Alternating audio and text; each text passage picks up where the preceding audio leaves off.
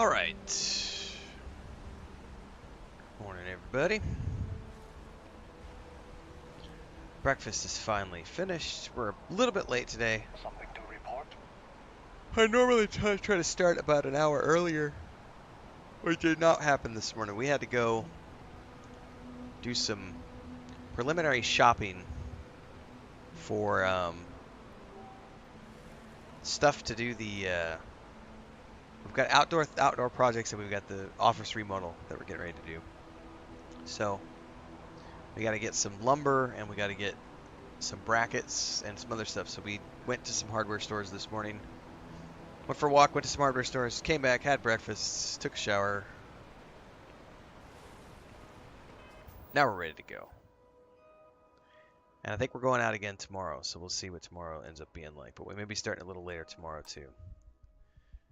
Alright.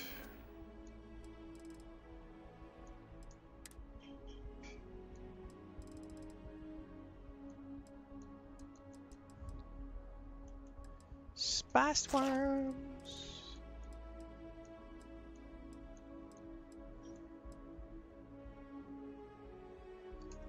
Milk drink, kefir.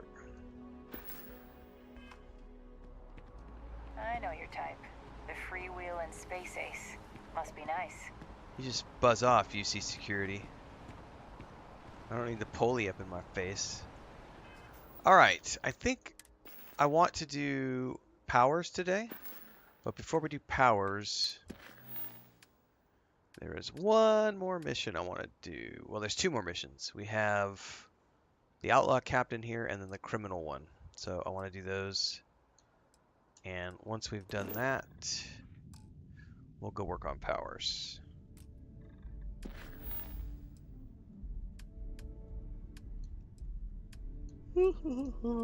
Oh, the yawns are already hitting me.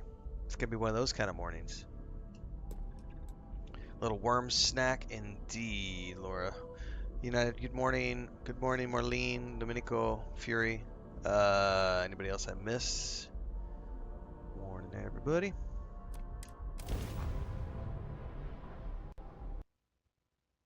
Oh, and then it crashed as I'm jumping. It's gonna be that kind of morning. Okay, I see how it is. I did not do any powers. My first playthrough, I only did the one power that's mandatory to do the missions, and that was the only one I did. I ignored all the powers all the way through.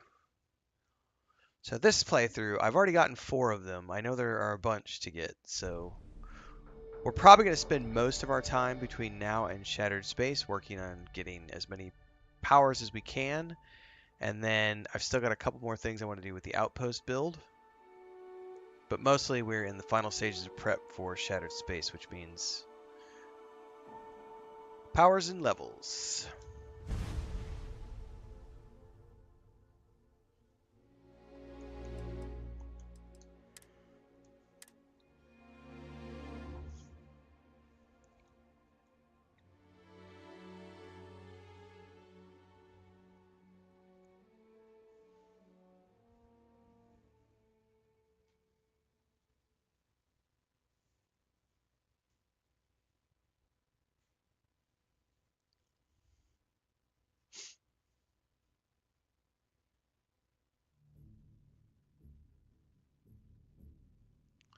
I was just looking at Streamlabs. It says Ron Jones has subscribed, and I literally read that as Ron Hope instead of Ron Jones.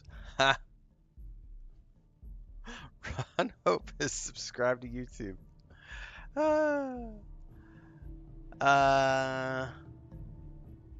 What do I think about the temple minigame? Like are you talking about where you gotta like go in and float through 0G and just go grab the little energy balls?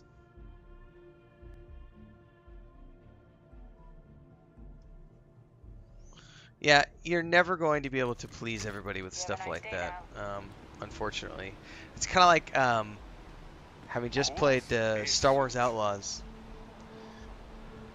I immediately, after, not immediately, I spent, I don't know, first 20 hours of the game, I left the lock picking and I left the splicing on. So I played through those 2 mini games for the first 20 hours of gameplay. After about 20 hours of doing the same repetitive stuff to pick locks and slice computers in Star Wars Outlaws, I'm so happy that Massive Entertainment allowed me to go in and turn them off and just have it be automatic. Sometimes those things are fun, and some people really enjoy doing them. I do not really enjoy doing them over and over and over. It is definitely repetitive, but what are you going to do when there's 30 powers or however many powers there are to get? If you're going to have any minigame attached to it, it's going to be repetitive after time. And they're not going to do like a varying minigame because it's too many man hours to make something like that happen. So it's either no minigame and it's too easy, or they make it a minigame so at the very least the player feels a little bit challenged, even if, yes, it does get repetitive.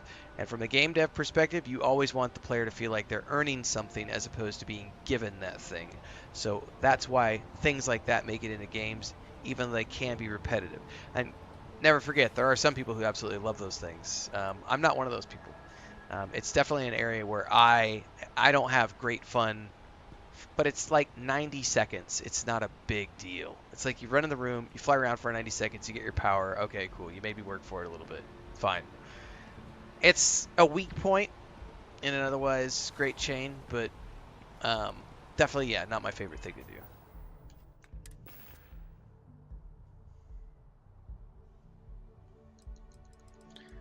Well, Carl, the good news is I can tell you, because I play games for a living.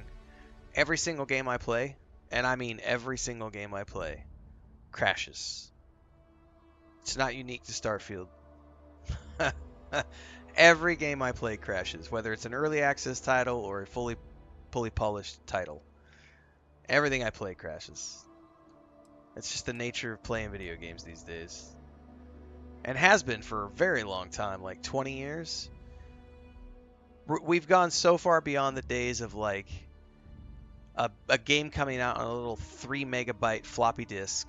Yeah, those games didn't crash because they were 3 megabyte games. We're talking games now that are 30, 60 gigs. Like, yeah, there's going to be things that crop up. And it could be so many different things.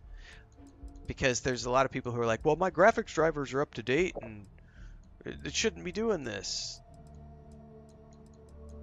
It's not how it works. Laura says that's why I save so often. Yes, I do quick save as often as I can. Thankfully, and also this is another area, I'm very happy for games like this, which have a very frequent autosave system. That was one of the complaints in Star Wars Outlaws, with that it did not autosave enough. That's one of the things that they are working on fixing, and they've already patched some of those in, but they're making quick saves more frequently in stealth missions because you can't manually save like that. So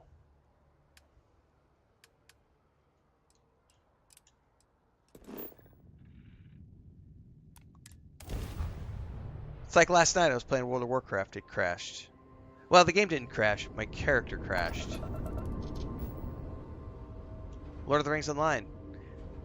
Not because of Lord of the Rings Online, but like when I went to load up Lotro on Monday, my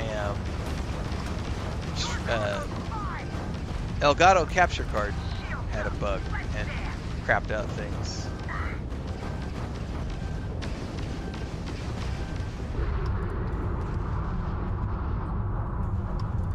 Porco, everything here better be clear. It's a fake time. Dad, I promise. This ain't my getting around to it time, understand? Oh, fine, okay. Go. We tagged their engine. Target has lost their grab drive. They cannot jump away.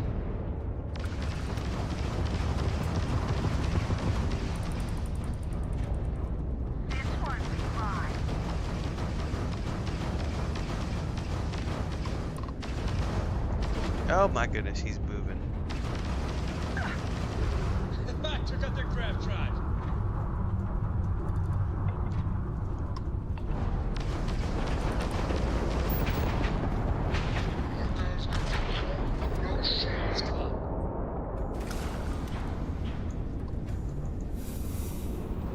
Right.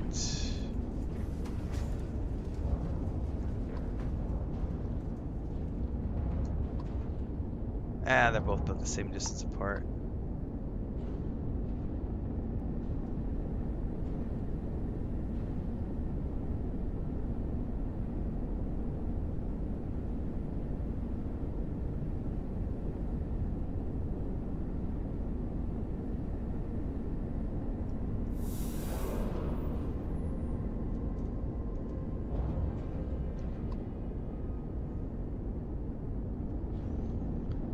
The most solid, polished launch I've played recently was with the Space Marine 2 single-player campaign. It was flawless, zero issues.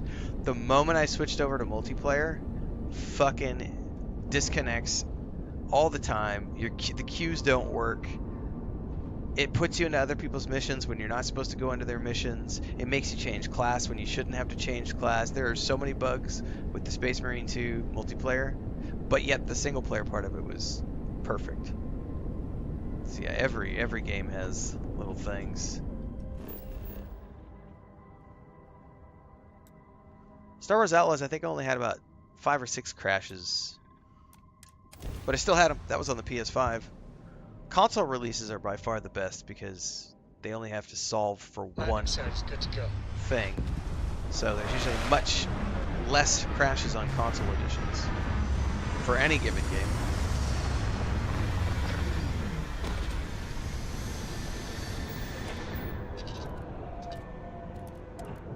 Alright. Perhaps not the sort of place on which one would settle down. Alright, how far are we going? 500 meters? We're taking the rover.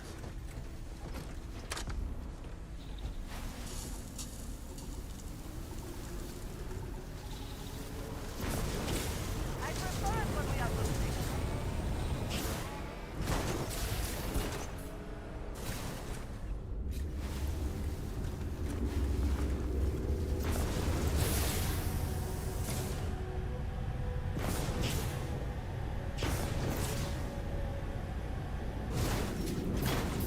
Love it.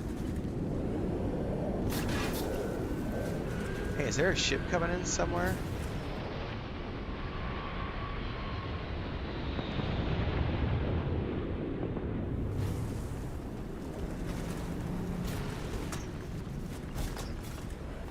Don't do it. Don't get sidetracked. Don't do it. Turn around. Get your ass back up here. We have a quest to do. I got missions. Just stop getting sidetracked.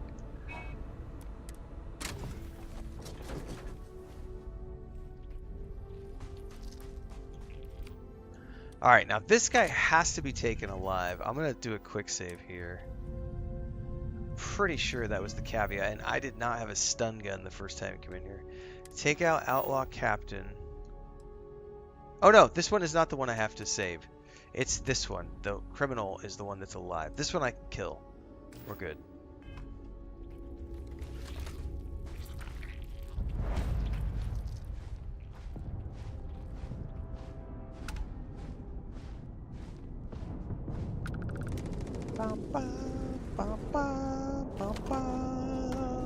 What are we shooting at?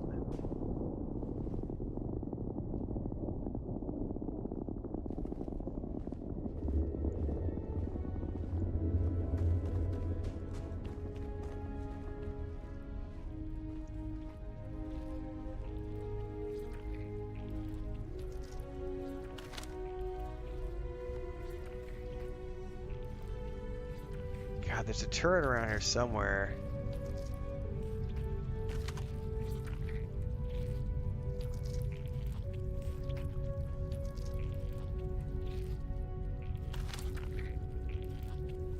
Where the hell's it at?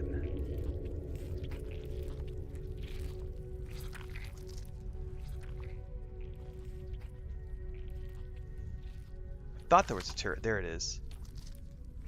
Oh, it must be down there somewhere because it's I can see the laser beam. I bet it's underneath this platform. Temperature is unreasonably low here. We should not stay long.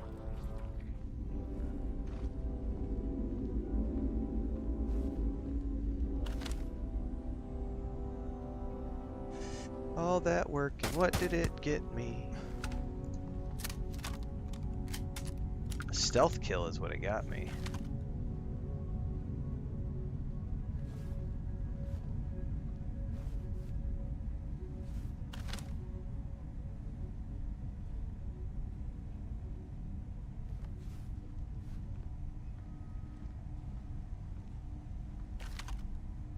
Says there's a turret over there. Oh, there's the turret. If I shoot the turret, can I stealth kill the turret? I can, but I think it just alerted everybody to my presence. Because it made an explosion. I don't like that. Now they know I'm here.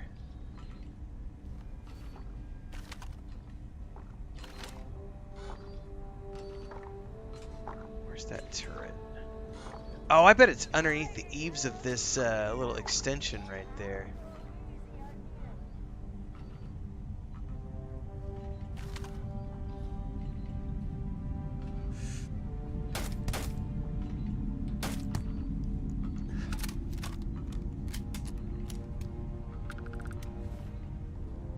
Babylonia.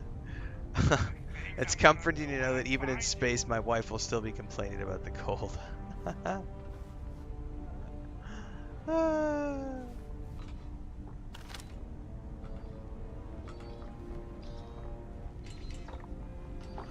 Is he behind me? Oh, he doesn't see me. I'm gonna find you. That was cool. I've never seen them come all the way up There's nothing worth to, I've never seen them come all the way up to try to find me. That was impressive.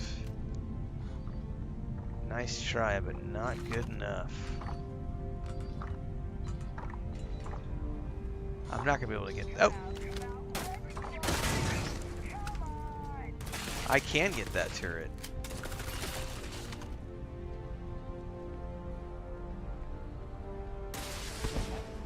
They were right there.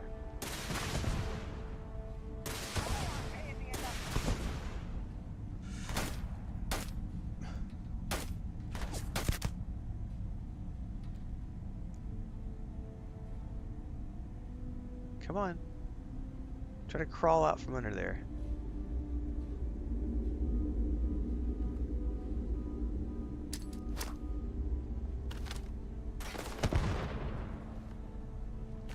Who else is shooting at me?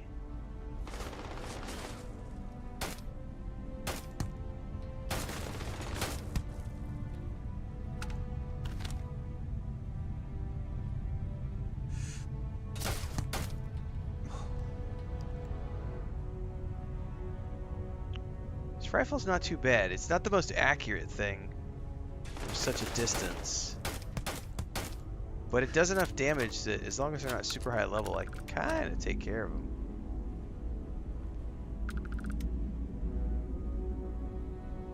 I'm never going to be able to loot this, am I?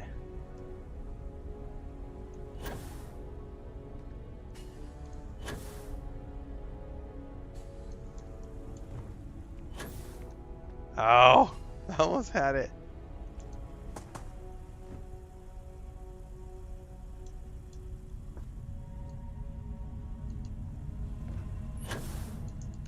Oh, I got him.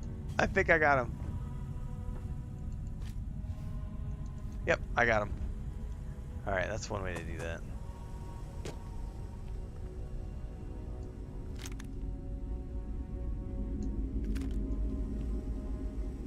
These are dropping me the good ammo, too.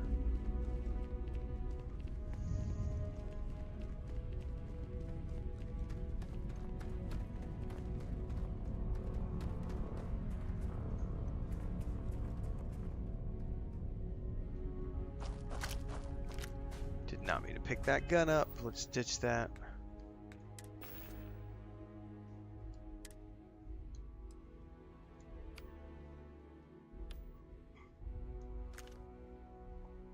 Yeah, I'll drop that.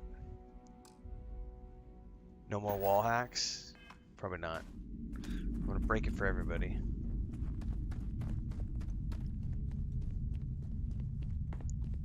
Ooh, I like this guy's starsuit. Too bad I can't take his spacesuit. That's a cool looking suit.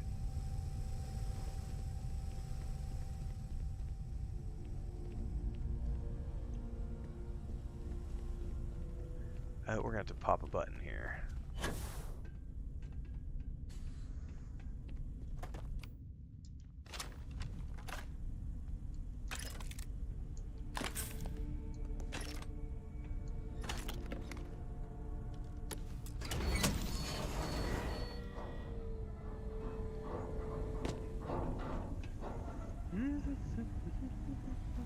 Oh, I gotta remember the button again.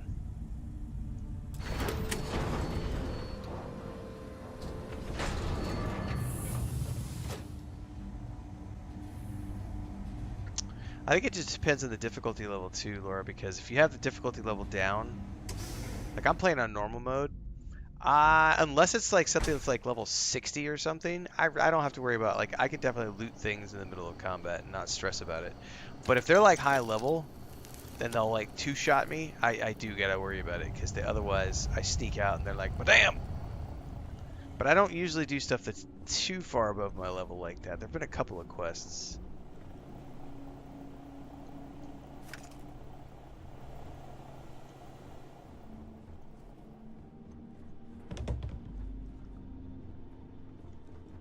Alright, this just goes outside, right? No, this is somewhere deeper in, and then another stairwell. Okay. Alright, we've got multiple places to go. Oh, magazine. Ugh.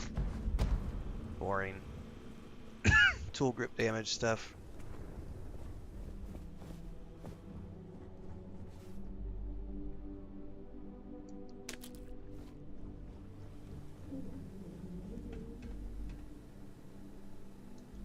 Always worth checking. Never know what you might find in their pockets. You're not wrong. Or what they left out on their desks.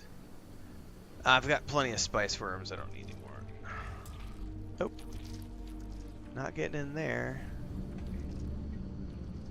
Here we go. Too loud of a gun to use here, but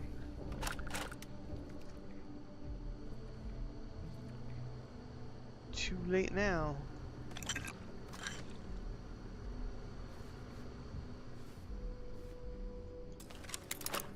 This one I can't open up.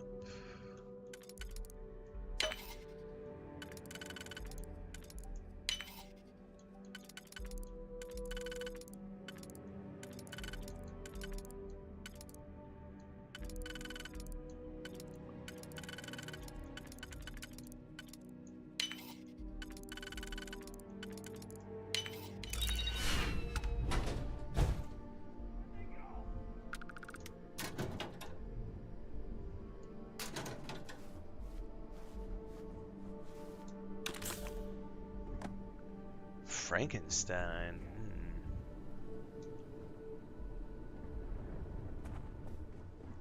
Wait a second, what's up here? Nah.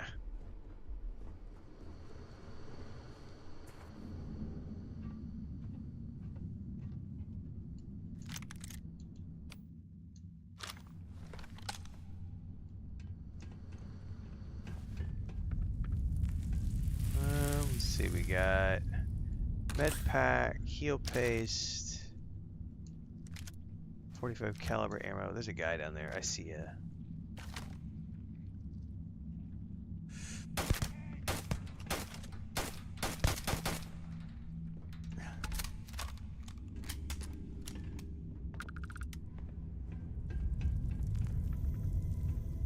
I think that was all the people in the direct vicinity.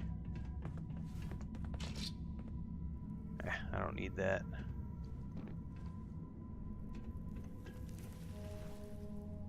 I'll take the magnet. What are the stats on this? That might be worth taking.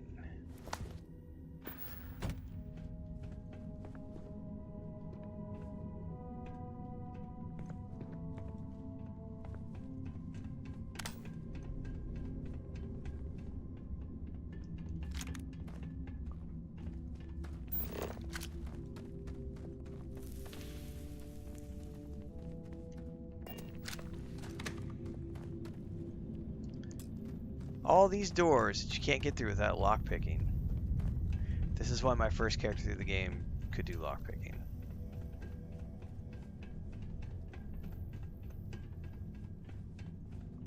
But also, that's another perfect example of a system that can be overly stupid to some people, like the digipick system in this game, which is the same as like the lockpicking and hacking in Fallout.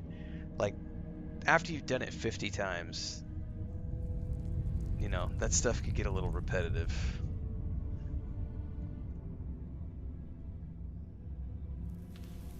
Hang on, I'll be right back.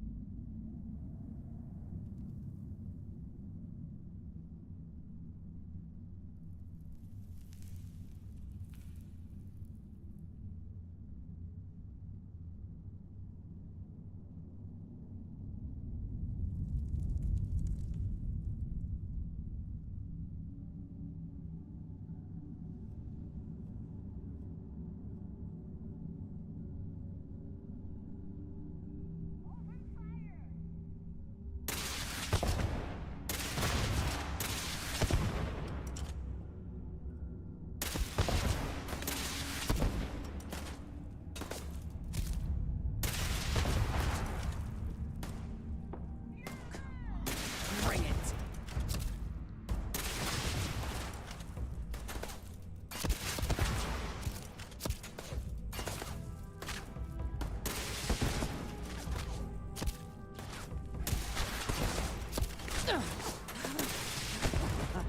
Good one.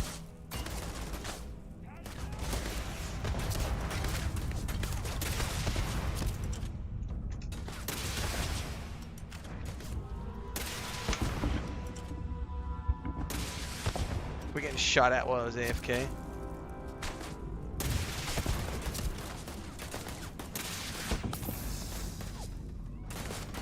Andre will take care of it. You cannot beat me. Oh, sorry, I didn't mean to shoot you in the back of the head.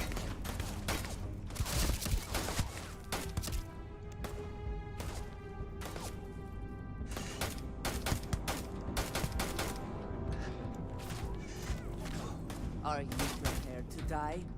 Okay. There you are.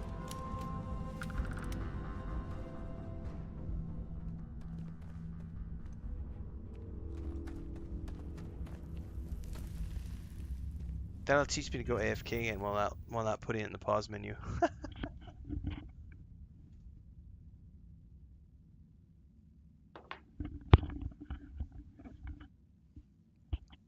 All right.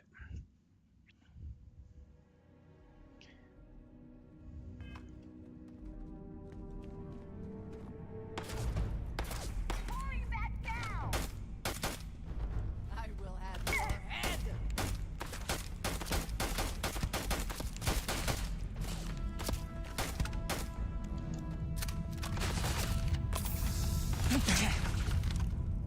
Like that guy, that's a level 62. I have to pay attention to him. He'll rip me to shreds. So I wouldn't want to like go out and like do stuff while he's up there.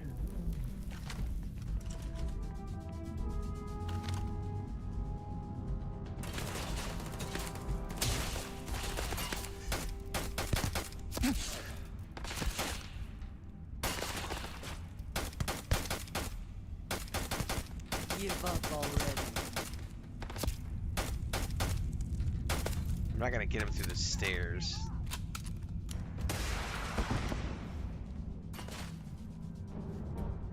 What if I can chuck a grenade high enough to get him? Nope.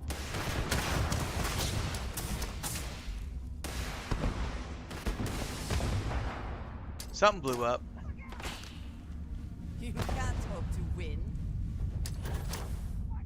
Oh, that one definitely didn't go high enough. Right now I'm out of nades.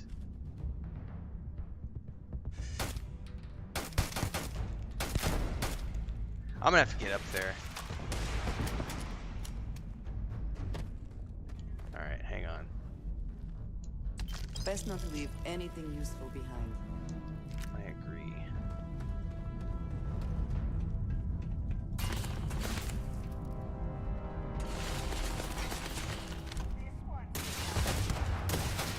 You're not Oh, she knocked him down.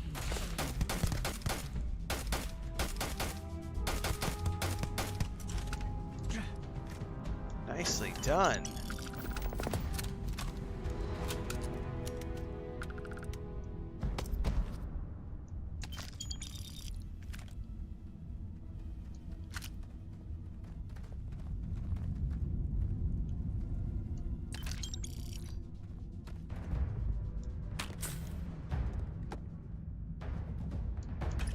Shotgun shells.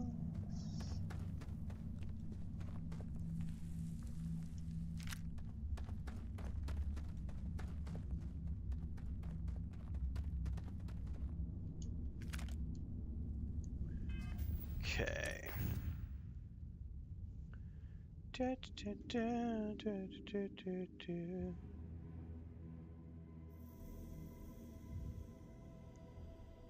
scrolling up through chat.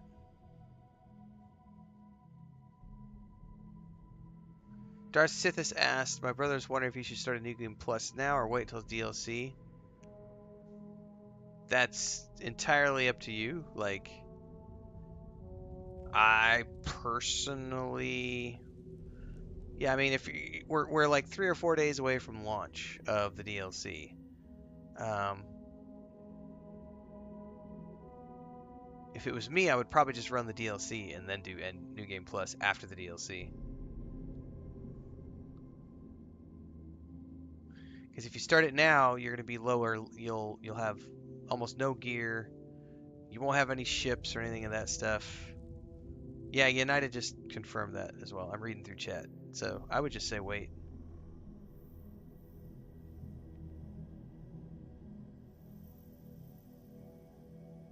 I have no idea if there will be more dialogue. I don't work for Bethesda. I have no idea. I don't know. And none of us know. It's a brand new DLC, so I don't think anyone has a clue yet.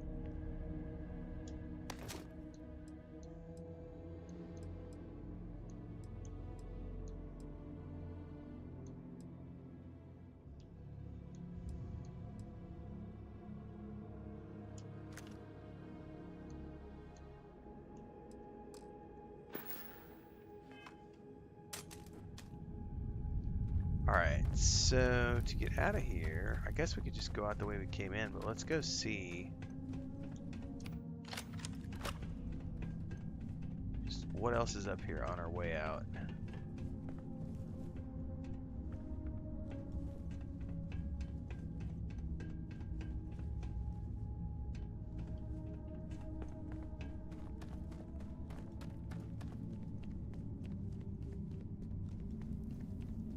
The control center seems a good place to start.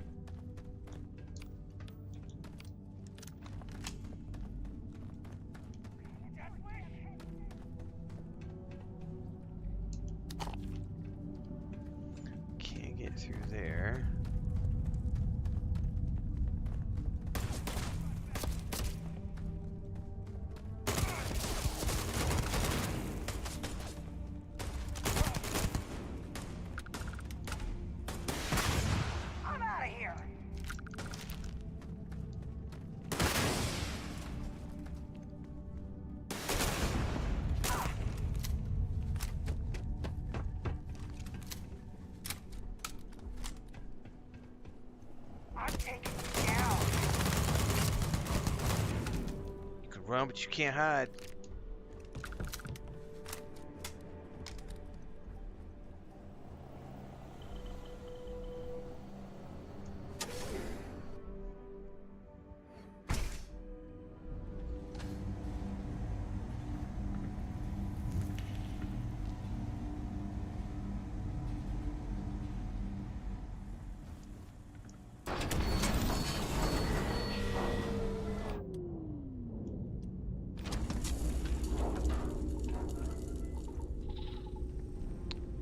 Right.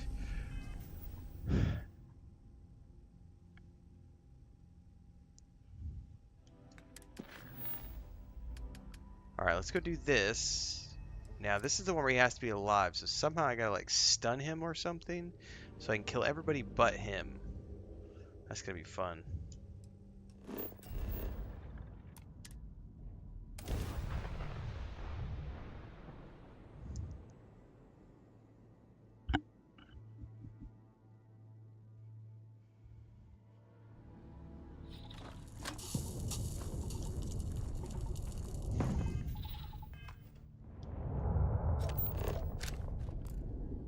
How far away is that?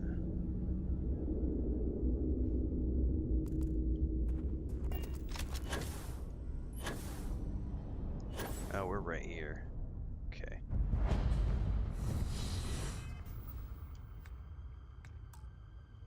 Quick save.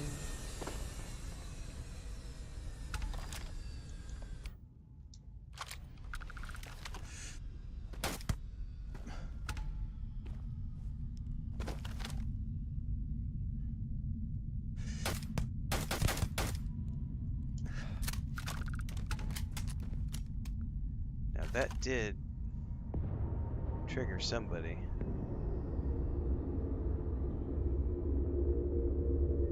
I don't see him yet. They're definitely all on alert on the radar.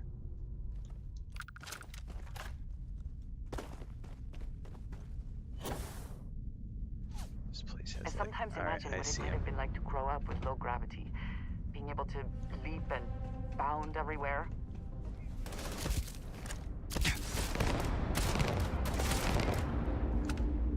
Wrong weapon.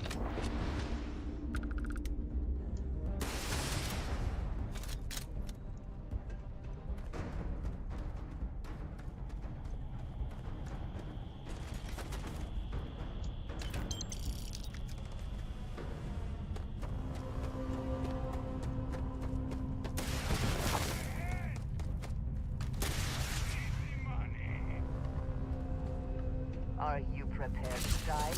Oh, we ain't there yet.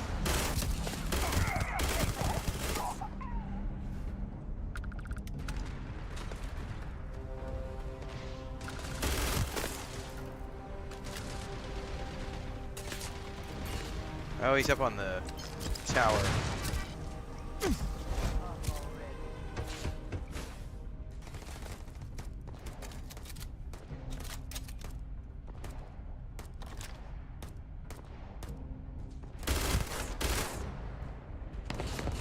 Oh, he blew up.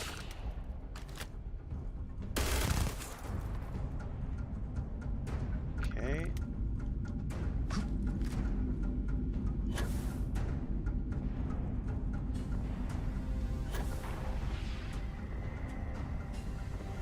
Got your base. Got your base.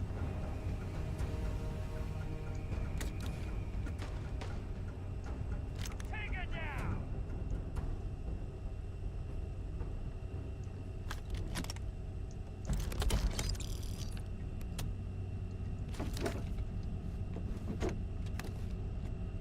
Oh. Damn it. Awesome! Where are you at?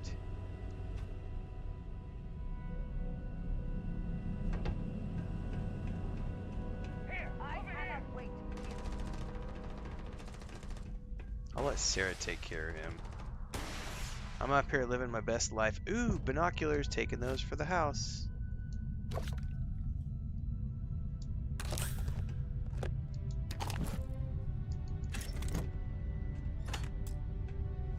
You die today.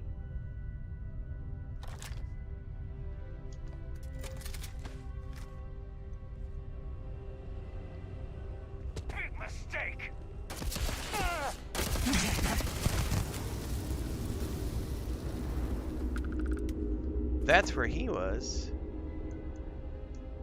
Did they have anything of value? Well, I still haven't checked to see if it's valuable yet or not. Bogdan just celebrated 1 month of membership over on YouTube with the message, "Here's to many more months." Thank you so much for that, Bogdan. Thanks for the support.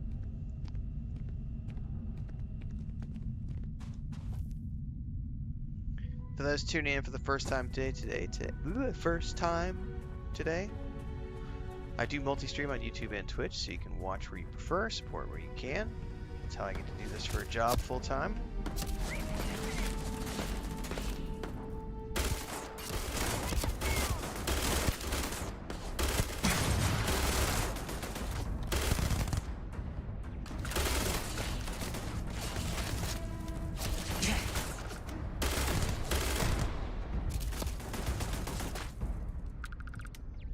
That's a turret. Turret's down.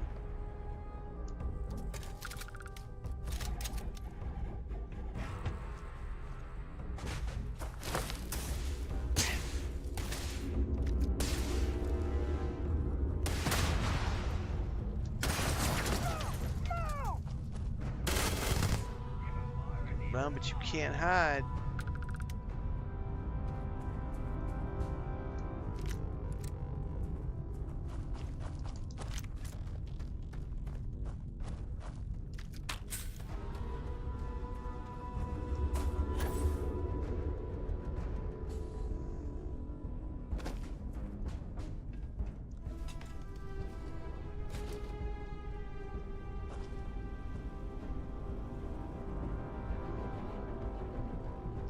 Circuit board. Really? There's nothing in this one at all? Huh. That is... Oh, yeah, there is. There's an adaptive rod right there. Or adaptive frame, sorry. See? There's always something, man.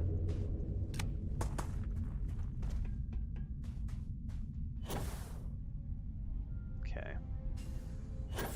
Well, now it's time to head into the big building. Take care of the boss. Again, I should quick save again. Because we're getting up there and... I need to be able to... I'm supposed to, like, it says take him alive. I'm guessing I need to stun him, but I don't know what I need to do beyond that.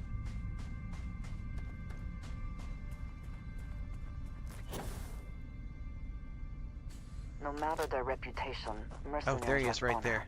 Ecliptic is no different.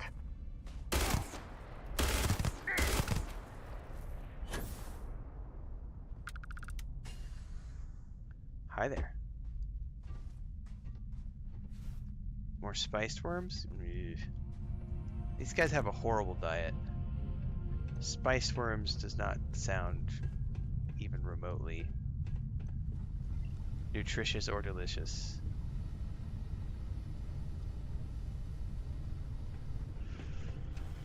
Alright, I think we're good to approach this building now. Oop, here's a dude.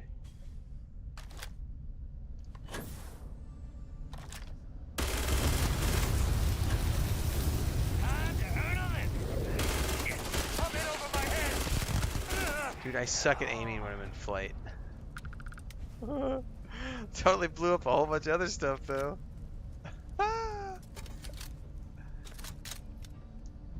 It's never been glitchy on the Xbox, Owen. Whoever told you it was glitchy on the Xbox didn't know what they were talking about. I'm on my second playthrough. I've got over 500 hours. I've never had any glitches on the Xbox. Series X, anyway. I can't speak to the Series S.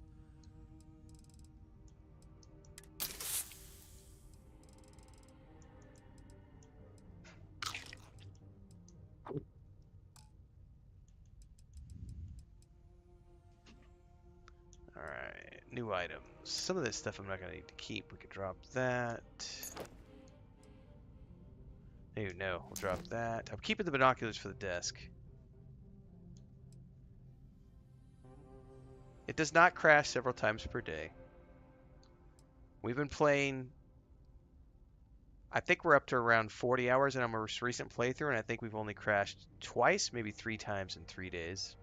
and I've crashed just as many times as all the other games I've played. So I'm not. Yeah, we're gonna have that.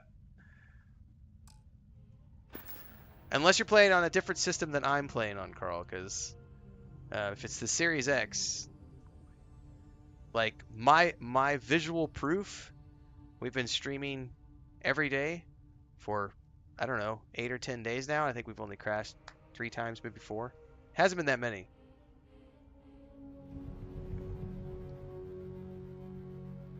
I've also had crashes on Space Marine 2, Star Wars Outlaws, World of Warcraft, Lord of the Rings Online. Every game I play crashes. I'm not going to sit here and let people be like, Bethesda games are the worst. It's just always crashing. It is not, nor has it ever been super glitchy on the Xbox. Were there bugs at launch? Sure. Every game has bugs at launch. Have they patched many times since then? Yes. It's phenomenal. All you got to do is go watch my streams. I stream every day for 6 to 8 hours. Been having a great time playing on the Series X.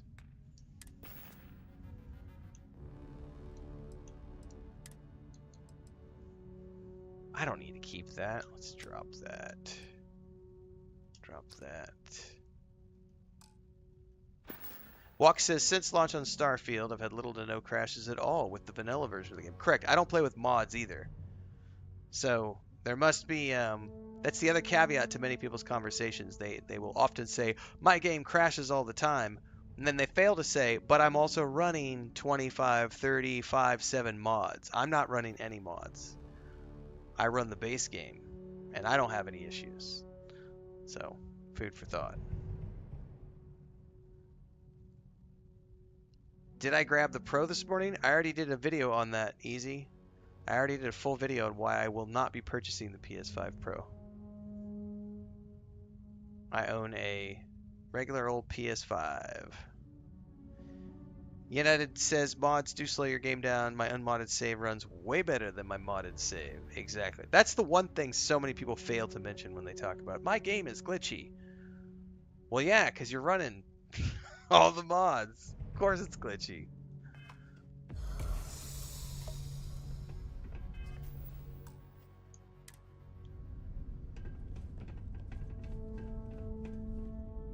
Alright, there anybody out here? Forget this. We got better stuff to do.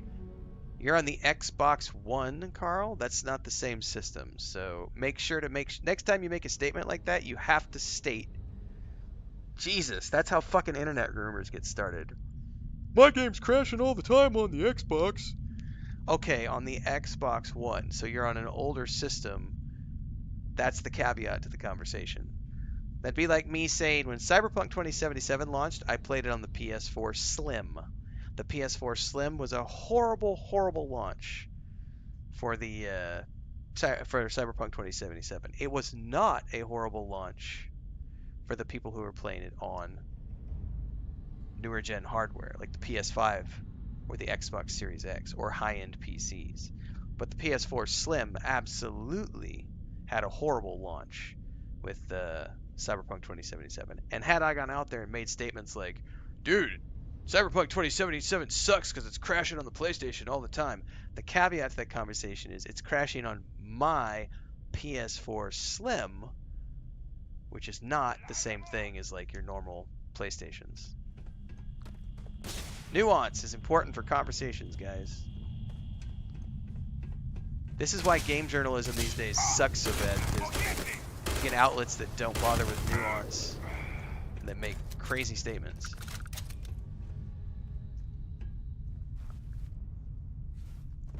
Bogdan says recently did Starfield on my 3090 PC, has been playing up a bit. The audio gets out of sync and stuff. Xbox Series X, no issues. Nor on the GeForce 4080 tier. Yep. Rev 8 got added recently. Yep. I will not be playing the Metaphor demo. No, that's not my style of game. I'm not a big fan of the waifu stuff.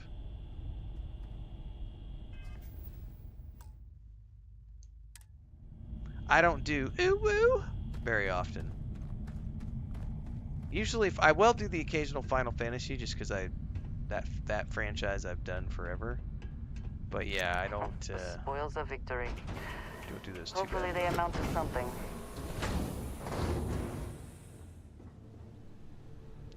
Okay, this is where I gotta take this guy alive. I don't know how to do this. I'm gonna find out. I'm gonna save again when we get closer. Lots of quick saves so that I don't have to redo this if I can't take him alive the first try. I remember him being much higher level than me when we did this the other day.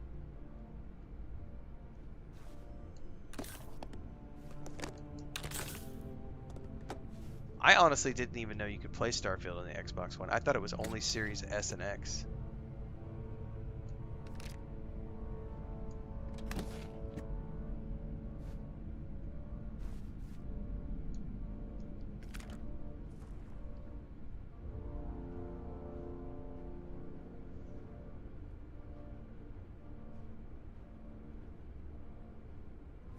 That an adaptive frame? It is an adaptive frame.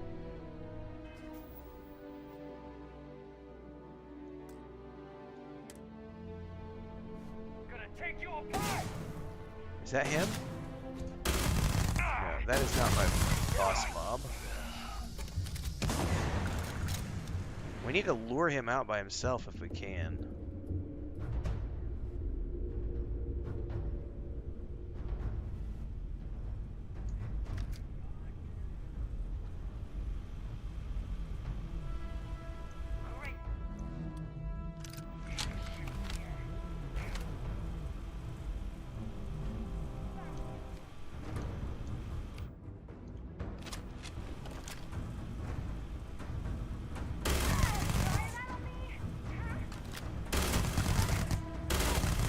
Is he alone?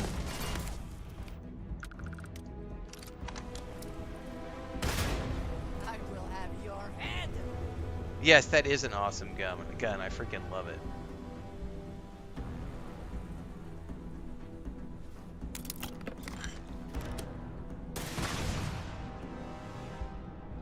I got this. The best you can do. You cannot beat me. You want some more? You're done. Fuck, there's still two guys back there. Shit, alright, hang on. Now look at Did you just chuck a grenade at me? I'm gonna eat that one.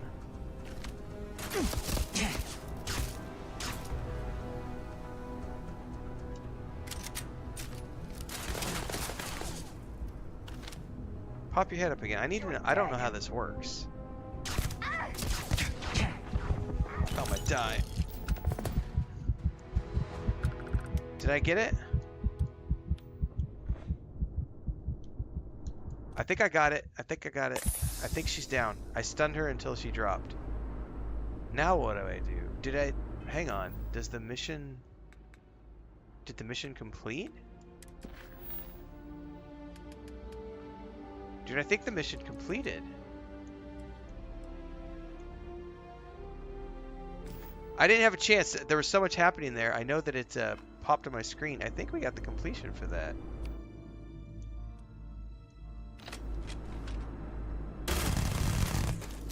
my head. You like ya.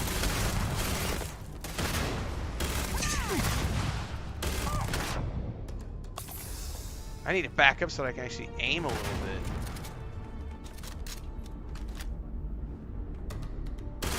There we go.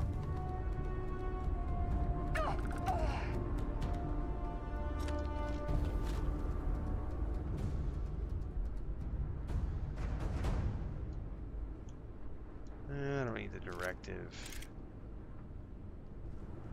Where did I get my stuff? I have no idea. All right, thanks for that, Max. I saw something pop up and I was like, was that the quest completed? Because it'll also say failed if you failed. I was wondering if I failed it. Bogdan asks, how did you get the Crimson Fleet skin? This gun right here. This gun came with that skin. I did not mod this gun at all. So that gun came with that skin on it. I got it from a quest, I think, or somewhere. I don't really remember. I've kept hold of it though. Oh no, I know where I got this gun. This gun, yeah, that's the Crimson Fleet. The very last mission you do at the Crimson Fleet, where you go onto the ship, and you gotta like put the fusion drives in and grab the stuff for the Gallbank stuff, like I forget the name of that, but it's the Crimson Fleet. Like this is like the last mission. This weapon is on that ship when you're at the computers, and you're getting the two. It's not fusion cores. I forget what they were, like the Gallbank credit chips or something. Someone out there speaking. They're not either of those things, you idiot. I really can't remember what those were. But I remember we were down there looking for the lost fortune of that old pirate guy, right? For Delgado. And this gun was right there with all the other goodies. And I've kept it since then because it's been a very good rifle. The only downside is it chews through ammo like crazy. So it's really useful when you're dealing with like lots of bad guys or in a closed area.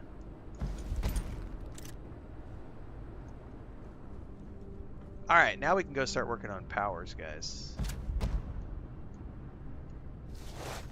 I'm gonna grab those things just because I can check to see what they are.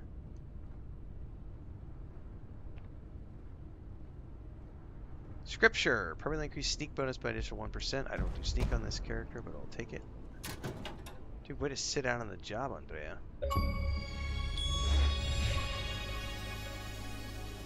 I like the way she's sitting, though. Very demure, very mindful.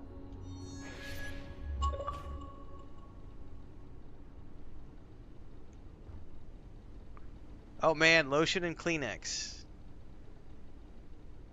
Technically it's a cosmetic supply box, but it looks like a box of Kleenex. Just saying.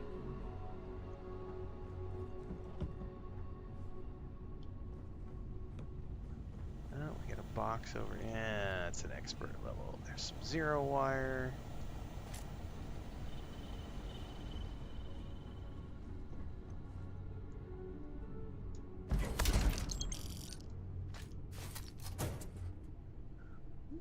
That's an expert level, which I can't get past.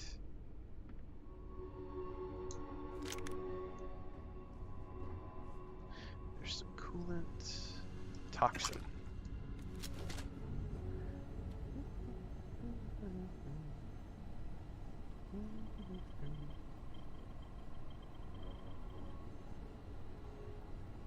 Jasper Crix's gun, says Dennis, on the Legacy. That's the one. Yep. I don't think you can go back and get it though, United, because remember that you had to have the special thing installed in your ship to like get to the center of that nebula or whatever, and I think when you're going out, I think the ship blows up behind you, or because remember when you're running out, it's all on fire, and you have to do that. That's the one mission I really dislike of this game, because you're on the way out of that ship and you're running, and everything's blowing up behind you as you're running. Yeah, you can't. I don't think you can go back.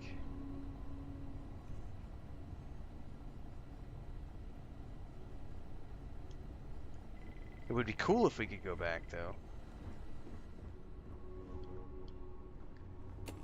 Alright, this guy's doing his morning yoga.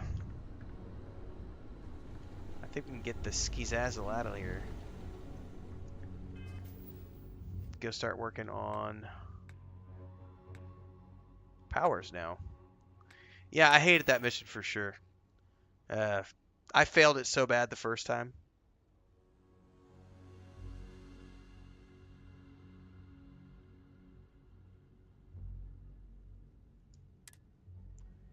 I'm gonna ditch that pack. Ditch that gun. Ditch that gun. Ditch that pack. Ditch. Ew, that's a horrible helmet.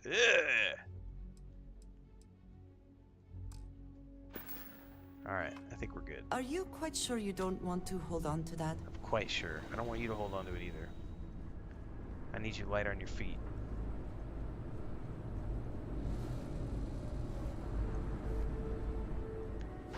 Alright, time to go start hunting down powers, everybody.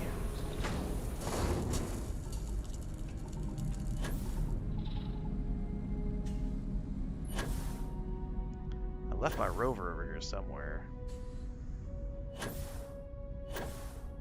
Has anybody ever tried to get into orbit on their spacesuit?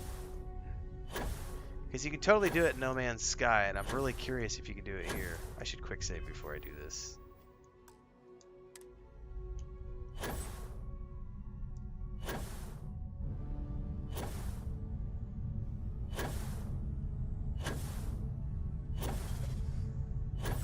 You know, I bet not though, because we do have the landing animation and the takeoff animation, so I wonder what the cap on this is.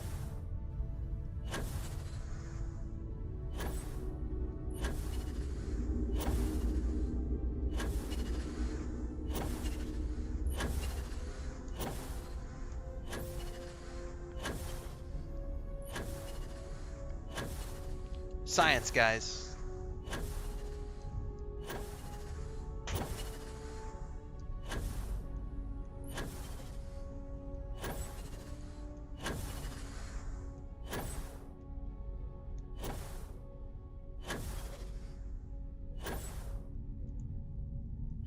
Come on, you can do it. Keep going.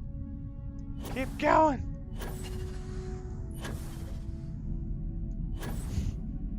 We can do it. We can do it.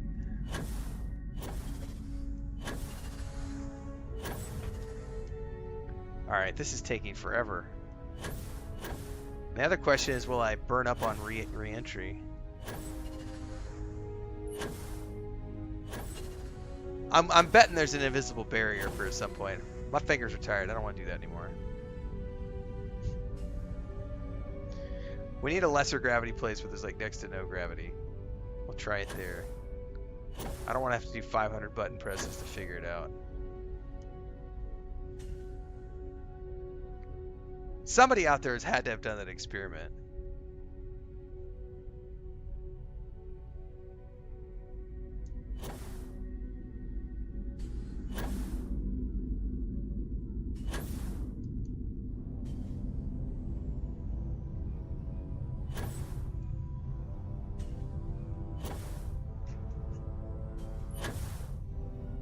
What's up? ¿Es cargando ahorita? La electricidad se falla la otra noche. Tal vez tengo que desconectar y conectar aquí porque estás conectado con USB allá. Vamos a ver. Gracias por checar. Okay. Vamos a ver. I could have used something. Okay. Gracias. I could have used something to jump higher, Babylonia. I don't ever pay attention to the buffs.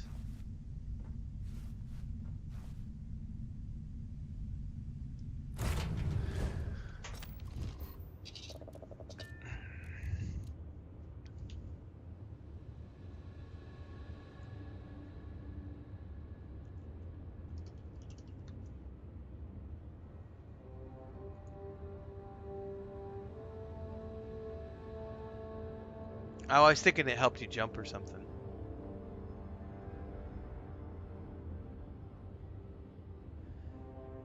So I may be calling BS on something that was. Hang on, I'm reading through this here. I'm calling BS on the person who was here earlier saying they're playing Starfield on the Xbox One. There is no native Xbox One version of the game. That's what I was thinking. It was only Series X and S. You can, however, play it on the Xbox One if you stream the game to your console via the Xbox Cloud portion. If you have an Ultimate subscription, so I have an Xbox Ultimate Game Pass subscription, so you could play it on the Xbox One if you streamed it through that. But there is no native, so I'm calling bullshit on whoever was here earlier saying that they were playing Starfield in Xbox One, because there is no native Xbox One version. That triggered me enough to make me go dig it up, because I was like, I really don't think that was a thing. So I think we had a troll in here earlier. Or United is true, or it was a legitimate mistake and they forgot the name of their console. That could have been true. But I get enough trolls on my stream, I just automatically assume that people are trolling when stuff like that pops up. Because we get a lot of the people who come in and be like things. Oh, I can't believe this game still runs like shit on the Xbox because they just hate Bethesda and they're grumpy about Starfield. So yeah. No. Chris was telling me. So my phone, I've got my charging cable for some reason was not charging my phone. So I took my phone out earlier and I plugged it into her charger on the wall and it's charging just fine. My phone charger in here is not plugged in on an outlet, it's plugged into a USB thing. And so I didn't have time to check it because I'm streaming. So I just was like, here, I'm going to plug it in. Let me know if it's charging. She was coming in to confirm that, yes, my phone was charging. So something's up with my charging system here in the office. So that was what she was coming in. But yes, she's also the BS police.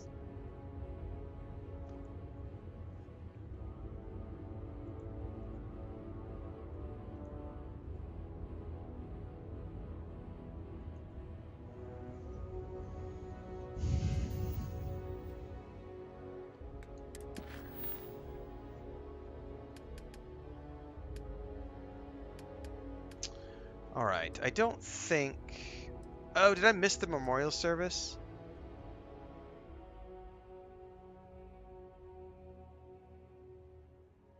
That sucks. I wasn't paying attention to that. I completely forgot about that quest and that it was timed. That was Barrett's memorial service. Oops.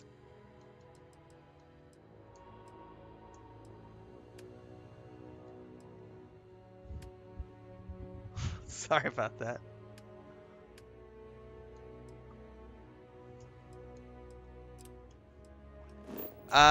Probably no more, Laura. I've got the one that I'm working on. I will continue to plug away at that.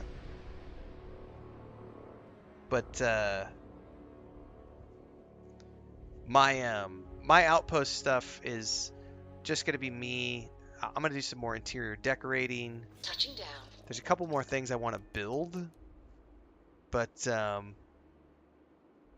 yeah, I think we're for the most part that's the live portion of this done. I've got videos that have already been recorded and are being released once a day, and I've got some other stuff that I'm recording that get added to that playlist. I kind of am just on hold right now because I want to see if Shattered Space is going to bring anything new to the table with the Outpost stuff. Otherwise, we'll continue to dabble with that Outpost a little bit more. Because I do want to build all the things.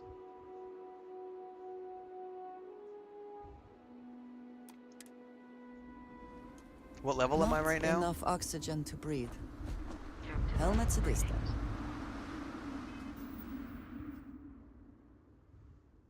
Where's my level? 40, almost 44. We'll get there today, possibly.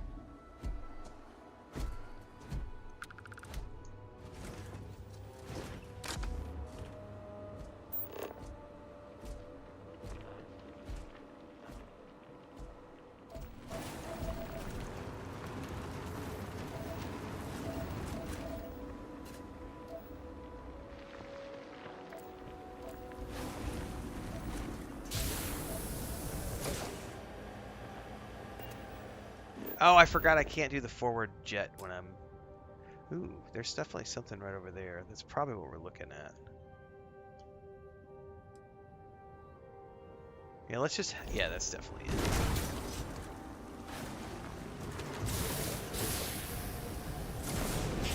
Peak velocity.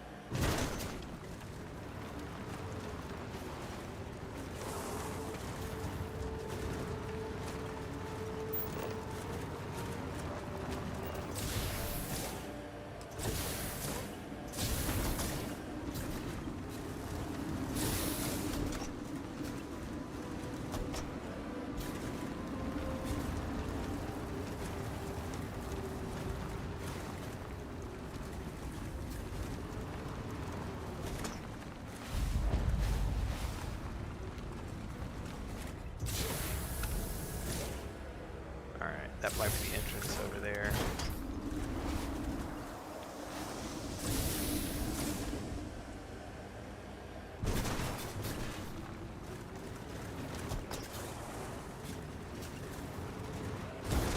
It'll be interesting to see if they're mad at me for missing the funeral, yeah.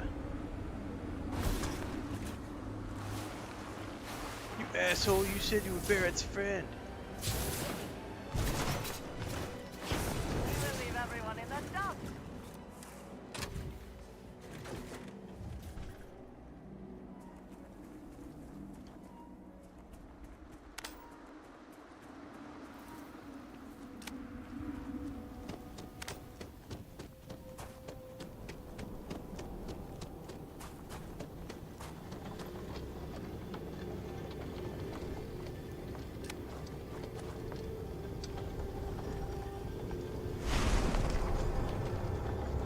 A Varun ship manufacturer would be cool. Yeah.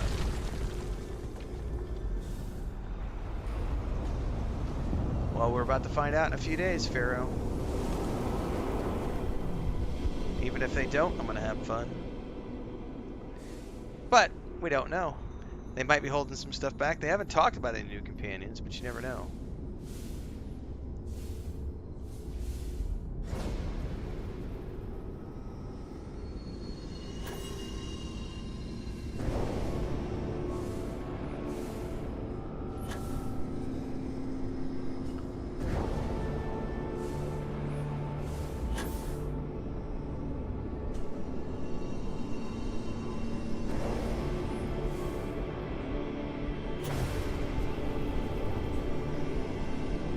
Oh, I got caught. I'm not gonna make it to this one. Oh, I might.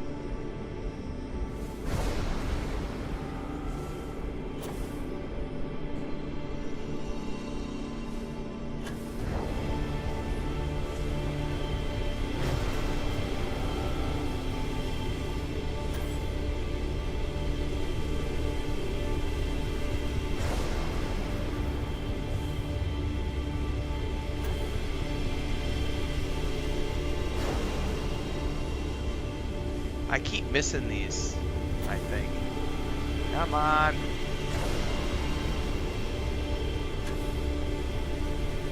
Put them on the other side of the room. I can't get them quick enough.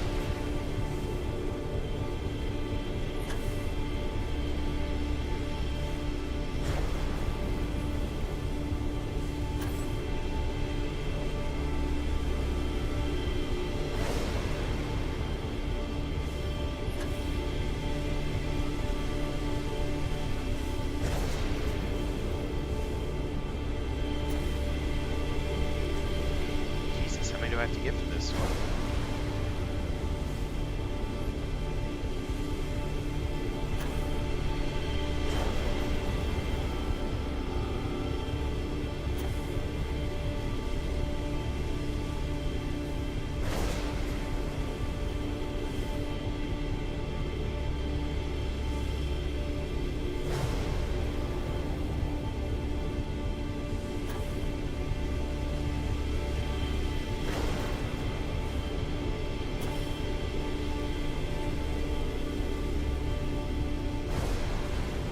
Alright, I've never had one take this many, guys. What's up with that?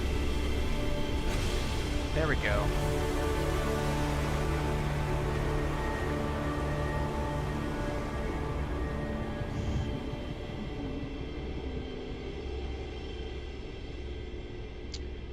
James says, what time on Monday you think? Probably around the same time that things would normally go live on Steam, which would be like, I think 9 or 10 a.m. Pacific time.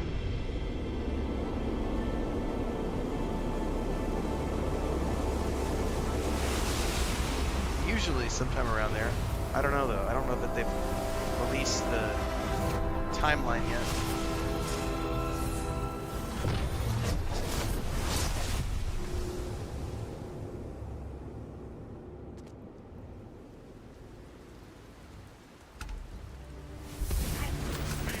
Oh shit, I forgot. I forgot.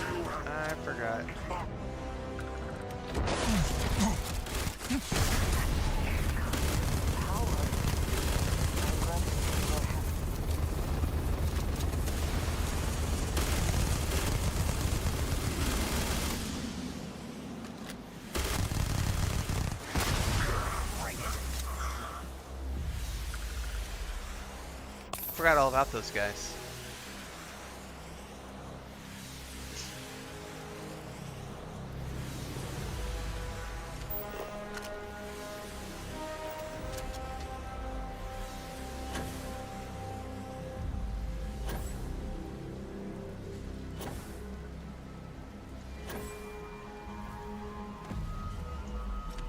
All right. Let's see here.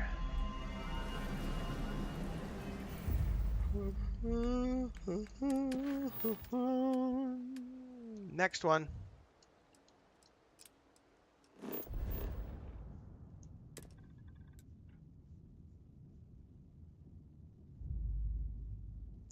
BM7414 on YouTube says, I literally did this for like 15 minutes the first time. I was like, am I doing something wrong? Apparently you got to do it within a certain time to each one. I didn't know that, United. So I was missing a few of those, so it wasn't progressing it any further. You have to do them as quickly as possible. There can be terramorphs waiting for you sometimes?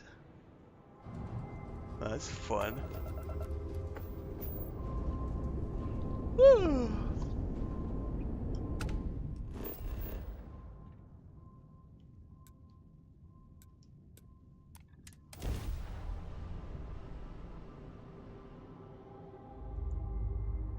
Landing gear's ready.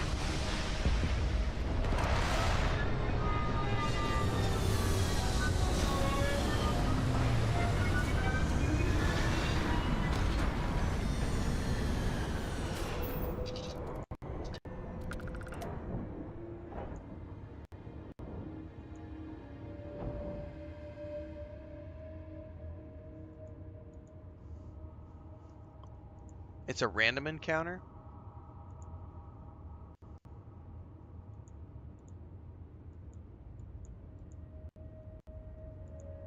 Oakley dokley.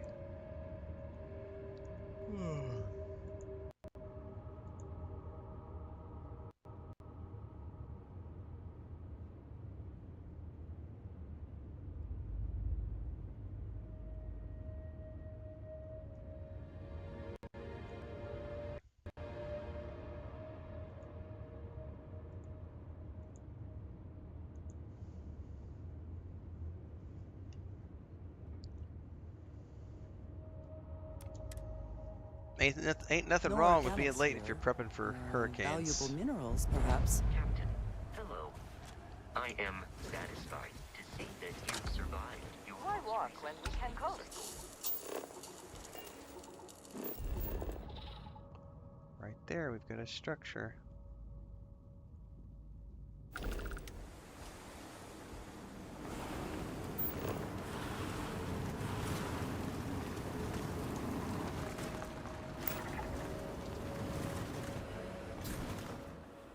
How do you tell?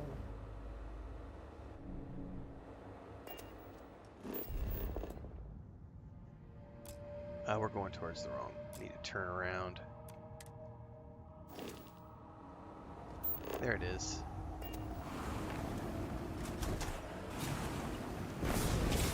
We'll get there in no time.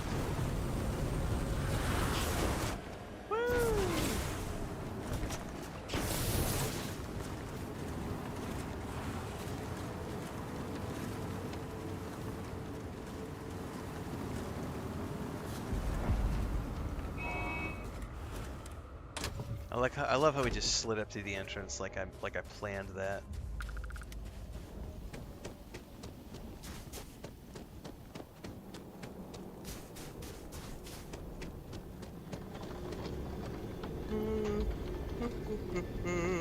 Excuse me. Chris and I did 8 years in Cancun, so we went through quite a few hurricanes. Right now, we're not having hurricanes right now, but what we're getting is we're getting the bands on either side. So we get bands from east and west coast oceans, Atlantic and Pacific. So we have a good stretch from like June until October where it pretty much rains every week. And we might have 2 or 3 days without rain, but we'll then get like 5 days of rain every day.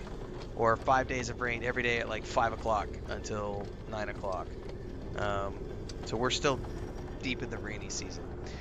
We don't get it as bad as people on the coast because we're not in hurricane area, but what we'll get is heavy winds, which can knock our power out, knock the internet out for sure, but not as, we don't actually get the hurricane winds.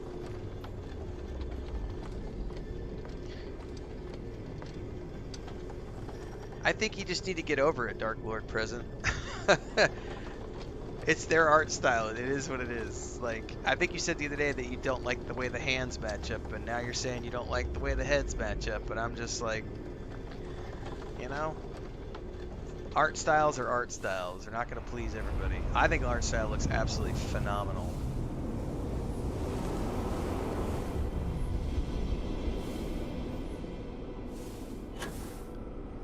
it's like hair. Hair was one of the first things I noticed in the trailer, and then immediately after I saw all the other news outlets were posting on the hair, and I was like, I'm glad somebody's noticing it, because hair is really hard to do. And they've pulled off their own unique art style, and they're doing really good hairstyles.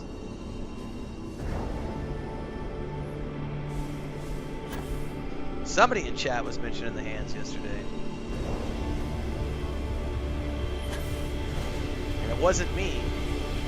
Because I don't complain about art styles. So that time, because I knew we were supposed to do it quick, I did it quick and we unlocked it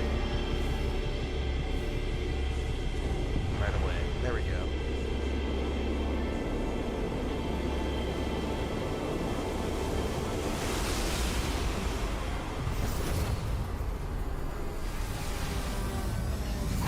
I think the worst hurricane we had in Cancun, Nick 2 was,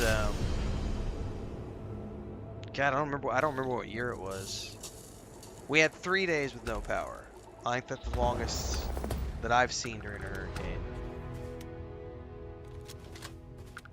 7 days is a long time, man. That sucks.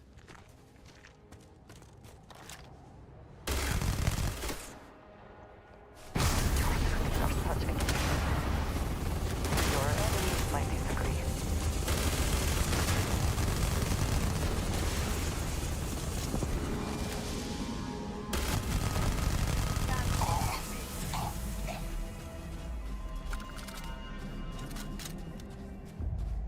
Alright, that's that one down. Let's do the next. By the way, I haven't even checked what my new powers are. Alien reanimation. Gives you a pet, it looks like. Holy shit, how many powers are there? There's a lot. I didn't realize there was this many.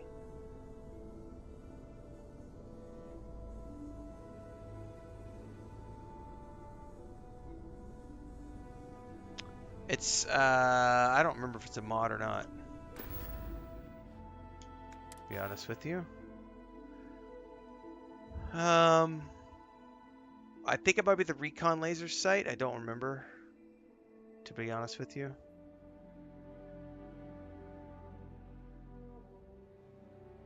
Yeah, I've never gone for, I didn't, somebody was asking me earlier, I don't remember who asked, but I didn't do any of the powers in my first playthrough. I did one and that was it. This time I'm gonna grab a few just so that I have them. Figured it was something different to work on today.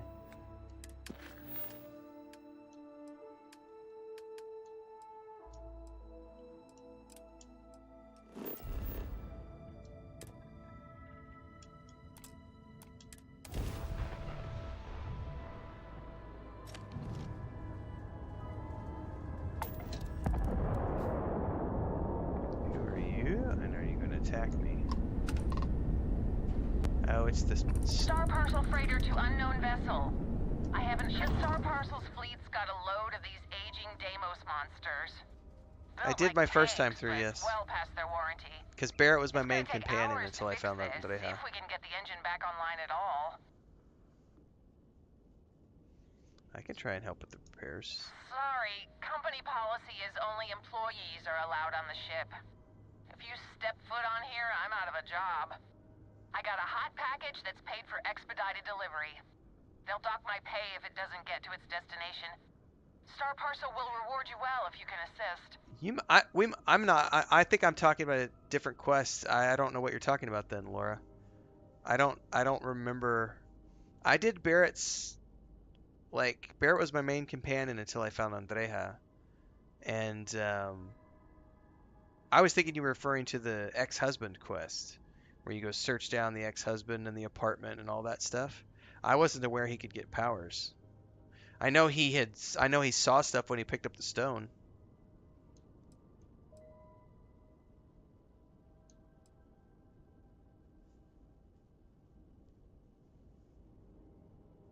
It was after the ex-husband quest? I may have switched to Andreja shortly after that then, because I never did any quest after the ex-husband. It's the last temple where you have to fight the hunter and all? Well, I definitely did that, but I had Andreja with me, not Barrett, so that might be why.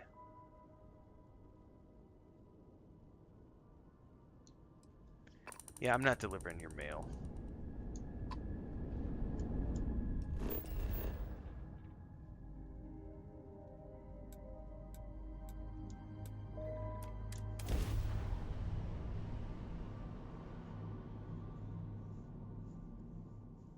I don't remember any of that. I don't remember getting a power from Barrett either. Let's see what's on this call.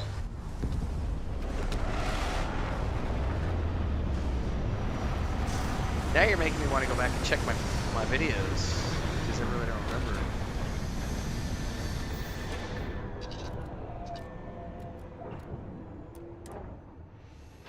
Another planet without native life. All we need to concern ourselves with then is other visitors.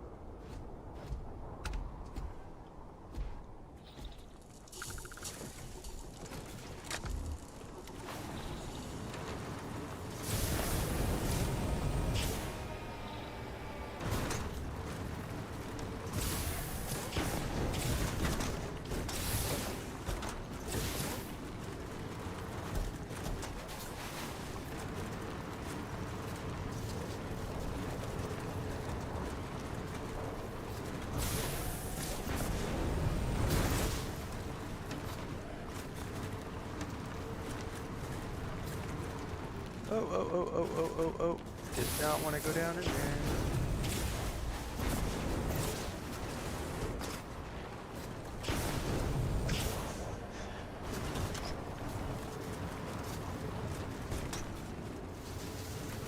I love the car. I use the vehicle as often as I can. It's awesome. I got it colored the way I want it. It's freaking amazing. I love this thing.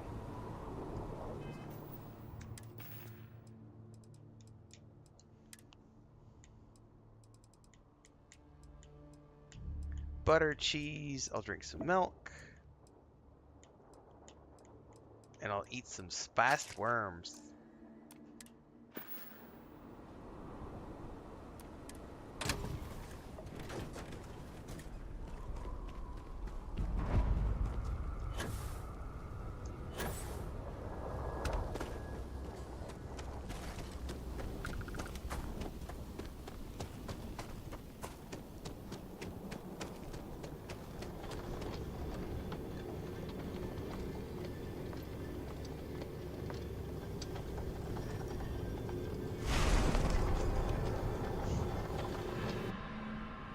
What's up, Tanner Jack? Barrett, Nick2 says Barrett gave you the power that gave you a copy of you. Man, I do not remember that at all, guys.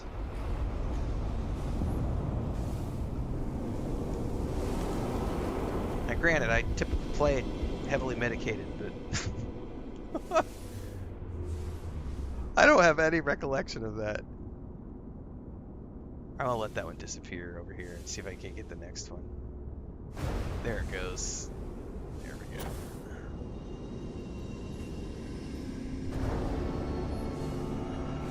Bum, bum, bum, bum, bum, bum.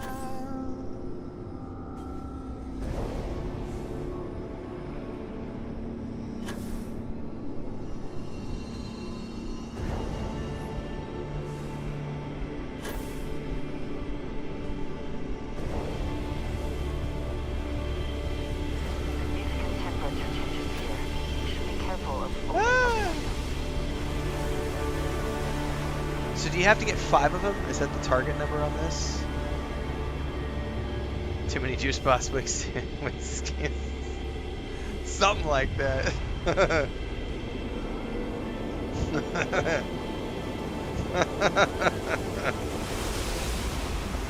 Oh.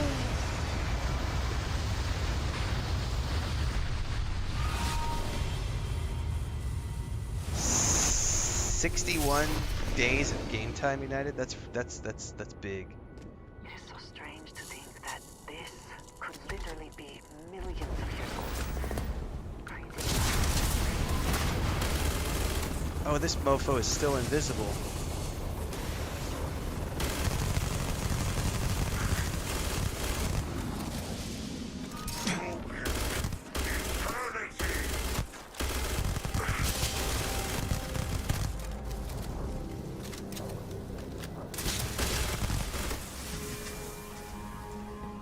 God, this thing chews through ammo though. I had like 1,300 rounds and now I'm down to like 300.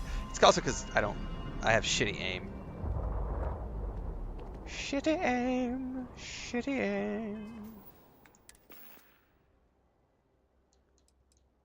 By the way, why am I carrying... That's ridiculous. Not going to take that anywhere. I'm going to hold on to that one, though. I might be able to... No, I've got enough. Let's drop it. I don't need to be overburdened.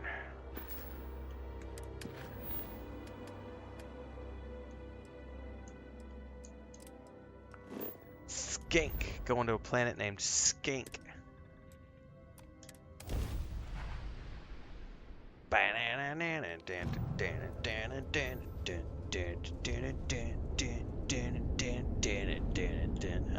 At some point Bethesda's going to start selling Starfield food in the market. I would buy Starfield food if they sold it at my supermarket. Like branded Starfield stuff. That'd be cool as hell. Get like a box of Starfield Pop-Tarts, have it on the desk.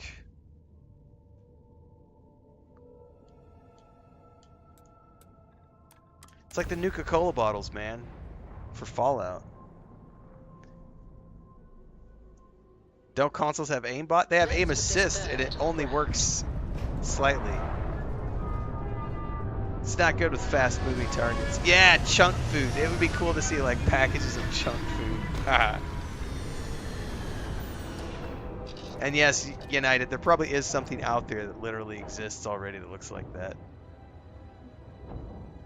Silent Green is people!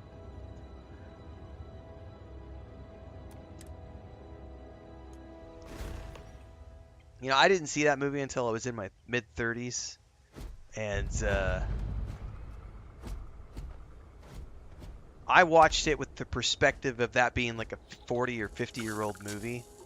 I cannot imagine having watched it when it originally came out and having your mind fucked with in that way with the sci-fi movie. Because, yeah, it was good though. That was a fun film. You drive. I get too much road rage. Andrea's like, I get road rage. That's awesome. Ooh, this one might be a little more challenging to find because there's several ruins.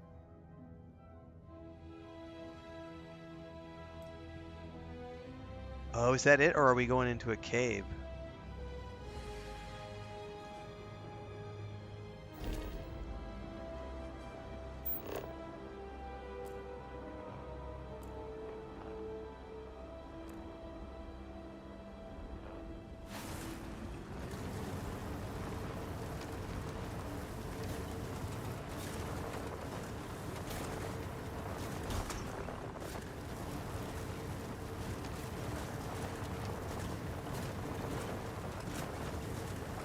Whoop, whoop, whoop. Oh, there's like a cave up here, so.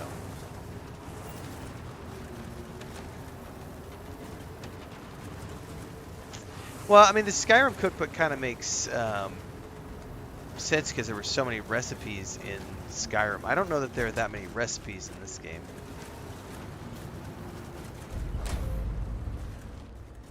Oh, it's up in here. Oh shit, it's like this one's built into the rock a little bit more. Laura says a YouTuber I follow is drinking ecliptic beer while streaming. Is that just a name of, it's just a beer named Ecliptic that he happened to find? That's pretty cool. Did I change any of the difficult settings? Yeah. Most of it's on normal, but I have like, I have food turned on. I have weighted ammo turned on. But everything else is pretty much normal mode. I don't play this game to be challenged. If I want challenge, I'll go play Dark Souls. Mostly I'm here for the story. I don't mind a little bit of challenge, you know. But I absolutely use aim assist. Fucking love aim assist. And I leave pretty much everything's on normal mode. Other than I like to have the food options because I think it's cool to get malnourished when I'm not paying attention. And then weighted ammo is the first time around I just did it on whatever was the base default. But this time around I at least turned weighted ammo on because I thought that was kind of cool.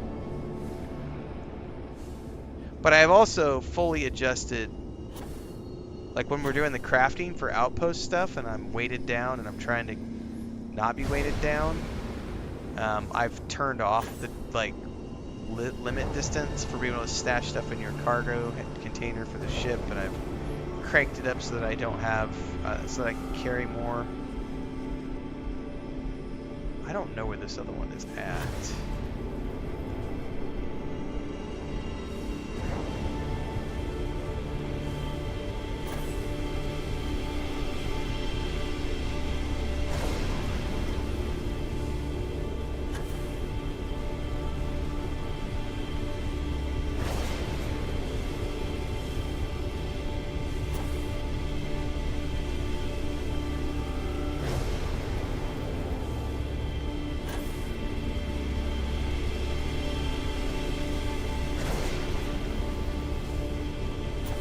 God, when they place them all the way on the other side of the room and they get hit by the... Oh, it's fucking annoying.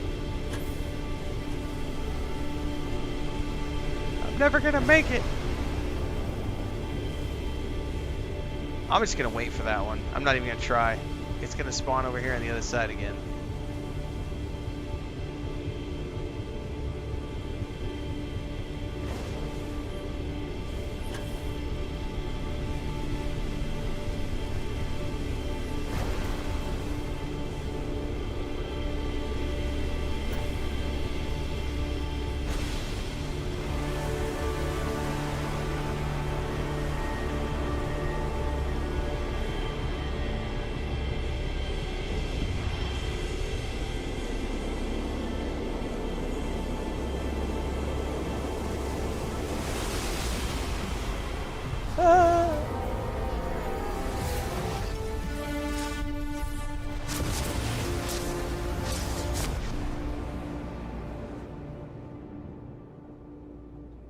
Barticus says, Me 3, I came to escape the punishment of life, not to punish myself further. But still, there were so many questions. Fighting alongside you is never resolved. Fuck, he's behind a rock.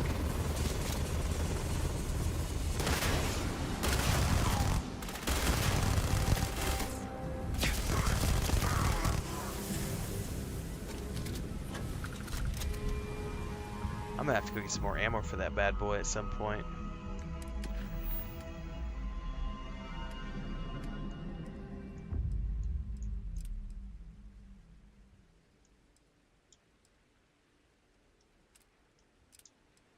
How come I can't set course to that one?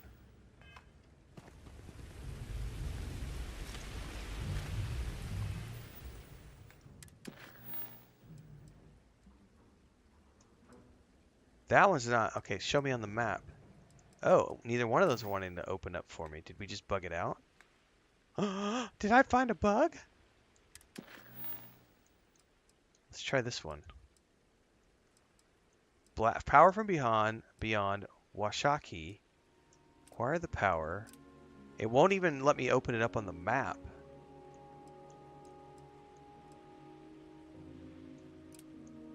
That one lets me open up on the map. Huh. What's up with that one quest not wanting to show me? So this one right here, Power from Beyond, Washaki. I can track it, but I cannot open it up on the map, and I can't set course for it. Is this a known bug? I'm gonna look this up.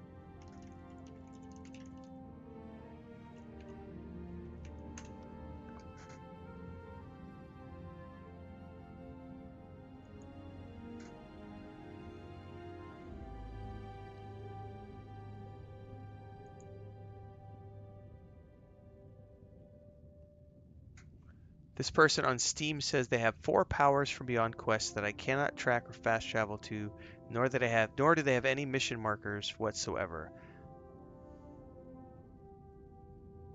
It says here you don't have to restart, you just have to manually find it.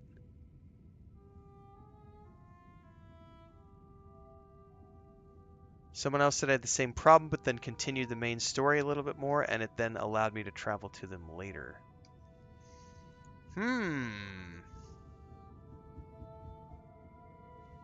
Yeah, but it won't even show me how to get to that planet. Like, I don't know where I would find that, because it won't even let me open up, like, show on map. You can see it trying to toggle, but it's not opening up the star map.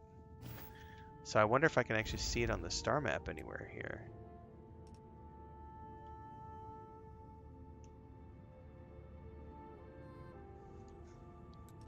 Maybe it's in a system I haven't been to yet.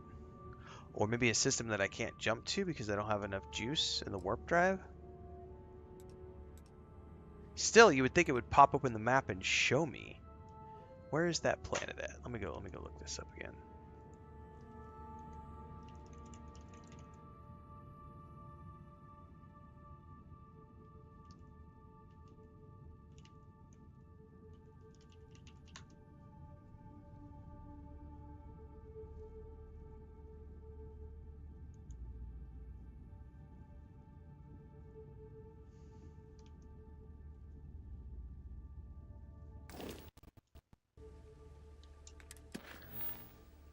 Washaki.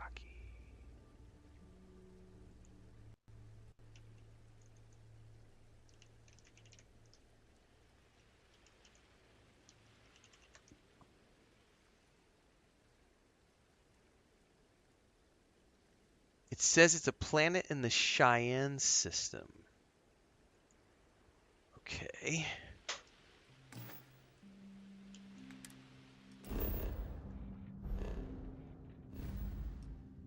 We're in the Cheyenne system. Okay. Cods, Burin, Agamon. Wakashi. Okay. Why wouldn't it just bring the map up? Odd.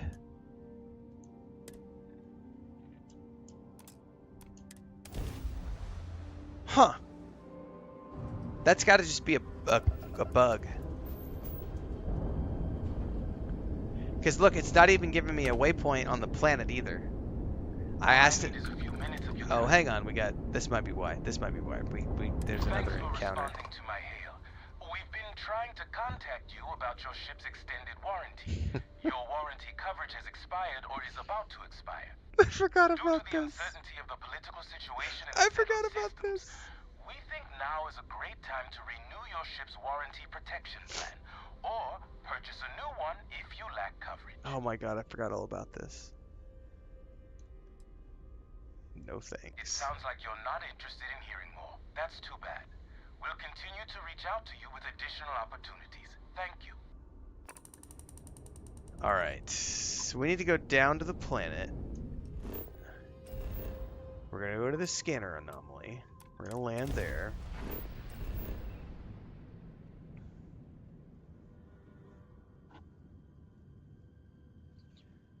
It won't let me land either. Holy shit. Do you see that? Like, now I can't even choose it as a landing target.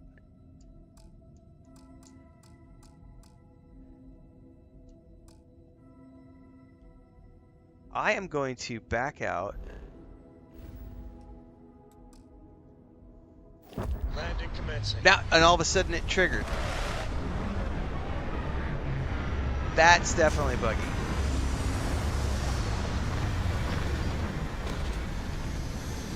That's the first, like, bug I've really seen. Fast travel is currently unavailable from this location. This is the first one I've seen. Oh, look at this. I can't even, there it goes. Wasn't wanting to let me exit my ship either. There's some wonkiness going on right now. Greetings, Captain.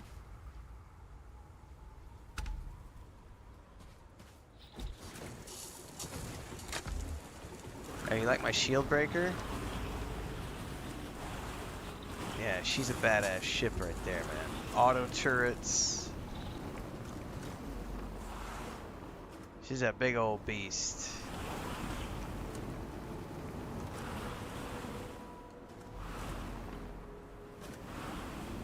Yeah, I might need to close the game and restart.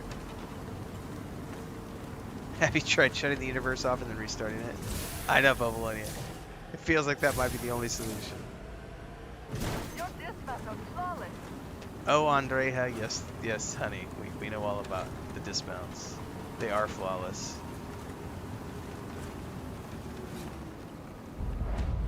Seeing this just highlights how little we still know about the Starborn, the artifacts.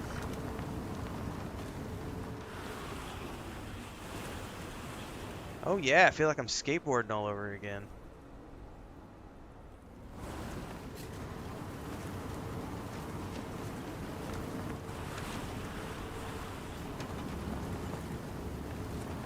Oh, oh, oh, oh, oh, there it is.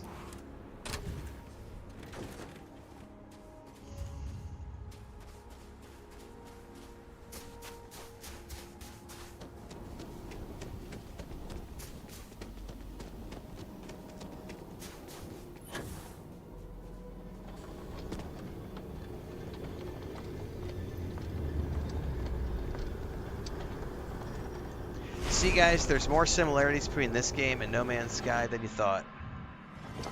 We gotta restart that simulation every 16 minutes.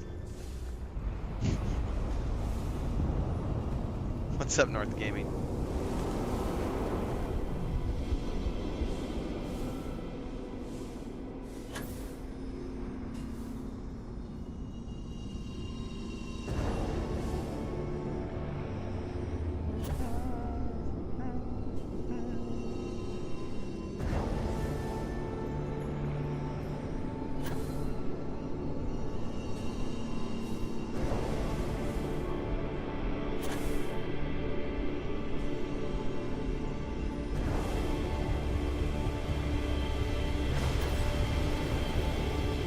No, where's the other one?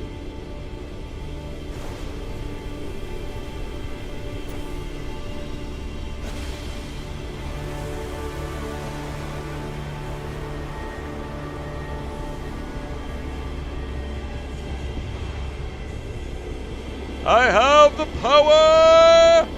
I just need a giant sword.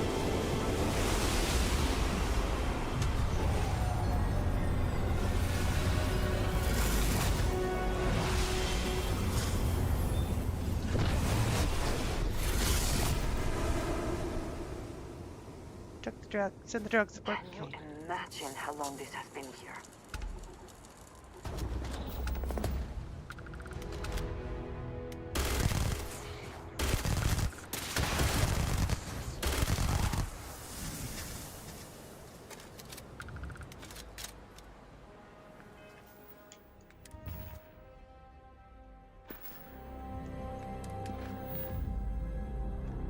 Alright, I think we're down to needing to go talk to Vladimir again.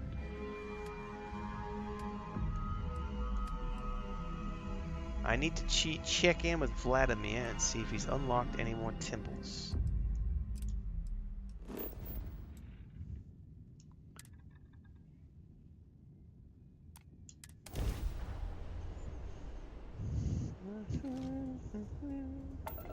Be advised, you are entering United Colony space. Skeletor is waiting for you with the large He-Man. Scan complete. No contraband detected. You are cleared for landing at New Atlantis.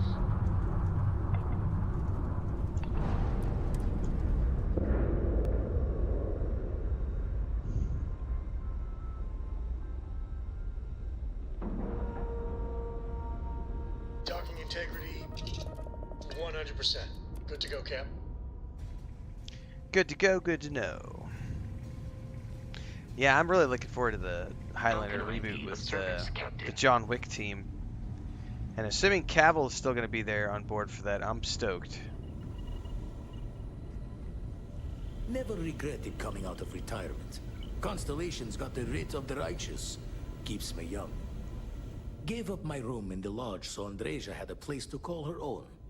Everyone needs space to let their thoughts run solo. Could you point me in the direction of another artifact? Been poring over the charts, looking for another match. Think this one might just be it. Dionysus. No, Cavill's gonna play the Highlander himself.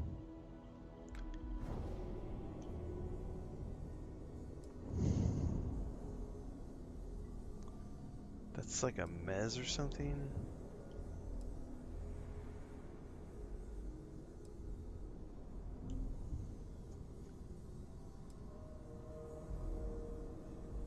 A direct orb of searing hot plasma. That sounds cool.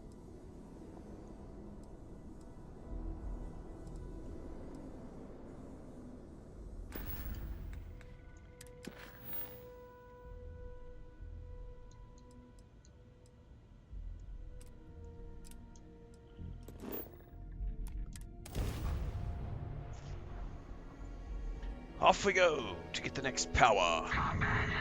Starborn! Starborn! Or not, just Ecliptus. We're good.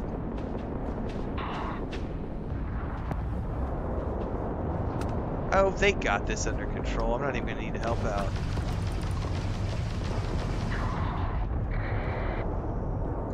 That was touch and go. Unidentified vessel, please acknowledge. Safe journey, then. Yeah, I don't need to talk to you. I'm looting this. Bug off.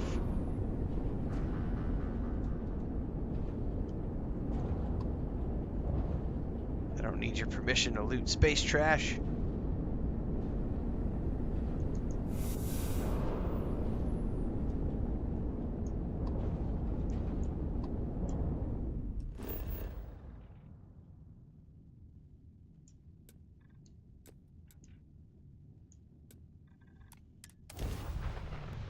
Ooh, that's a cool shot right there. Thinking about Samco, would you bring a child in space? I would bring a child in space. I mean, these ships are all as secure as we would think about our normal homes. I don't really think there's any legitimate danger.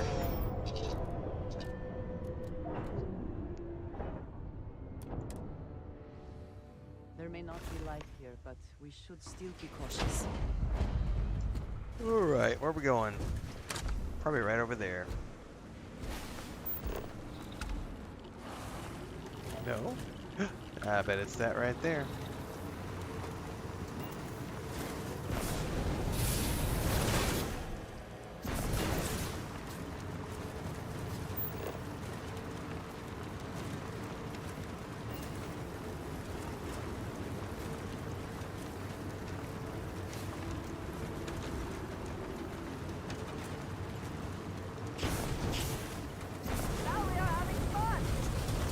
Yeah, let's tip it over. Then we'll really have fun.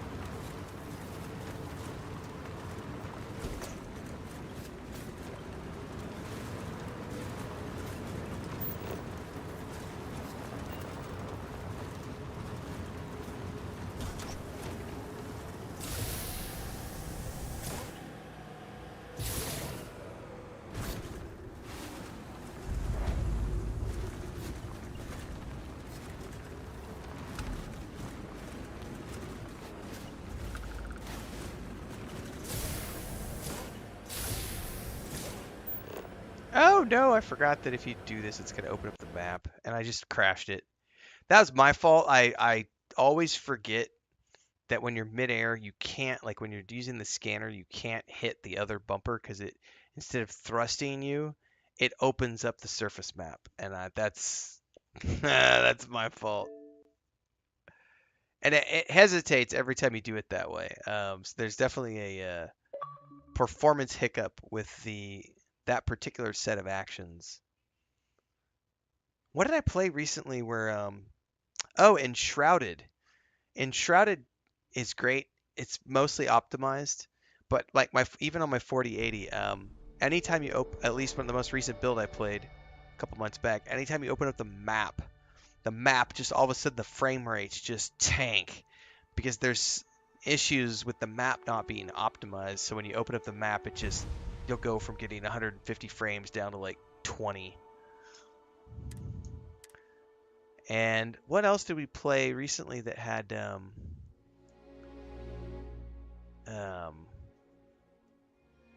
was a game that launched which had performance issues tied to the healing spell effects. God, it was an MMO and I can't remember the name of it. And Shrouded's a good game. 2025 on console, probably. It's one of the better early accesses I've played. And it's really impressive to see what they've added to it.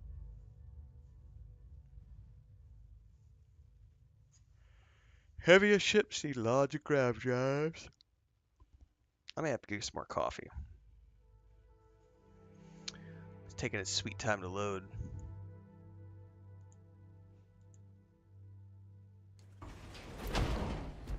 Hello, Captain. Oh, it's 12? Oh, I know why. That's because I started an hour later today.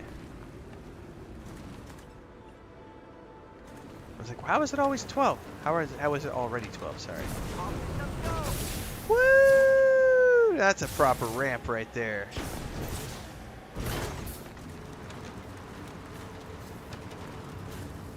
Yes, I'm gonna go get myself a Terra Brew coffee here in a minute.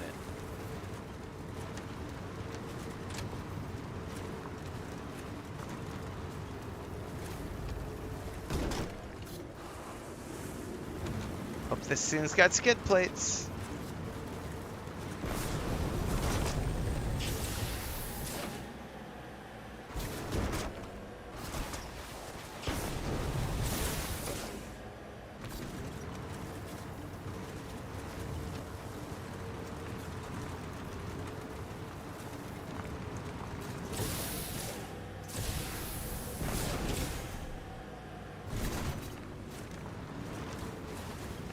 Also, there's still performance issues with the rover overall on planet. Anytime I'm using the rover,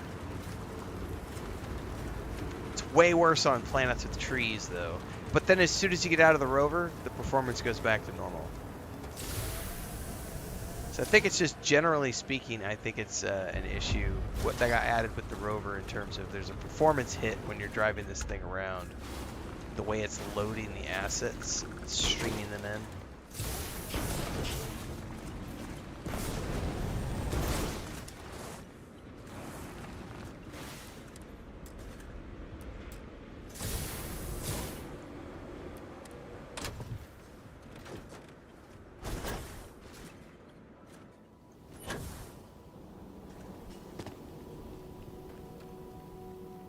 I use it a lot because I forget to, I'm always overburdened, so it helps be able to drive around.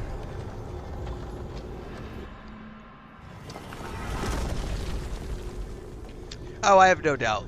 They'll definitely patch the improvements in. They've got a patch on beta right now, which I don't know if it's going to come live before Shattered Space, or if that's going to be something that happens after.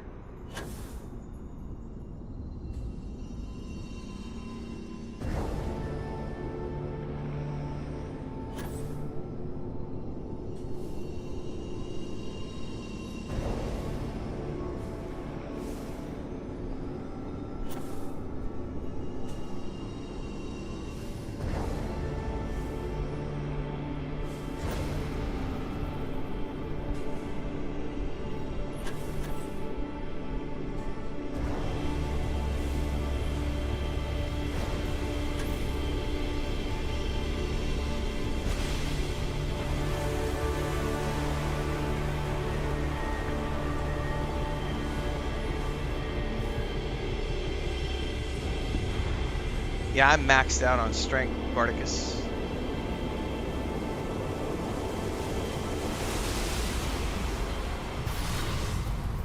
I put a bunch of points into that for that specific reason as well.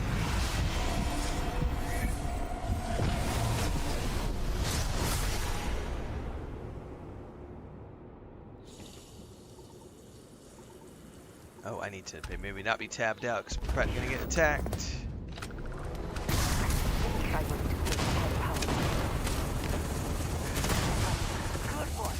Where is he? I can't even see him. He's invis!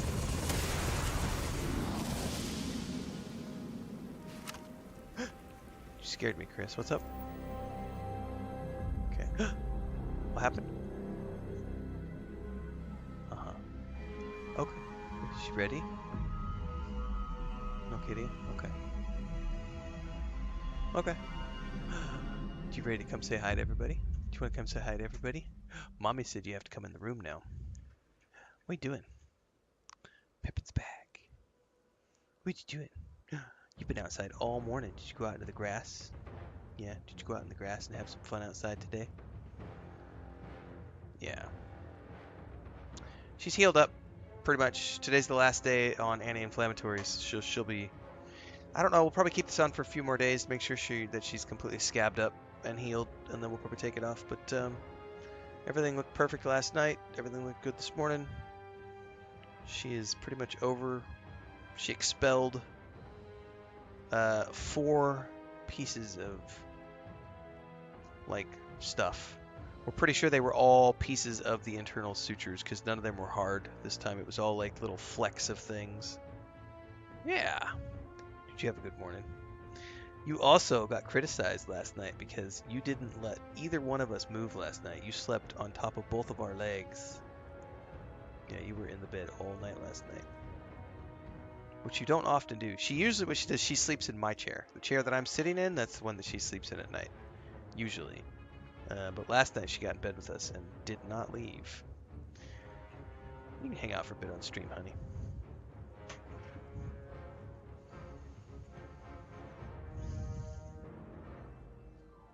Oh, are we coming to Daddy's chair? What's up, honey? Oh, I'm getting biscuits? Thank you. Oh, you want to go to the bed? Yeah? Here, why don't we go over here? Give me a second, guys.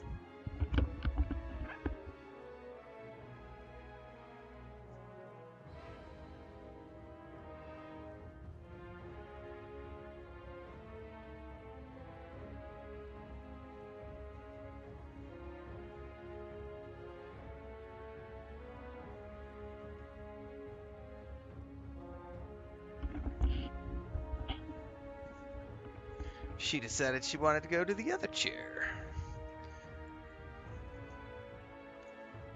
Alright, let me take care of this guy, and then I need to get some more coffee. I'm thirsty.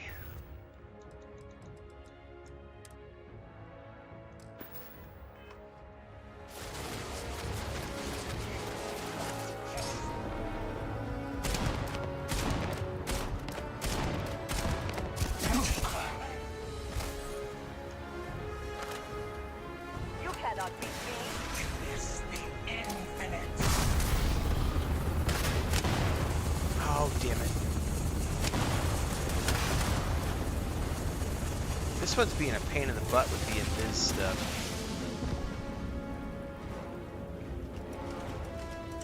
Where are you at?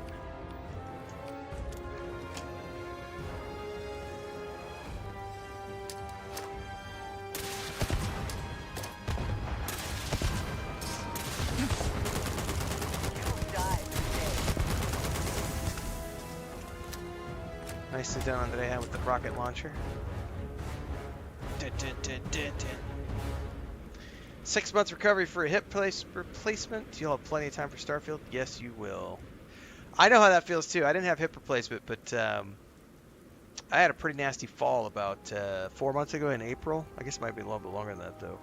And I'm still having.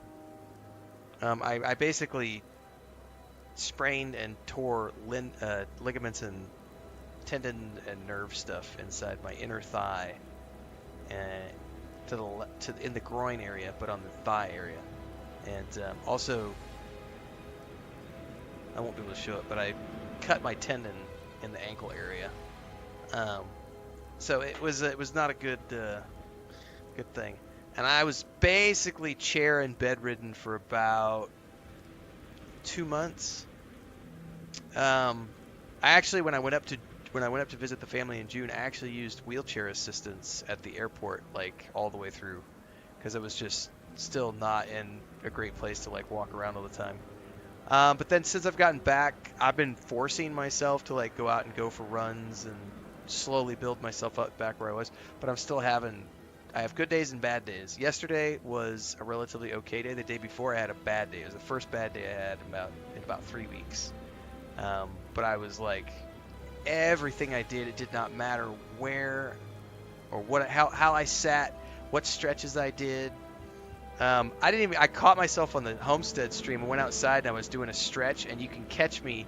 I like reached around the backside and it looks like I'm digging at my ass, but it was literally up in the buttock, in the left buttock is where that nerve tendon stuff got all twisted and torn. And so when it starts to pull, if it's in a bad position, it's right up in there.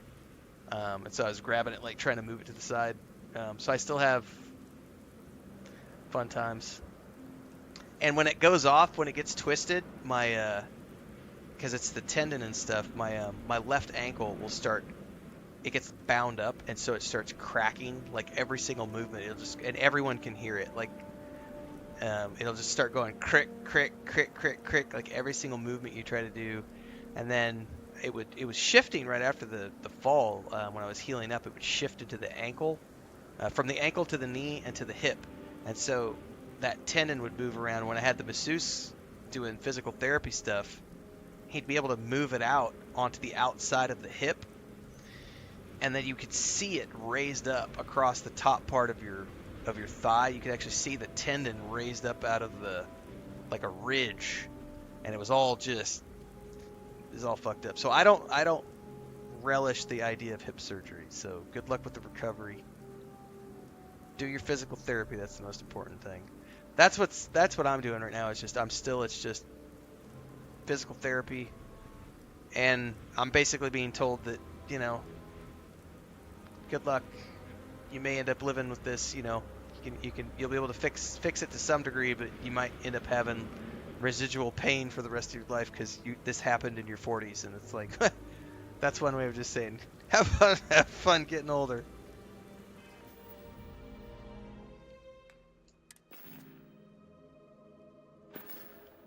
Things don't heal up the way they used to.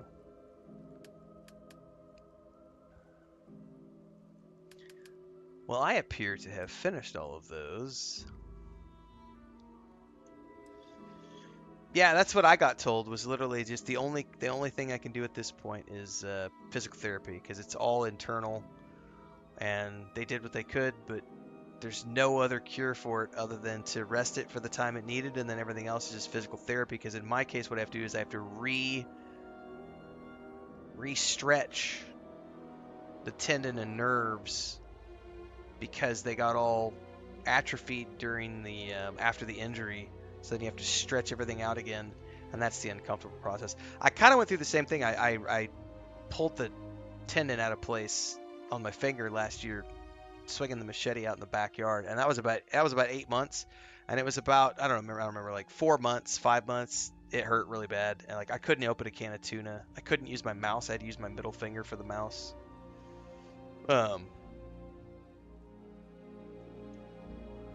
But maybe 6 or 8 months later, I was able to finally open a can of tuna again. Chronic pain is no joke. No, it is not, Babylonia. I've never had any like chronic long-term issues, but this leg one, I'm hoping that it's gonna be like but here's even my finger though now. Like I was telling people the other day, I've on the Xbox controller, it's not a bad thing, but on the PS5 controller, I have to turn off the haptic for like if I'm gonna play a game that I'm gonna play long sessions in, I have to turn off the haptic because the finger trigger pulls make my finger start hurting, because it's still not 100% even a year later. And then, what was I doing yesterday? Oh, I pulled the wheels off my chair to clean the wheels for the office chair, and I went to push them back on. I had one cupped in these 2 fingers, and I pushed it on, and I twisted it when I pushed it on, and my finger went, "Hey, remember me?" And I went, "Shit, did I just do something that I'm gonna regret?" And then about 15 minutes later, I was feeling fine again. But there was a moment there where my finger was like, "Don't forget." So I'm wondering if my leg is going to be the same, where it's just going to be like an 8 month, because that was May, June, July, August. It's been 4.5 months now. I would say I probably have 4 good days a week and 2 or 3 days where it's just kind of like not fun to move around too much. But I do sit for my work. What's a pain though is when I have a day where I'm sitting and it decides to pinch while I'm sitting, because then there's nothing I can do about it. It's just like you'll see me move a lot, like repositioning myself. Oftentimes I'm doing that is because I'm trying to find a more comfortable position because that nerve is right underneath the left butt cheek, and that's where it gets pinched when I sit on it wrong or if the leg is at a weird angle or stuff. So I often have to do things where I'm like doing leg raises while I'm playing because I'm lifting the leg up and trying to keep it moving. Fun times, everybody.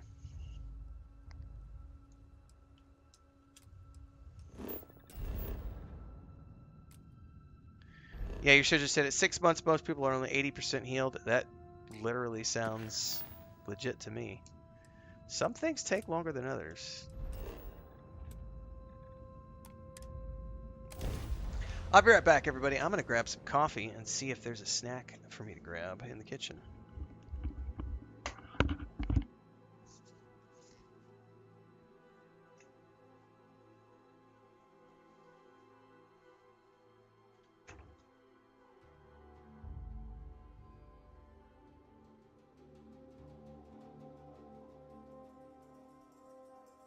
I would not mind stopping at the Laredo storefront. I appreciate their craftsmanship.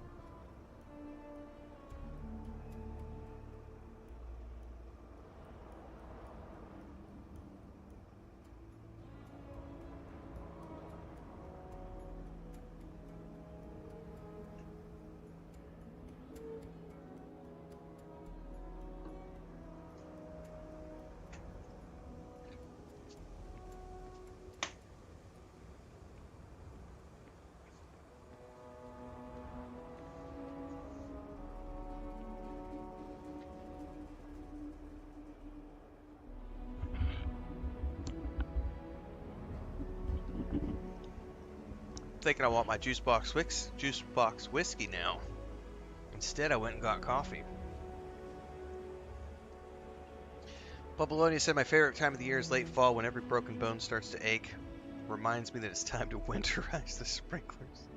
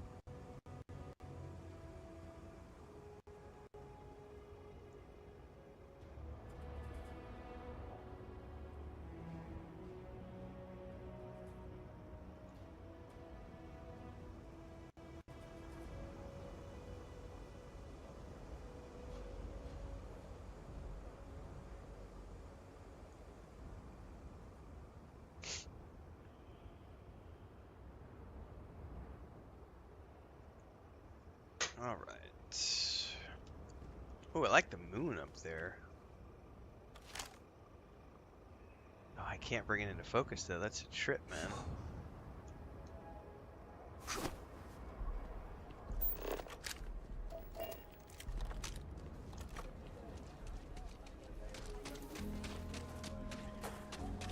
How close am I to 45? Because that was my goal. My other... Yeah, we're there. We're there. Definitely getting it here in a bit. Never ever go outside the city wall. Oh, I should go in here and check to see if there's any new missions for the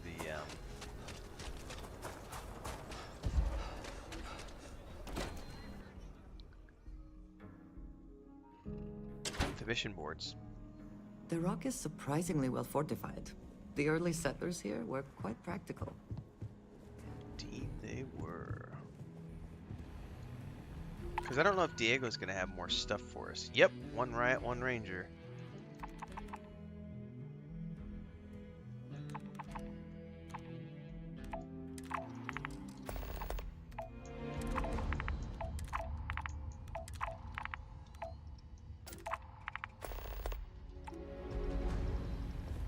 We'll come back to those. Because I want to do the one riot, one ranger. Because those are the specialty quests. Clearly calculated on Twitch asks, is there any word if the DLC is going to have a level or story progression requirement? I doubt it'll have a requirement because none of these quests seem to have requirements. The way it'll be is just if it's too high level, you'll know. The mobs we saw in the trailer were 45 to 50, which suggests that it's going to be a level 45 to 50. Laredo strikes Maybe a good that's balance midway between through, form I don't and know. Maybe it function. starts at level The 30, maybe reputation it is starts well at level deserved. 40. I don't know. I don't think it'll be a hard level lock. It'll be like here, like, here's a quest, and then you go in there and it's like level 60 mobs, and you're like, oh shit, I'm probably meant to do this later. My manor in the core has been approved by both the mayor and the historical committee. Not strictly necessary, but it means you can buy it with a clean conscience. Nice to meet you. I'm Mr. Tate, and you have the look of a newcomer. Welcome to Aquila City. I don't suppose you're in the market for real estate. If so, then look no further. Well, I might actually be interested in owning a home here. In the heart of the Freestar Collective, who wouldn't? I have 2 properties for sale. This one here is a refurbished colonial manor in the heart of the core. I also have a more modest 1-bedroom in Midtown. Any interest in them? Sure, let's look at the manor. It's my favorite listing I've had in years. Spacious, in the core itself. I took great pains to get all the approvals, so the neighbors should be no problem. It's historic and spacious. Oh my, so much space. And the price is a veritable bargain. I'll take it. You have made my year with this. I just know this manor will bring you nothing except joy and good fortune. It's yours.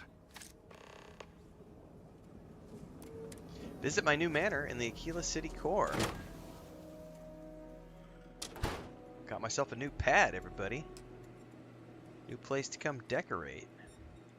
Okay, I like the kitchen. Spacious dining area. Nice bathroom in here.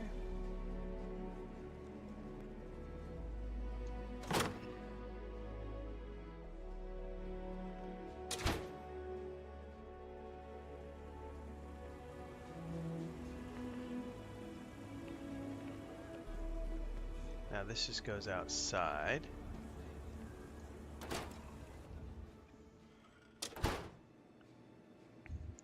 I don't think I would agree with him about the spacious component here. Oh, so spacious?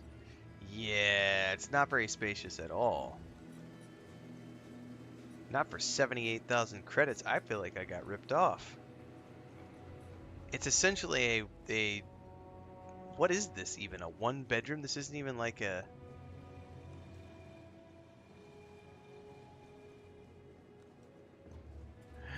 You lied to me. It does have a spacious kitchen floor plan.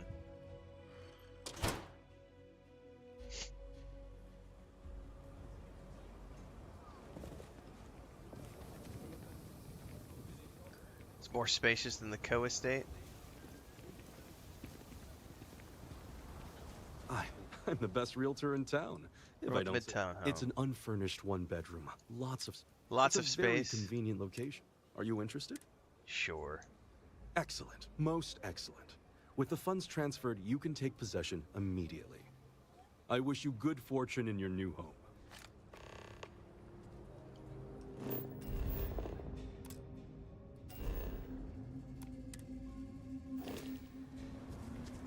Okay, let's go visit my other home. Capacity? 97.5%. That's what happens when you got 500,000 credits to burn. Oh, you just want me I could buy an apartment for 80,000 credits? Here you go. Here's another 50,000 credits. This is supposed to be what it's like to be rich.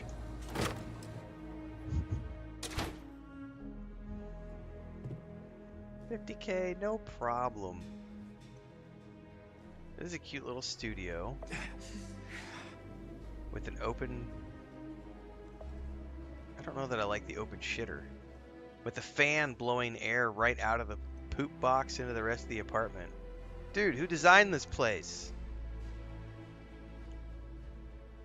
Why would you have a fan sucking air out of the bathroom into the living space? Fail.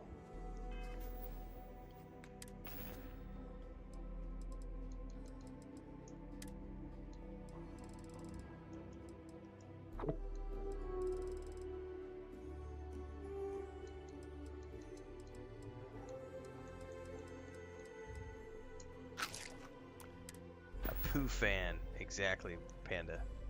No one wants a poo fan. Well, I'm not very pleased with my 130,000, 140,000 expenditure there. I feel a little underwhelmed. My penthouse is still the best thing I've seen. All right, we do have a quest to go talk to the ranger guy for that mission. One right, one ranger.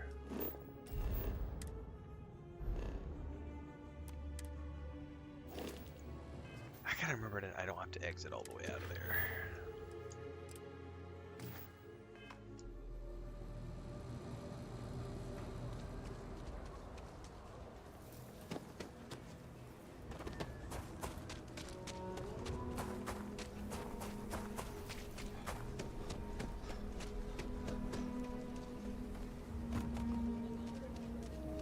Ever run into spacers? Spacers! Did you run into spacers? I've never seen spacers.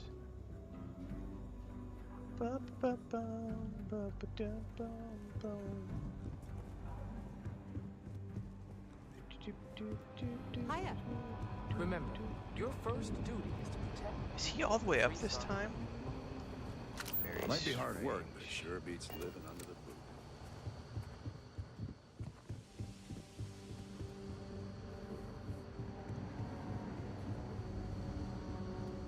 Oh, he's in his bunk.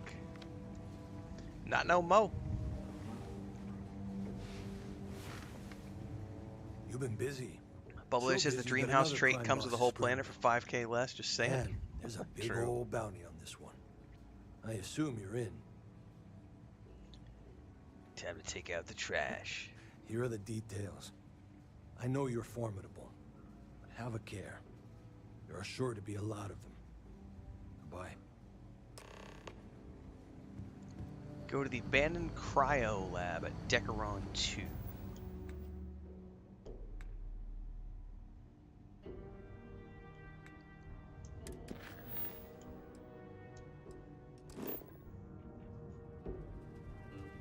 Unexplored route. We can jump there. Thrall says, I retired permanently at age 35 to become a hermit and live simply within my means for the rest of my life. I get my clothes at thrift stores. Nothing wrong with that. I don't know if I could retire completely if I wanted to. I probably could, other than the fact that I don't have really any. I don't have a big enough pension to support myself without the fear of something happening, if that makes sense. Like I'm not comfortable with where my pension is right now, which is why I'm still in hustle mode. But I don't actually need very much because everything's paid for. We paid cash for this place. Chris and I had we were having a good talk about this the other day, like being in a position where, it's a nice place to be when you don't have to stress about like where the next, where are you getting groceries next week? Like, yeah, I know that if there's an emergency, we've got it taken care of, knock on wood, things of that nature. I mean, I could stop working if I wanted to, but the thing is like I'm still not confident that with the rising cost of living and all these other things that I would be able to still be in a comfortable place in 15, 20 years, if that makes sense. Like,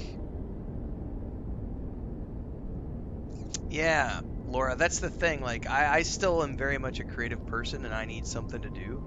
So this is a nice, like, creative outlet. But definitely for me, it's still, everything else is paid for, and now we're just working towards pension.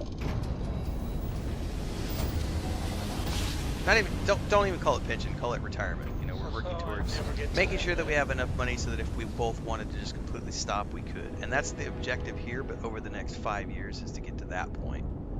So I'm not quite there. Hey, stranger, I want to keep some distance. Still figuring out the new Stroud. But I will say that I was up visiting my parents in June, and my father is in his mid-60s, and he's basically a cripple because of all the shit that the ranching has done to him and all the accidents and horse falls and getting kicked and beat her up and construction work and all this stuff over the years.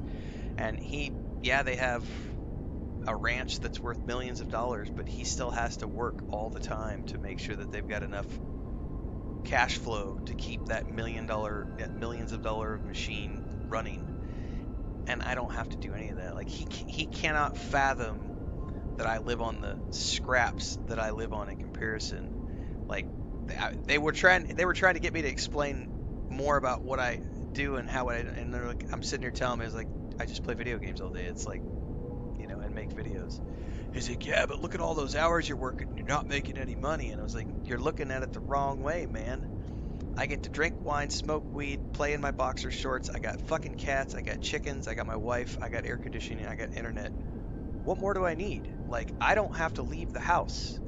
I don't have a mortgage. I don't have credit card debt. I don't have school loans. I don't have, I literally, the most stressful thing about my day is, oh, my leg's got a pinched nerve. And, a sick cat. I have a sick cat. That sucks. But, it's some people have a different outlook on life. But yeah, my parents just can't wrap their head around the fact that I'm willing to do this for so little money.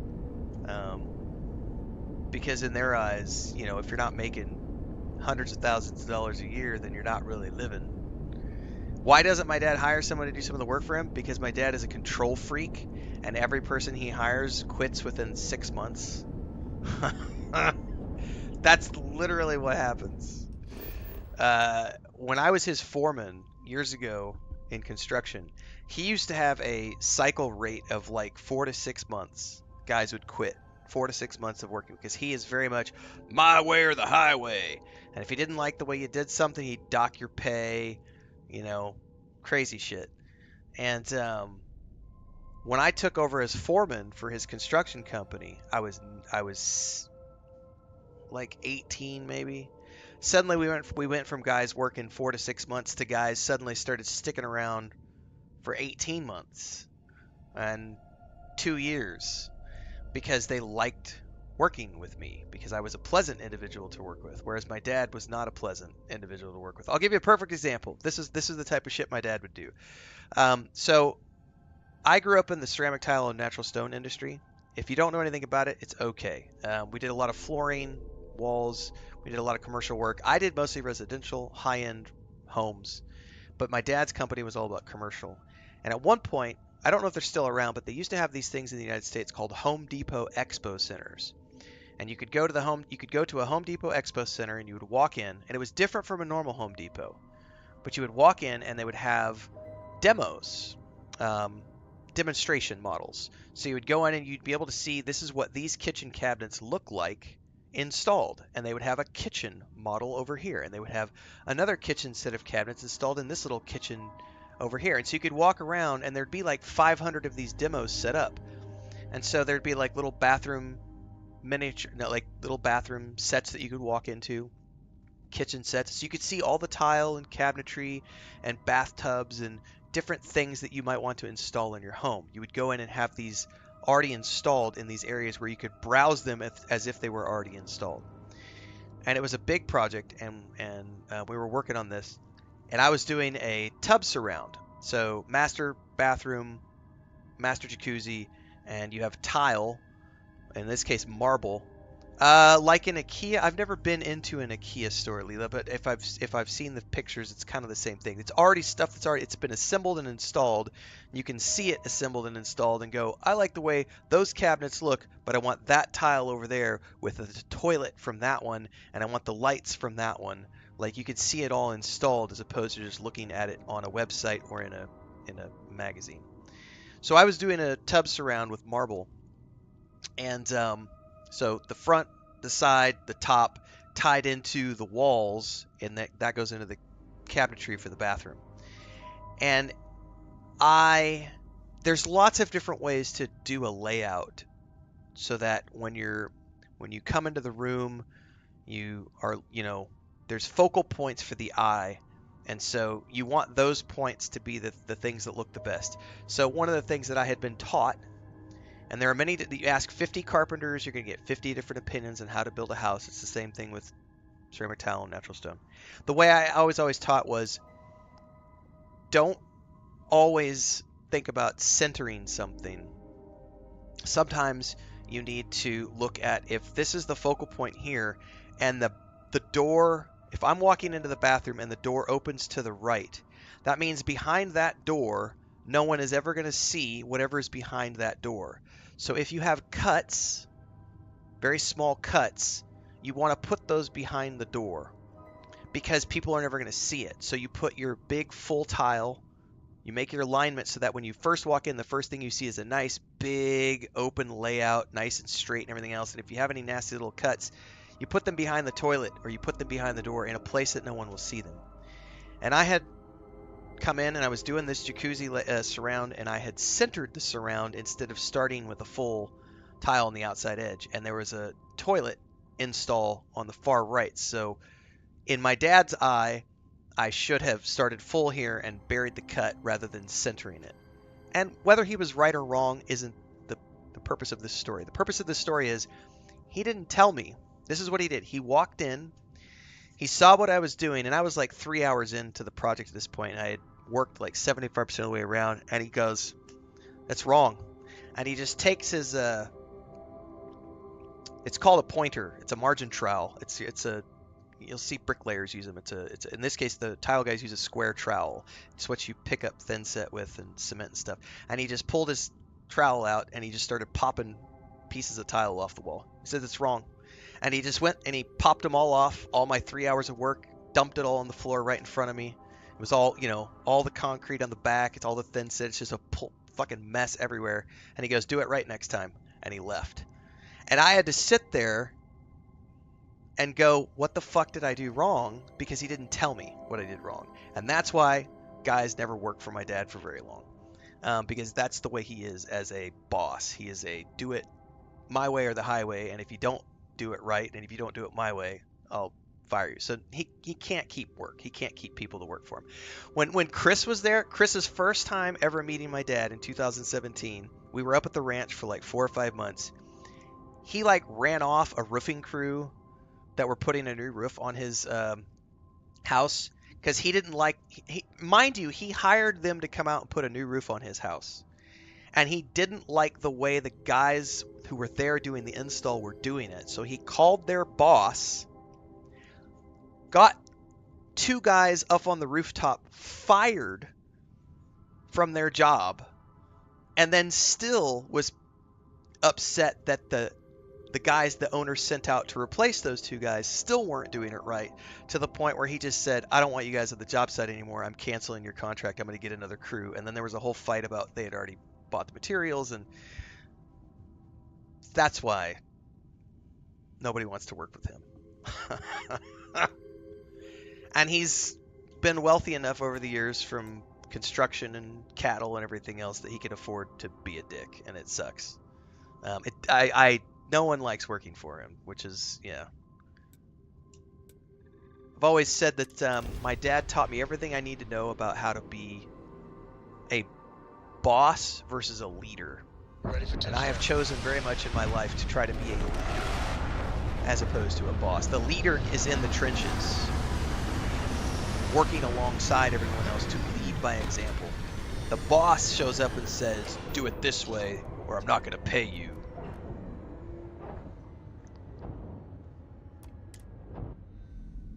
We cannot breathe here, which means one more way to potentially die. Let us have some fun, then. Little personal anecdote story.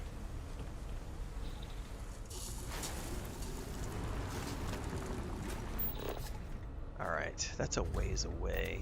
Should be okay.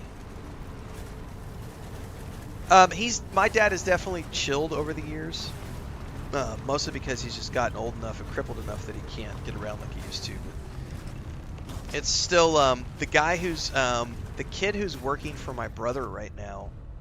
I think he's 17. He tried working for my dad and he made it 3 months and was like, mm-mm. And then he went and he's been working for my brother for like 1.5 years now. Because my brother's very laid back. He's easy to work with. My dad is not.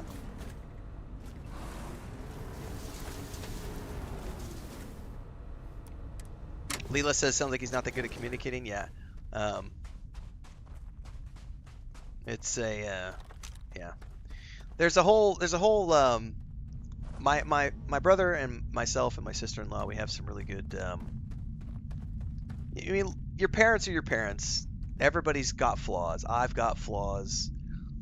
One of the things I definitely have a problem with, and my wife can tell you this, is I'm very bad about tone of voice when it comes to if we are doing any sort of home renovation project. Because I was raised that way, and it's really hard to shake some of that hereditary stuff and just the things that you were raised with. My tone of voice gets very it's not a loving tone of voice when we're working together. It's more of a, we're here to get shit done. And I don't communicate well. It's a curse that I have. I don't communicate in a nice manner with my wife when we work together sometimes. And that's something where thankfully my wife is a very patient person, because not everyone would put up with this. But she puts up with me occasionally slipping and forgetting about my tone of voice. And then invariably she will let me know when I'm slipping up. And, it's a good reminder that we are not perfect human beings, and we all have flaws. So, you love your parents for better or for worse. Low temperatures here. But, keep an eye on your vitals. It's, I'm hoping that'll happen at some point, Babylonia, that they will age out of their worst behaviors. That would be ideal. He has, like I said, gotten mellower over time. But my brother and my sister-in-law and I, we share some really fun stuff on TikTok related to the generation that my parents are from. They're in their 60s, and how their refusal to acknowledge that they have problems. So they don't believe in therapy. Therapy is for pussies. Real people don't go get therapy. You deal with your problems, or you're a little bitch. They're that generation of people, and so they don't acknowledge that they have anything wrong, and it's that communication thing. There's just a complete lack of acknowledgement that they might be in the wrong ever. And it has made it very difficult to have any meaningful relationships in life, because of that, the communication issues. United says it's understandable. From where I see on stream, you choose your tone carefully.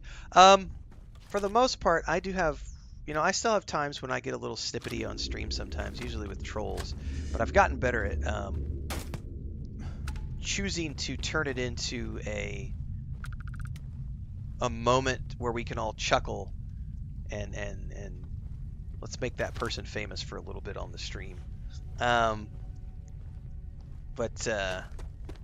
Laura says not every country has that culture. That's also a very true point. I remember Another victory. I remember when I was living in Bulgaria, Bulgarians have a very different culture. And I remember when they had just joined the European Union, and the next door neighbor's daughter, because the banks came in from the European Union and suddenly started offering everyone credit. And up until that point, no one had ever had bank credit before. And suddenly, here are these banks coming in offering these kids credit cards and, school loans and all these other things. And his daughter had gone out and gotten like a $30,000 or 30,000 euro loan for like a BMW and a bunch of other stuff. And the neighbor, he was in tears. He was in tears because he's like, I'm terrified that my daughter is going to lose, become lost in that system, that American system. And at the time, I didn't quite understand it as much as I do now, because his whole thing was he was watching his daughter go from being someone who had everything taken care of, an apartment that was paid for, all these things that were already taken care of, and then suddenly she was, boom, now I'm 40,000 euro in debt with a car and all this other stuff, and now suddenly you're a slave to the bank, and now you're a slave to, consumerism, you're a slave to capitalism. There was a message in there. I didn't understand why he was crying at the time, but many years later, I came to understood what he was talking about. Because there's different countries do it different ways. A good example too is here in Mexico. As an example, being married to a Mexican has taught me a couple of things. One is time doesn't matter. And I also grew up because of the way my parents taught me, and also because of the way that their parents taught them, and the system in the United States. 30-minute lunch breaks and 15-minute breaks. That's all you get. You are expected to work your 8 hours a day. You get 30 minutes for lunch. You get two 15-minute breaks. Shut the fuck up. Do your job. Don't be a whiny little bitch. And if you do anything less than 8 hours, you're a drain on the system. And everything you're taught is you got to be, go, go, go, go, go, go, go, go, go. No time to enjoy lunch. No time to take a breather. Just go, go, go, go, go, go, go, go, go. And there was a stark contrast when I was working for my dad, who was always like, we've got 30 minutes to eat lunch. You better have that sandwich down. And not just my dad, I also went and worked for another company a little bit in my early 20s, and they also had a very strict 30-minute lunch policy where if you were 30 seconds over on your lunch break, you were in deep shit. And then I had an uncle, one of my dad's brothers, who was the complete opposite of that. And I loved working with him because he would take like an hour and a half off for lunch, he was an alcoholic. Later in life, you realize some of this stuff, but when you're a kid growing up, it was great working for him because he would go on lunch break and have a couple martinis or 4 or 5 beers, and then he would just go take a nap. So we'd work really hard for like 5 hours and then go take a break for 2 or 3 hours, come back at like 4 o'clock in the afternoon and work another 4 or 5 hours. And that was a much more suitable way to work. But what has carried through for me is I have a problem when I eat where Chris makes fun of me and she's like, it's almost like you think the food is going to get away from you. So if I'm not in a conversation and if I'm not consciously taking the time to slow down and eat I hork food. Like, I will hork the food down in like 10 minutes because I have been trained since I was a child. You have 30 minutes to eat your food. And also growing up, my parents would do things like set the timer, finish your plate by this, or you're going to go stand in the corner. Finish your plate by this, or you don't get dessert. Finish your plate by the, oh, you don't like peas, tough shit. You've got 1 minute to eat your peas, or you're going to get, stuck in the corner or get spanked or whatever. Very much corporal punishment when I grew up. And as a result, I have this tendency to just hork my food down because I was always told, hork your food down. We got to go. You're burning daylight. Come on. And it drives my wife nuts because Mexicans do not have that mentality. Mexicans are very much, dude, we're taking off 3 hours for lunch. Like, fucking work can wait. Like, it's time for lunch. Like, we're going to take lunch. We're going to take a siesta. We're going to come back and work hard when the break is over. But it's hot. Like, let's take a break. Let's go relax. Let's sit down. I'm getting to that in a minute, Dennis, because you're not wrong, and that is an acknowledgement that we have to make in the caveat of that conversation. So Dennis made a very good comment over on YouTube. The early strict scheduling go may also be the foundation of your current work ethic. So there is an upside. There is absolutely truth to that. In the sense that I've often said, the one thing I will give my father credit for is that all of that did instill within me a mentality of I don't have a lack of motivation. I don't have a lack of discipline in my life, if that makes sense.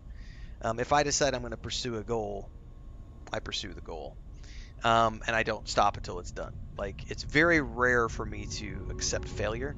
Usually what it is I'll be pivoting constantly and saying, well, how am I going to figure out how to make this work no matter what? But Chris and I, we were just talking about that. We're going to celebrate our 11th anniversary here in a couple of weeks, being married. And, your spouse, assuming you're in a relationship that lasts over the years, your spouse definitely helps change who you are. Hopefully for the better, if you're in a good relationship. And one thing Chris has taught me is how to slow down. How to take an hour for breakfast. How to... this used to drive me nuts when I first was getting used to the culture here. And it still bothers her sisters give me shit about this all the time because they'll show up. This happened like 2 weeks ago. They literally called Chris the night before and were like, hey, I don't even think it was the night before, actually. I think it was that same day. Her sister called and was like, hey, we're going to Palenque to go camping for the night. Do you want to come? And Chris is like, okay. And she came and asked me, do you mind? I was like, you're good. Well, then they showed up and they were like, you need to go, Tim. Let's go. And I was like, I can't. Like, I've got to, like, we're not in a position where I can just leave the animals, for an overnight thing yet, because we still don't have the kitchen. We don't have the catio completely finished. I can't. Somebody has to be here to watch the animals. And they're like, oh, all you ever do is work. And it's like, technically no, but also yes, but also because we're trying to get this place to the point where we wanted to get it when we moved here. Like, we had a very specific goal when we moved into this place and said these are the things we need to do to get this house where we want it to be. And I'm very much still focused on that. And until that's finished, I can't. It's hard for me to relax because it's got to get done. And so I can't do what is the word I'm looking for? The spontaneous. Thank you. The spontaneous stuff that they do, which is part of Mexican culture. They do many things spontaneously. It'll be just like literally 3 hours before they'll be like, hey, let's go to the river and go camping. And it's like, if I'm gonna go camping, I've probably planned it out 2 weeks in advance that I'm going camping on this weekend. So that's something that I still haven't even quite figured out how to master yet, which is the spontaneity of the way that Mexicans approach life, because that very much is a cultural thing. So somebody, I forget where I'd started talking about that because somebody in chat had said something about different cultures being different, and I was like, yes, it's true. But like learning how to sit down and just enjoy food, that has been a very very difficult one for me over the years of just slowing down. You don't need to hork it, you know.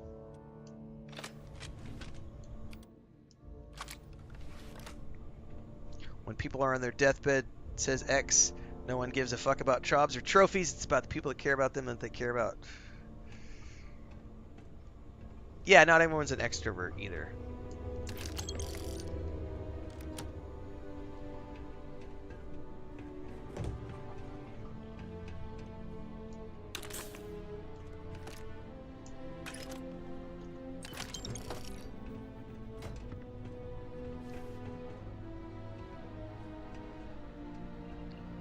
I've never even seen one of these. Drilling rig?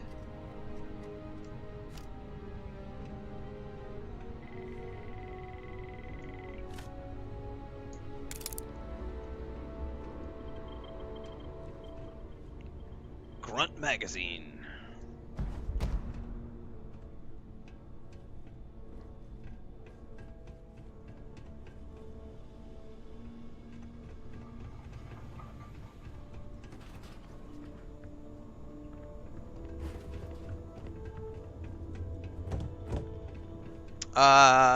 No, this is not the Mantis hideout. Not that I'm aware. Unless it's a similar layout.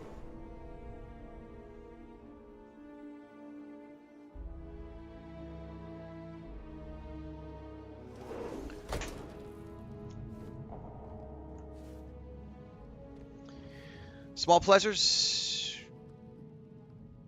Yes. That's why I said it was a genuinely interesting conversation when I was up in June, because my parents were trying really hard to wrap their head around how I'm able to enjoy what I do. Because to them, it's just all about, well, you're not making that much money. Why would you be doing what you're doing if you're not making a lot of money? And it's like, because I don't care about money. Like, obviously I care to the point where I need to pay bills, but it's all at the same point, like, I could die tomorrow. This is one of the reasons for many years I didn't worry about owning. I rented. And I was always very keen on renting furnished apartments, because I could rent a furnished apartment and I never needed to spend money on furniture. I was able to quickly go in and out. I lived as a digital nomad, traveling around the world for like a decade. A backpack and a laptop bag and a camera bag, you know, it was it. And so that waypoint system is messed up. And so my mindset was always like, it's cheaper in the long run to rent like this because I never need to own anything. And there's any problems that happen, I just call the landlord, you know. And then, of course, you know, priorities shifted a little bit, and we decided we wanted to take advantage of this place. But I think that that whole, you know, you can't take it with you. This waypoint is definitely messed up. I'm going to have to just go down in here and find this pirate cutthroat.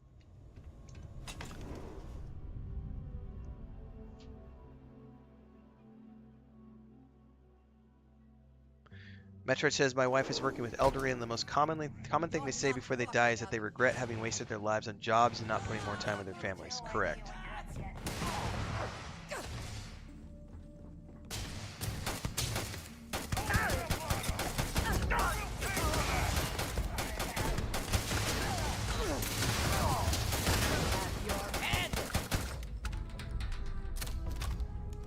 There was a firefight. Take what you must. Leave the rest for the scavengers.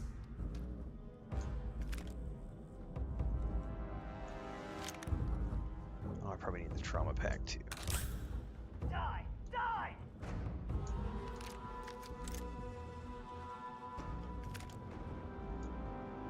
Well, I wonder if that's better than the one I have.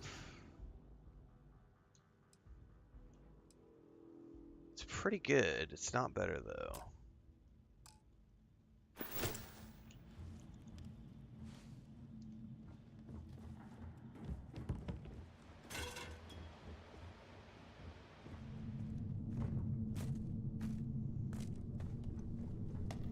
got better shit to do than looking for you. Got better shit to do than looking for you, she says. That's awesome.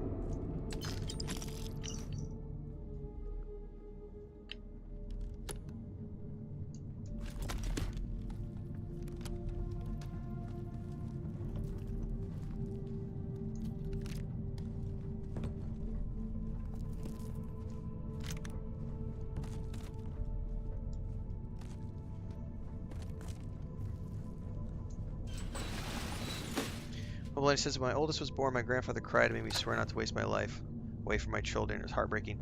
Yeah, that's so I'm gonna give my brother a shout out here because him and my sister-in-law. This is where you learn from your parents' mistakes, right? Um, my dad was my younger brother is 13 years younger than me, so I was already out of the house when he was basically growing up. And he grew up under a different regime than I grew up under. But even so, um, it was so different because even though he was strict with my brother, and in my brother's adult life, my father has done some of the same stupid things with him that he did with me, which soured our relationship. But when they were growing up, so as an example, when I grew up, my dad was always either working on the ranch or on his construction company because he was in his, I'm the firstborn, so I was born when my parents were 17 and 6, well, 17, 18 and 17, right? They got pregnant at 17, 16, 18, 17 when I was born. So I was born when they were very young, and as a result, my parents were, my dad was in his 20s and 30s when I was growing up, and go, go, go, go, go. When my younger brother was growing up, so when I was growing up, I never saw my dad other than as a boss, because he was always just my boss. He was either my boss at the ranch or he was my boss on the construction site, and I didn't have a say in the matter. I was either working on the farm or I was working on job sites, and then I was homeschooled for like 4 years, so there was about a 4-year period there where I really had no life.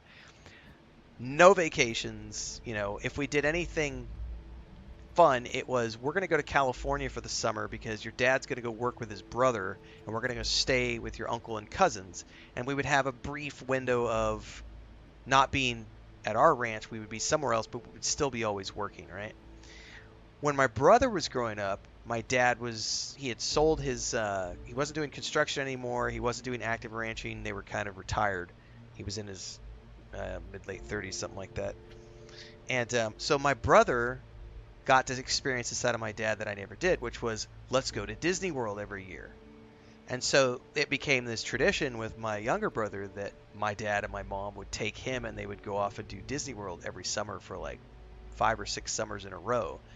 And I remember looking at that going, that is such a trip to me because that never happened when I was younger. There was never a time to relax. He just wasn't around. He was always just work, work, work, work, work, work, work. So I only knew him from the perspective of him being a boss. Whereas my brother got to see him from the perspective of, the guy who's in charge of all these renovation projects around the place and, and everything else. But, having free time to go take a vacation. Because they never took vacations when I was growing up. Ever.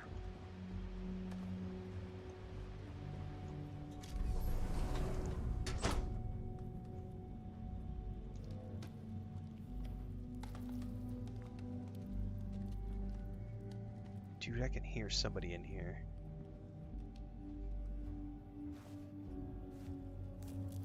Maybe not. There's a big ass rock in here though.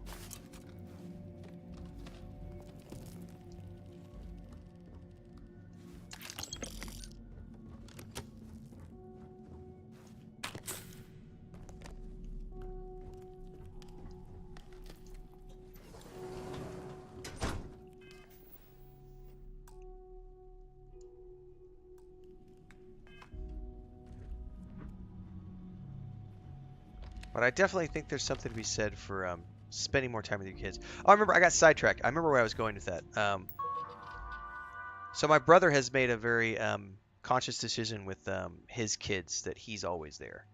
So my brother is doing an excellent job. My brother and my sister-in-law, they are always there for their kids. Like, they are busy all the time. Like, they run a very big multi-million-dollar cattle ranch, but the kids come first in everything. So like I still like even though they're busy, like I play World of Warcraft with my nephew. My brother and I play together with him. We do Minecraft. My niece occasionally will play with us, but they do rodeo like 3 or 4 times a week because the kids want to do rodeo. And it's funny because there's such a difference between my nephew and my niece. My nephew is very much a lot like I was when I was younger. He's very much into reading and books and video games. And my niece is very much, I want to go ride bulls at the rodeo. And she's like 2 years younger, She's like, I want to go be a bull rider and, all this other stuff. She's very much, she likes to bottle feed calves and she's very much an outdoorsy girl.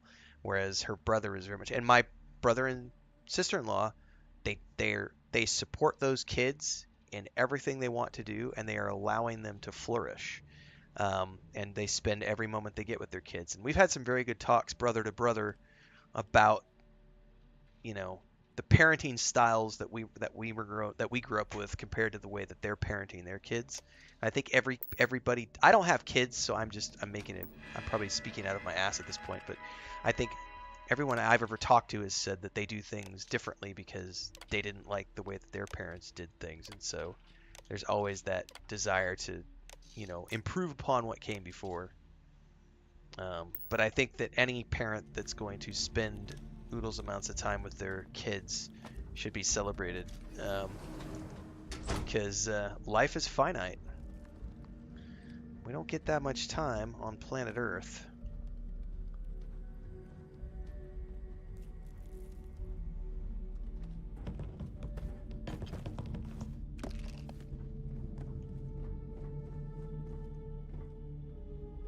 Paste kit. Oh, is this a new globe? Oh, can I not pick that one up? No!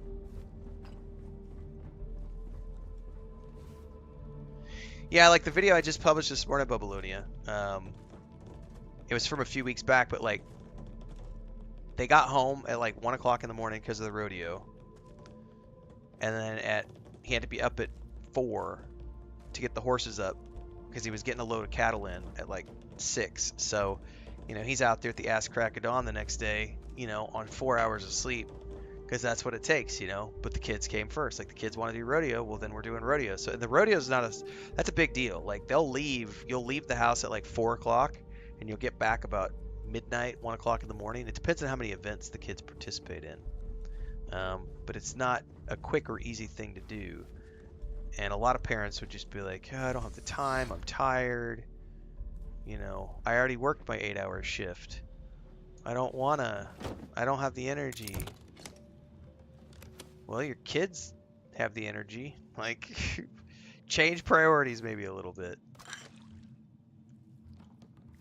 And I realize it's not that cut and dry and black and white, because not everyone's in a financial place where they can afford to, give the kids exactly what they want all the time. And I'm not saying that my brother does. It's not that they don't discipline. It's just that it's very much the kids work hard, and as a result, they play hard. Under fire! Damn it! Never liked him anyway. He does have a lot of hats, yes. And the rodeos are genuinely a good time. I mean, the kids work really hard. It's not easy. It's also not cheap. Like, all those rodeo events cost, I think it's a minimum of 75. It just depends on where they're going, but it's like $75 a pop to enter those events. And if they're doing 5 events in a night, and they pay for that out of their own pockets. They were given a seed fund when they were kids. They're still kids. They were given a seed fund several years ago, and that was their initial seed money. And then everything they've gone with since then has been their own winnings and earnings, and they pay for their own entries. And Time to die. who is shooting at me and from where? Not going down. Actually, I think you are going down. Can I shoot you from here?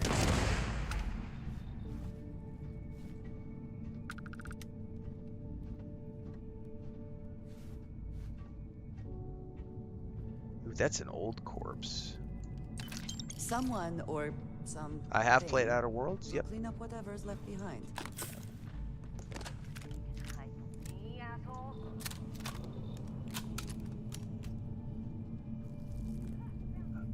I wonder if I have a key this time. Nope. I don't know what. Andrea's over there doing.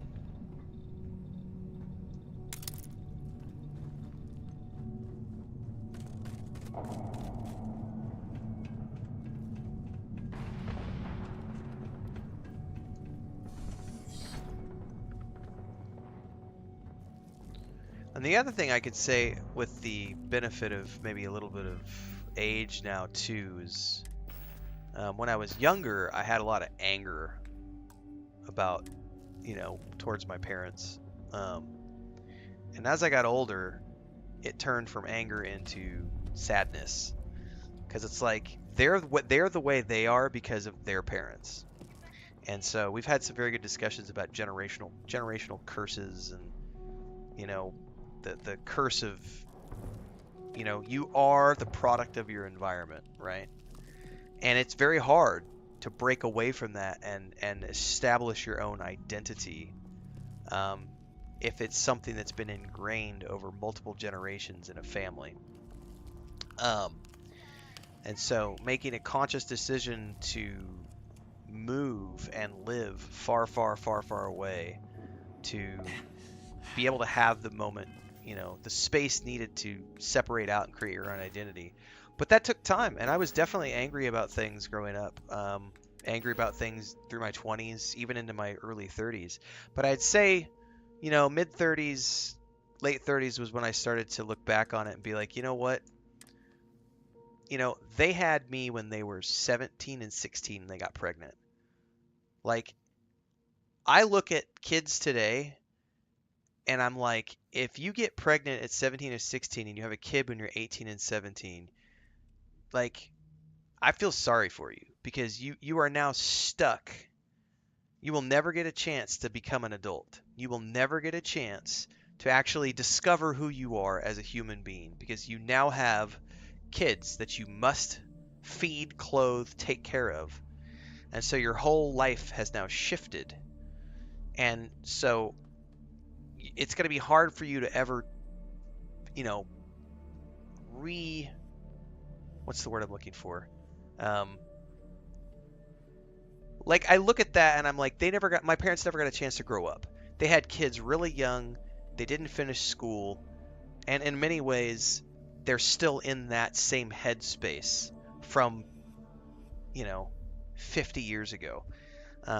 Because they never got a chance to go out there and develop as adults. If that makes sense, it might not make sense the way I'm saying that.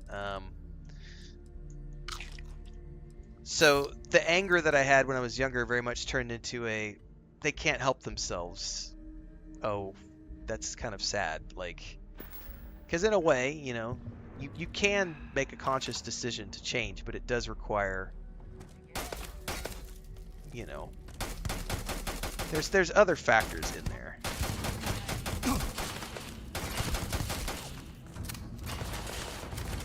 With age comes perspective, says Spartacus. That's definitely part of it for sure.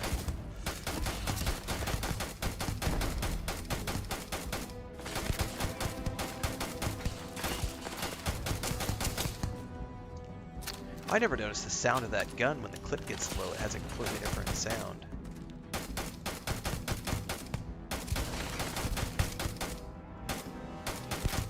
Did I get him?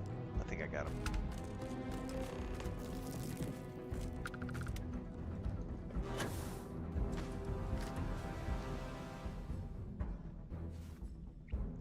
And so that anger turned into, well, they can't really help themselves, so,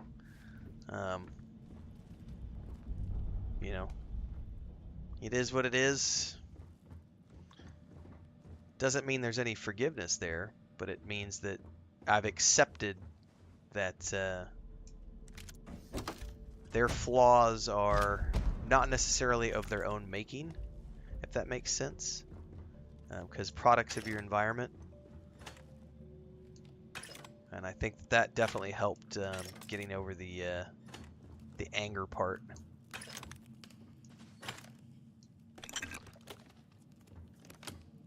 And I don't know if everybody goes through that same process as they get older. I'm only speaking for myself. I'm sure I know there are people in this stream who are younger, people who are older. We've all got different life experiences. This has turned into a pretty deep stream today, guys, for better or for worse.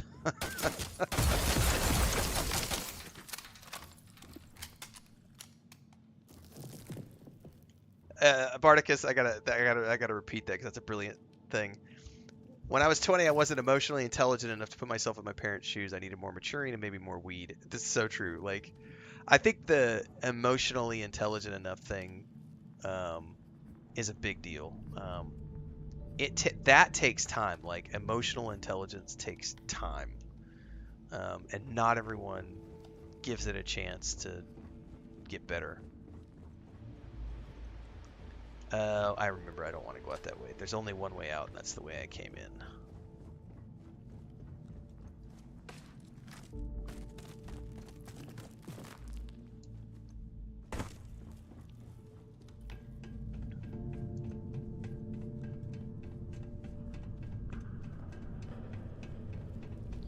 Yeah, I think forgiveness can come for some people. I think in my case, it was always, I think I've always looked at it as acceptance rather than forgiveness. I can accept that things are the way they are, but I don't necessarily have to forgive and forget. I can just accept it and move on, which in a way, I suppose, is a similar type of thing. Yeah, learning experience is important. Life experience is important.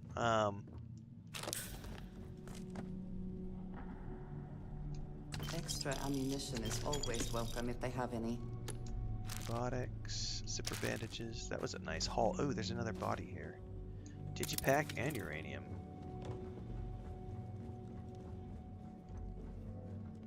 Just follow the trail of bodies on the way out. We clean house coming in here.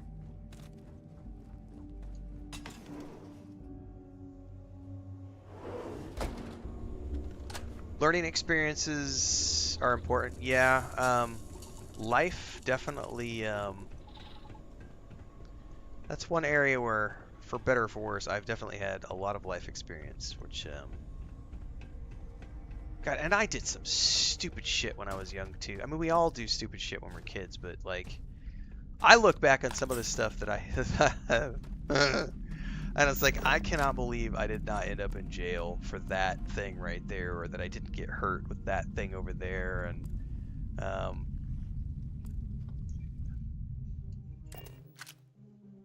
especially growing up in the part of the country that I did. Almost everybody I know who I grew up with ended up deep into drugs and or jail. I remember two of the kids we used to go to like church youth group with when I was like 17 or 18. They got thrown in jail because they got busted like assaulting they robbed a liquor store and a convenience store at like 17, 18 years old. And I remember being like, I cannot believe that because I'd known them for like 6 years from like church stuff, and it was like, what, you know? It was crazy to think about that kind of stuff. But we grew up in like meth capital of the United States, so there was a lot of craziness that I was around growing up. Especially working construction with the family, you know, everybody you work with in construction is you're working with felons of all type there. I remember one of the craziest things I ever saw was a guy got out of jail.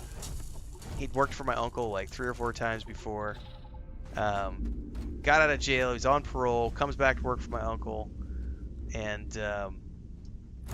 the first weekend, his first paycheck. What does he do with his paycheck? He goes and him and a buddy go cross state lines into Kansas, break parole, rob a couple tanks of anhydrous pneumonia to make some more meth, and get busted on the way back into Missouri with the stolen stuff from a stolen truck. First weekend out of jail, and then he's in jail for the rest of his life. That was his third strike. No more get out of jail free cards. You're done. And I always was like, what compels a person to do that? Like, I've never been a drug addict, so I don't know that compulsion. But again, product of your environment. Like, what happened to that person to make them who they were. Um, Captain, I had a younger brother pleasant to see you. who committed suicide when he was 30, and he had a lot of similar life experiences to mine. Not all the same, but he had some others. But no, it's like you look at that and you're like, why did I make it and he didn't? Like, we both had similar things, but like, what was the... And you'll never know. You know, these are one of these things you can never know the answer to that. And we're off. You know? But you are shaped by your experiences and environments.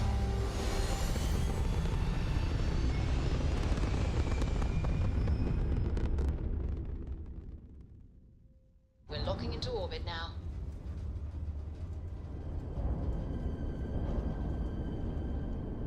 Oh, there's so much debris here.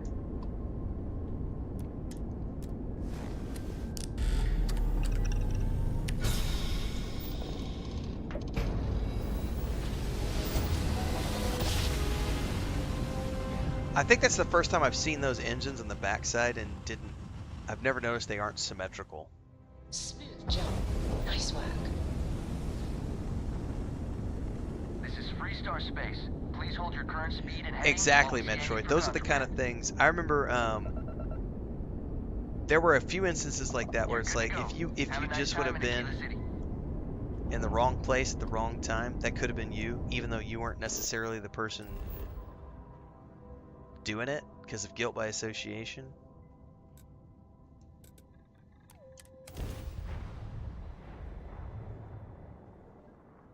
Oh, because he wanted to come in and go to sleep. Yeah. Uh-huh.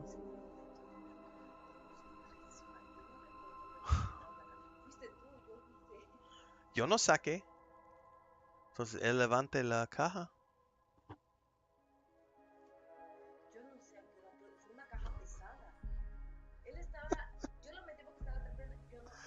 Quite a long history to this Yo no place. saqué. Entonces... It is a testament to humans' Okay, pero refusal él, to obviamente, concede él defeat escapa in the de face una of manera. adversity.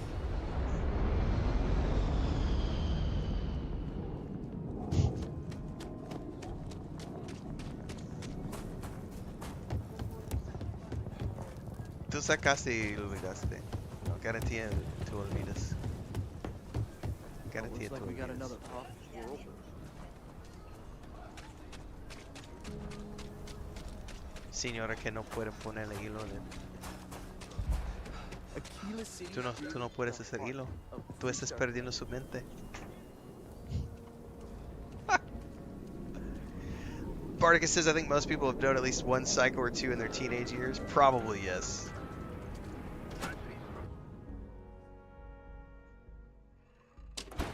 I remember at one point, there was a group of people I was hanging out with. I was 19 at the time. And there was an instance where I was in a home and one of the individuals there had a child, had an infant. This individual was in their mid-20s. They had an 18-month-old infant. And I'm in the house as this happened. And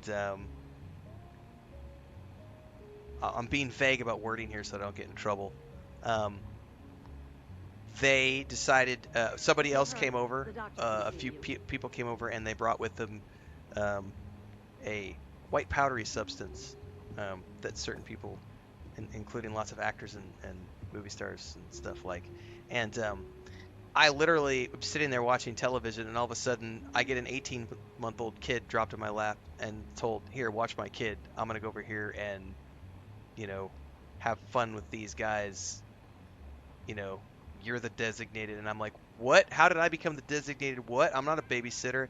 And I remember that was the moment I left. That was the last time I ever, like, I left that night, and I never associated with those people ever again. Because in my mind, I was like, in what world are you willing to just dump your 18-month-old off onto a relative stranger. Now, I had been in that house a few times, and that they knew who I was and everything else, but I'm still a relative stranger, and you're just dumping your kid on the couch with me to go over here and, you know, that blew my mind.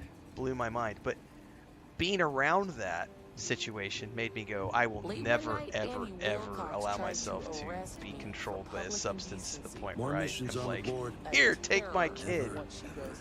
I had my doubts about you initially. Boy, did you prove me wrong. I shouldn't be surprised. I almost feel sorry for the crooks. Almost. Here's your payment. Good to see you. Alright, another one down.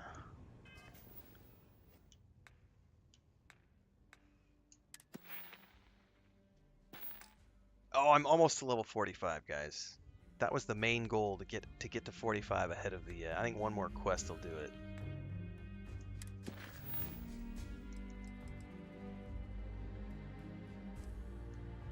Where is this at?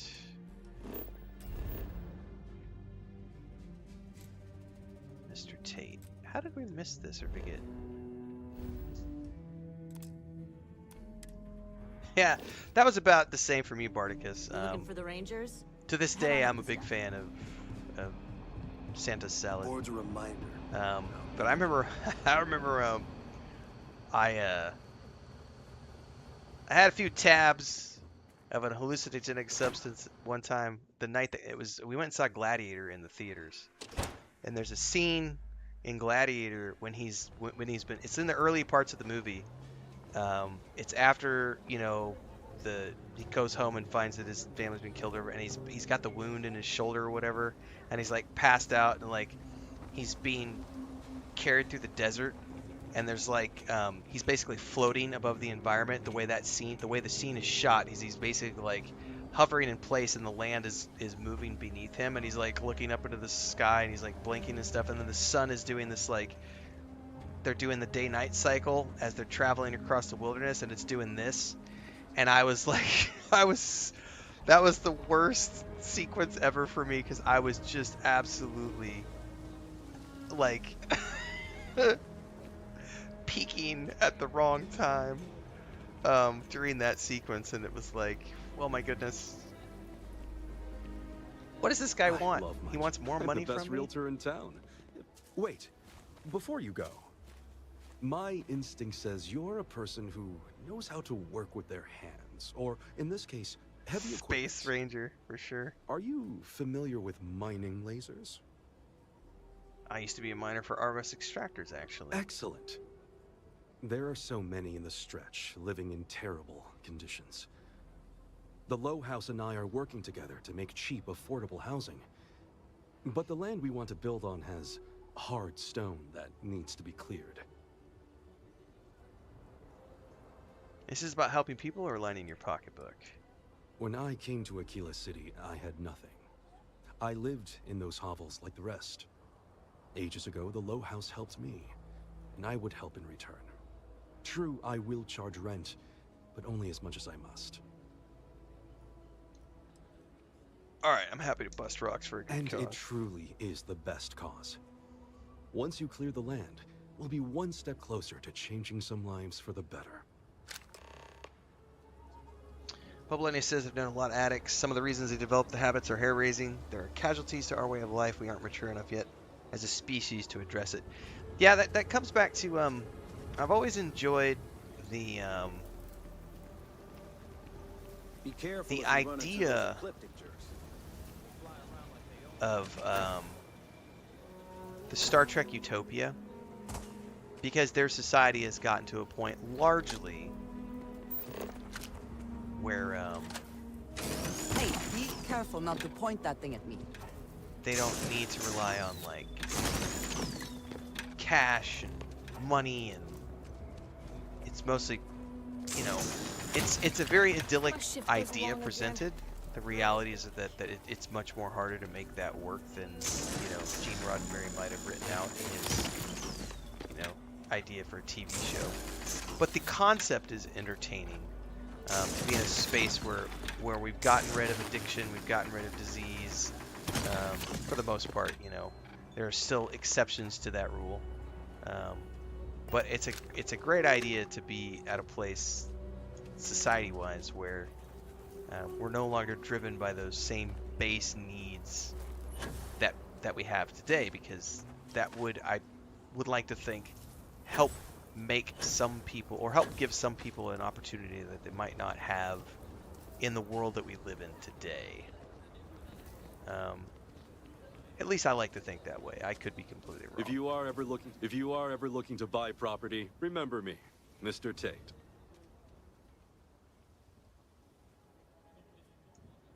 Marvelous. One step closer. I can't wait to tell Ms. Wolf. I know it's not much, but this is well earned.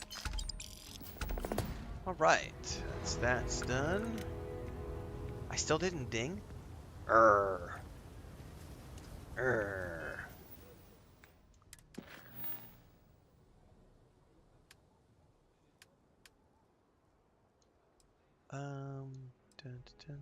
Dun. That one I can't do. That's the one where I need like 50 potatoes, and I'm never gonna get 50 potatoes. I could definitely rescue the hostage. That might be enough to do it.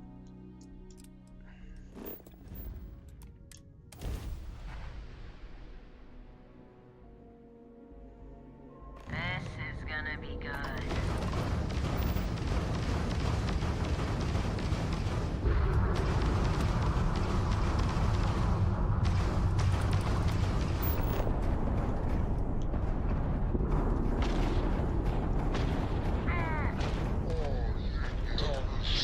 System down.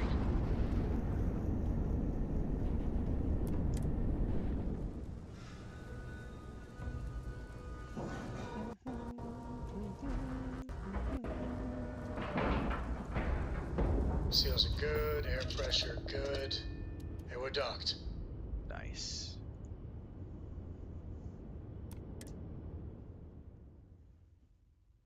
We have no idea how well armed they are. Assume the worst. Let's go ahead and burn up some of this ammo. Bubble Eddie says Starfleet idealism is what happens when everyone agrees to put their shopping carts back after using them and it actually works, but we're not there yet. It's fun to encourage it, yes. Yeah, Mags, for real. These hostage missions, you can't blow up the ship. So you can take it all the way down and then it just automatically like disables it. And rather than blowing it up by accident, it's just like, oh, you've damaged it to the point where it's no longer operable. That way you don't accidentally blow up the hostage.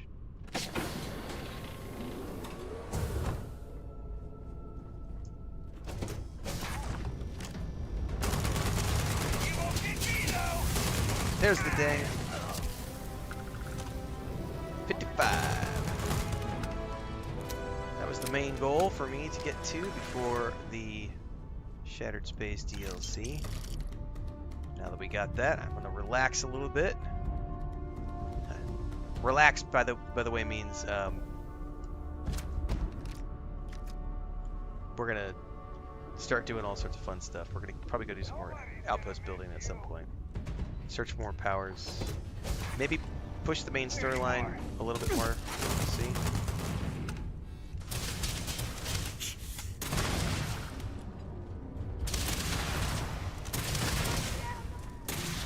Good job. I'm so happy I gave her that, like, rocket launcher thing. Why was level 45 my goal? It was an arbitrary number because my character was like level 38 or 39, so I went, hey, I think I can get to level 45 over the next, 8 or 10 days.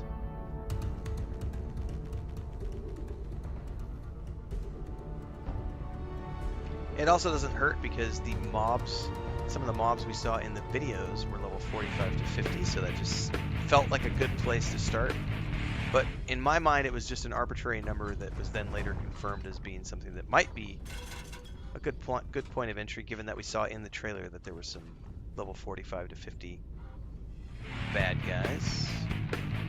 Welcome to the channel, guys. You guys go Crow, George King, Sir James, everybody on Twitch and YouTube respectively. Thanks for the Profit follows. is never necessarily the aim, but if there is something worth taking...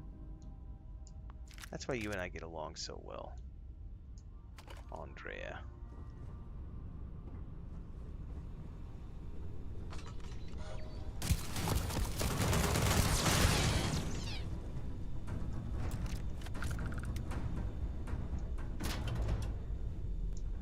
Nah, there's no reasoning behind it. Literally, it was just an arbitrary number that I was just like, I think that's achievable before the expansion drops. There was something out there. It's gone now.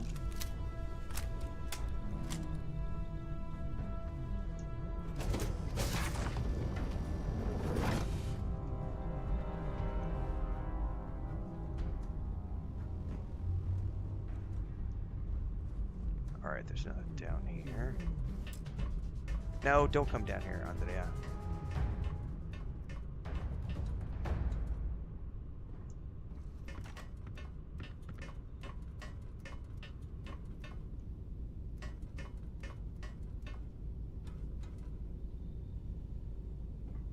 Oh! I fell.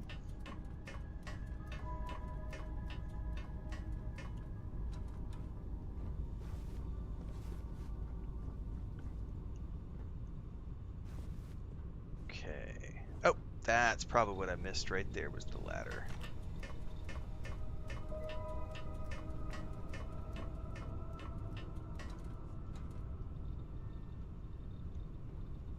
Or not. Is this just a storage? I can go up one more.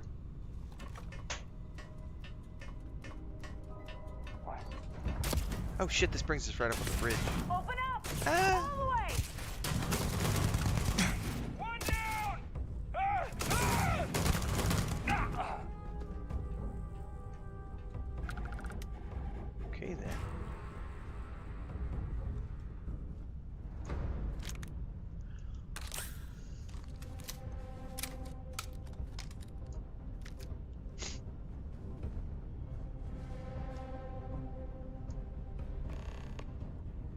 Okay, now we need to talk to Andre, huh?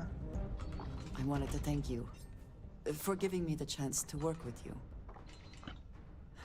I know we met under unusual circumstances.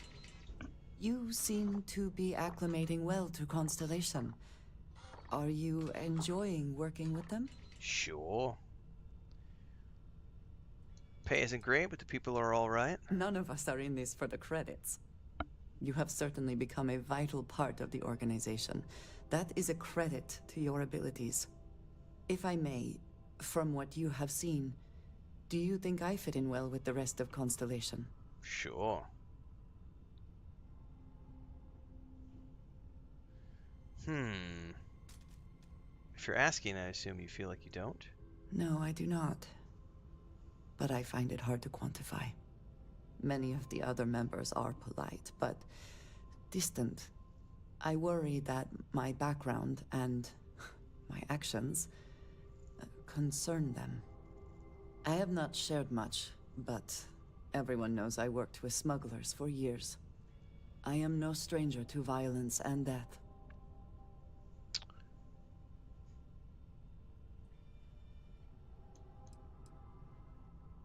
I'm sure you did what you had to. Yes, exactly. I survived. That was the only goal. For those that have not lived it, it can be difficult to imagine or accept. Others here have seen conflict, but for more noble causes. Vladimir is the only one here who can begin to understand. This is a very interesting conversation given what we were just talking about earlier. Pressed the group to because there is an aspect of survival. I lack his charm. He puts others at ease. Which, I fear my presence does the opposite. I think that if you've ever been in a place where you were on the brink of survival, it changes the way you view life. Legit.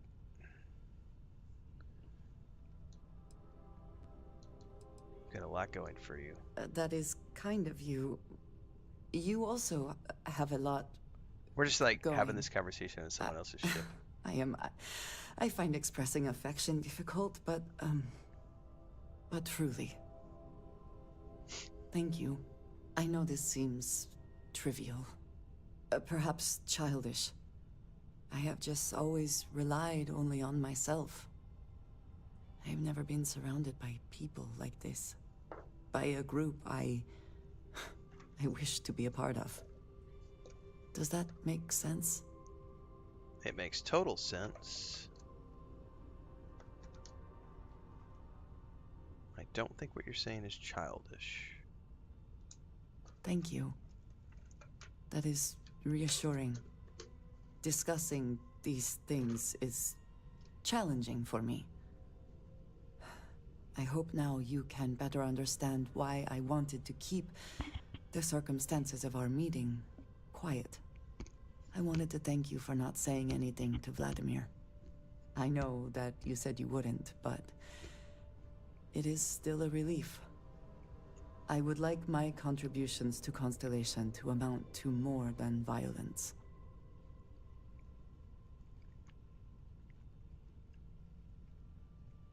It was clearly important to you that I not say anything. Indeed it was. And now I hope you can see why. Thank you for talking this over with me. It is good to know that at least one member of Constellation understands me. Be careful. I don't think you got them all. I totally got them all. Why do I still need to talk to you? I think there's still more of them out there. No. Like, we completed that quest. Rescue the prisoner at the Freestar Caravan.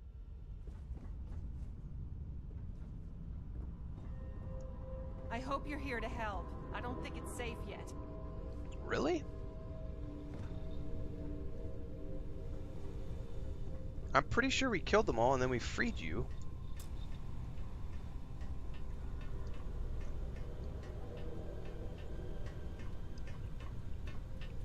Do I have sense star stuff? Like an ability? Maybe. I don't know. We were collecting powers earlier and I wasn't paying attention. I was literally just grabbing powers.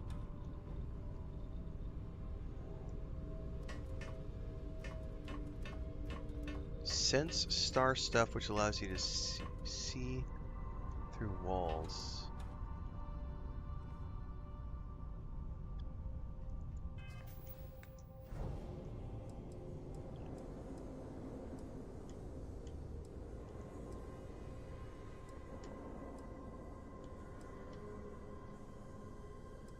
Sense star stuff.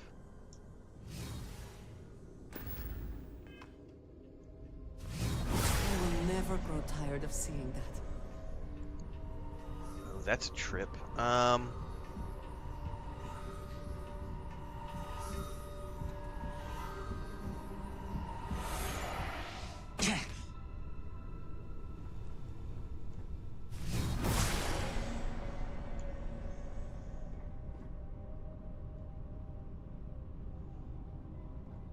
I think it might be bugged. I'm pretty sure I cleared this whole ship out. I wonder if we get off and go back to our own ship if it'll trigger it.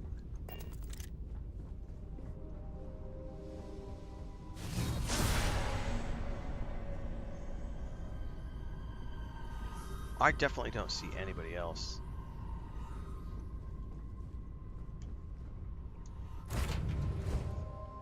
Just wait. Metroid says wait until ChatGPT level of interaction with NPCs in games gets full implementation. That will be interesting.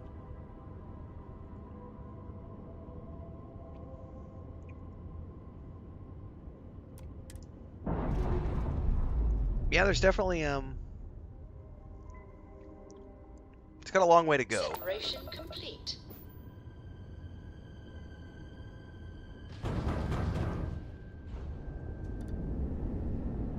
Engage and blow them to shit.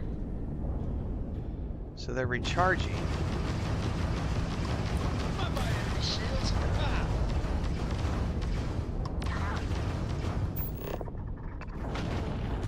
This is interesting. I think this bugged out. Yeah, it might be the case, George. I've never had one bug out on me before, but I'm thinking this one did bug out. Seals are tight. We're docked. I wonder if it respawned the guys inside.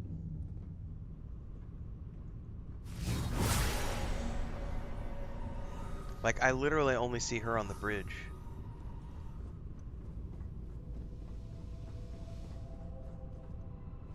There's no one else on the ship.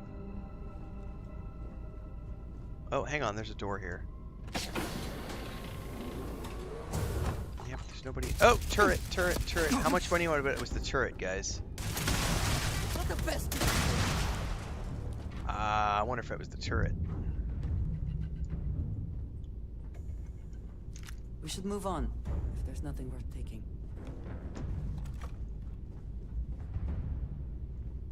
I can't thank you enough. I thought I was dead. Just Yep, it was the turret. Dead. You Rangers are something else. All in a day's work. You Rangers.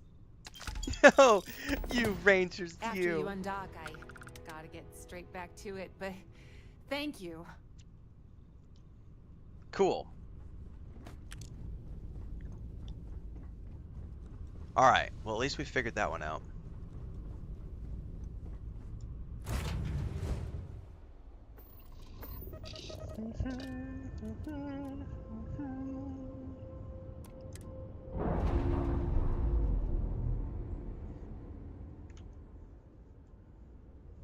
And we're away. Tim Horn says, I think the outpost building... How are you enjoying your playthrough, Tim? Tim says, I think the outpost building resource implementation is better in this game than in Fallout 4. I think it's a good base starting point. I definitely see some weak areas in the outposts here that could use some improvement, like quality of life polish, but the game's only been out for a year. So, you know, it remains to be seen what Bethesda's going to do with it over time. But I would love to see some improvements with like better storage, bigger storage. Joe California had a really good comment the other day on. I gotta go find that video really quick, and I'll bring this up. I gotta find the comment first. It was on that Outpost building episode we did. 3 simple, yeah, here it is. Joe California said 3 really simple fixes I would love to see in storage or in Starfield Outpost building. Unlimited storage linked to your workbench. To be able to simply link all the outposts without building those incredibly difficult cargo links. And easier manipulation of physical objects for interior decorating. Because there is some wonkiness. I agree with all 3 of those points.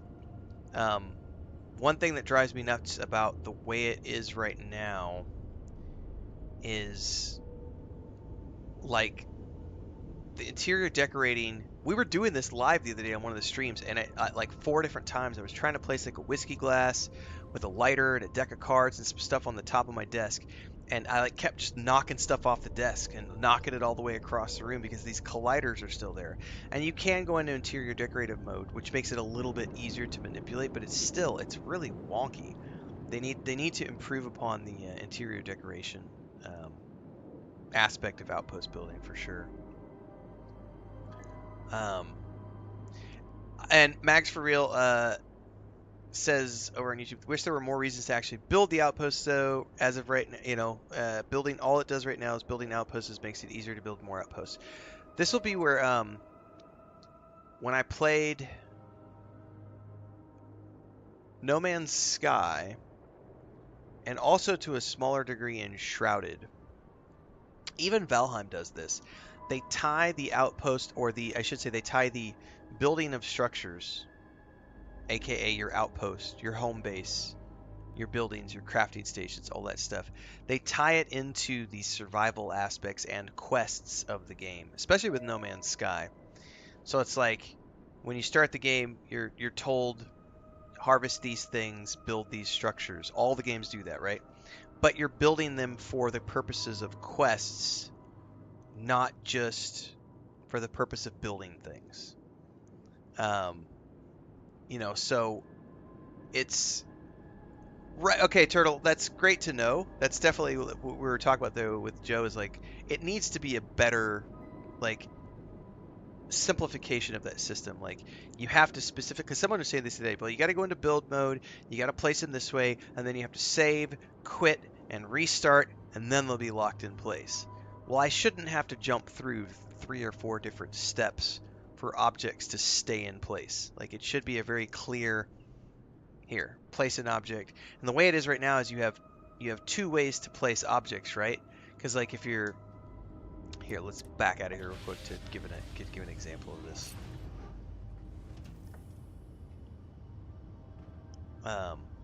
Because right now I could like find an object in here like this, and I could pick it up, right?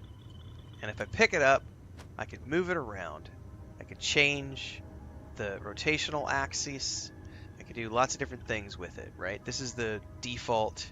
And then this way, like, you can totally like drag shit around and like knock stuff off just like that, right? That's annoying as fuck, and it needs to be fixed. Like, this is not something, like, they need to make it so that if the object is picked up and you're moving it around like this, there's no collider. There should not be a collider on this object when I am manipulating it through the environment. There could be, like, you know, red for no, green for yes, whatever you need to be, but it should not, like, knock other objects off when you're manipulating it in the space once you have it picked up. That is something that definitely is a quality of life fix that needs to be fixed and needs to be worked on. But it's not a big deal. It's just one of those things that would be nice if they changed that. Now, if you go into, where's the build mode here, the decoration mode? It's a little bit better. And here's the thing, like, when you go into build mode, you have to make sure that you're not touching anything. And then, like, go over here and touch the notebook. So now you have what I was just talking about. You could have, it's red because it can't be placed there, right? This is great. This is really great that it shows you this. And then this, you'll notice it doesn't knock things around. It doesn't have a collider on it when you're in build mode. But the thing is the fact that you have to know about build mode in the first place to get to this mode. The default for everyone, because remember, they just added like interior decoration mode in May, right? Outpost building has always been there for but for ship decorations as an example. So there's no real tutorial that shows players this. So if you didn't know that this mode existed for placing things, you're just going to be over there grabbing a notepad, picking it up, and then trying to place it on a desk and getting extremely frustrated because it's knocking shit off and stuff's going on the floor and it's getting rocketed across the room and all these different things. Like, that's a quality of life thing that definitely needs to be fixed. Like, to make the decoration system more accessible, more entertaining, easier to use. Alex says, been working all day, just realized that they dropped the first full teaser for The Last of Us Season 2. Yeah, I can't wait. It's going to be good.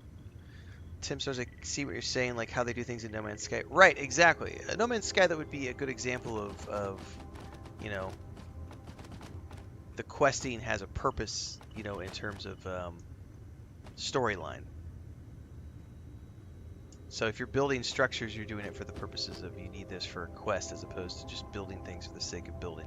Because here in Starfield, it's very much just you're building things for the sake of building. Like the Outpost building is, you're just doing it because it's an extra part of the game that you can choose to participate in.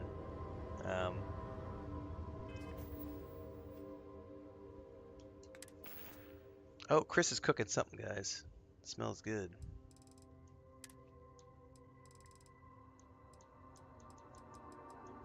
Let's eat some more spiced worms. Not everything in the galaxy needs to come with us, you know.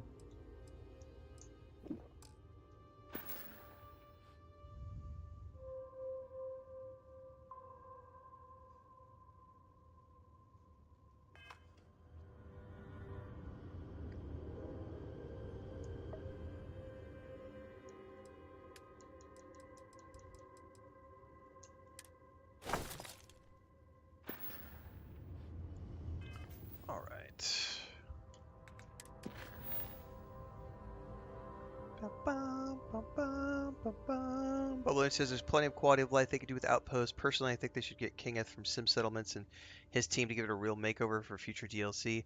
Yeah, I mean, I think especially if you look at there's a growing audience who just like to build things in games. Perfect example of this is looking at all the like little crafting building sims that are coming out over the last year into next year. Tales of the Shire as an example is just purely a crafting, building, farming, gardening sim.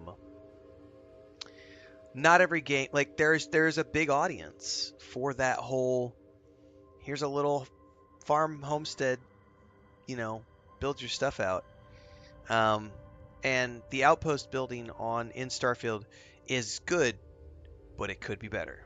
But I'm also willing to look at it through the lens of, say, No Man's Sky and saying, because a lot of people will look at No Man's Sky and say, oh, it's so much better and it does this so much better. And you're not wrong. It's also had 8 years of patches. Starfield has had 1 year of patches. No Man's Sky has had, I don't know how many how many updates they've done, like 30. It's been a lot. They've done a ton of updates over the years to the game, not just patches, like actual updates, adding all these things to the game. We've only had, has it been 3 major patches since this game went live, or 4? I might be off on that number, but I feel like there have been 3 or 4 major patches for Starfield in a year. And if they kept that cadence up for 8 years, they would have 30 updates, 30 patches, like No Man's Sky has. Like, so I feel when people try to make a direct comparison, it's not a fair direct comparison, because it's like, it would be a cool thing for Bethesda to focus on if they wanted to. But they're also trying to build story DLCs, and they've never been known for only being about crafting and survival, right? Their games have always been RPGs first and foremost. So I think it would be great to find another team, like you say, Bubbleoni, like get an outside team to come in and just completely polish that outpost building. That could be a lot of fun.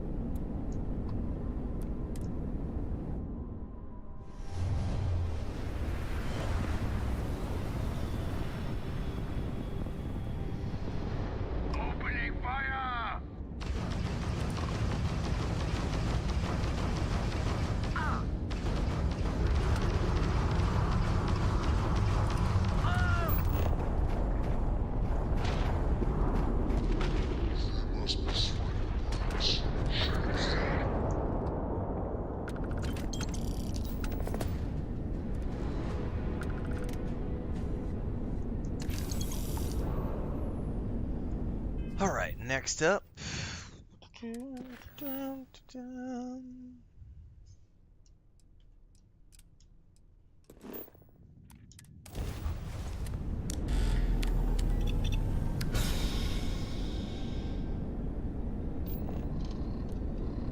It's interesting, Dennis. I ran the Red Mile the other day for a quest, and apparently I can go back and run it again. We probably will after I knock these 2 quests out. Nice. By the way, guys, we're way beyond our normal starting point. I'm not going to do 2 streams today. We're just going to roll on through. We've got a good audience today. We're still rocking like 55 to 65 viewers, and as long as we keep that kind of viewership, I'm just going to keep going. We're 4 hours in. I will be taking a moment, I'll be taking a break here shortly to like eat some. I won't stop the stream. I'll just go grab something to eat. Chris is cooking, but we're just going to pile on through today. Probably go for at least 6 hours. What am I saving my points for? To double check that I don't need anything for outpost building. So at some point in the next couple of days, I'm going to do another outpost building push. And I want to make sure that I have points saved up for anything I might need to level up. Helix green, ready to land.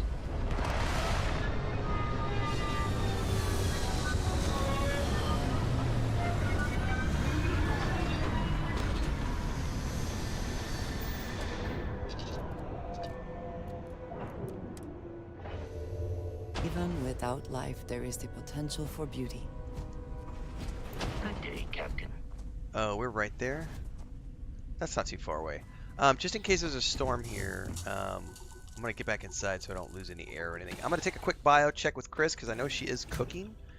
So I want to check time on lunch and everything. Otherwise, like I said, we're going to keep going as long as we are having a good turnout for the stream. Numbers are good right now, so we'll keep going until they're not.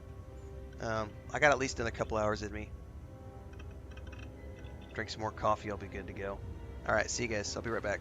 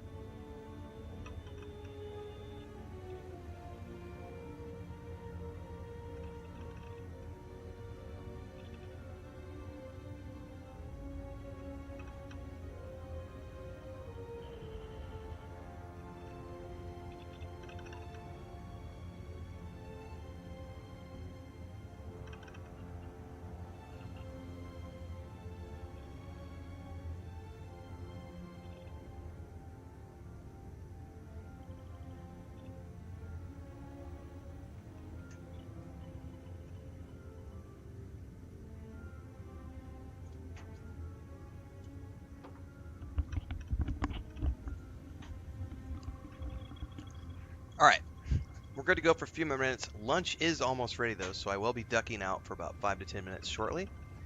I'm going to keep the stream going when I do. Chris made burgers and fries, so I'm going to go get some nom-noms here in a minute. But the plan today is, everybody, we are going to just keep going today, so I'm not going to stop and take a break like we normally do. Schedule's a little different today, so we're just going to push on through the afternoon here.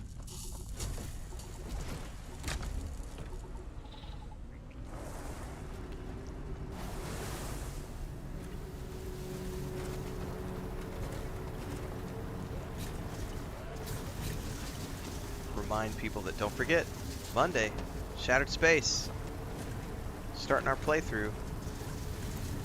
Don't know what time yet. I'm hoping that Bethesda will publish a release window schedule at some point. Kind of let us know.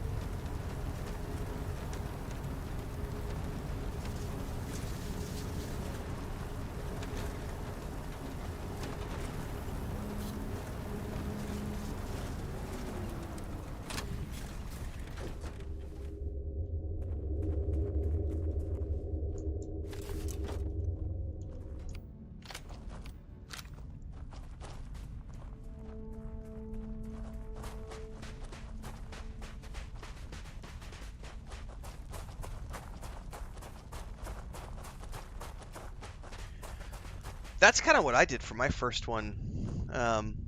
My first playthrough, Mags. It was like 300 hours of me just rolling around space, shooting pirates. I just had so much fun with the space combat the first time through the game. It was just a lot of fun for me.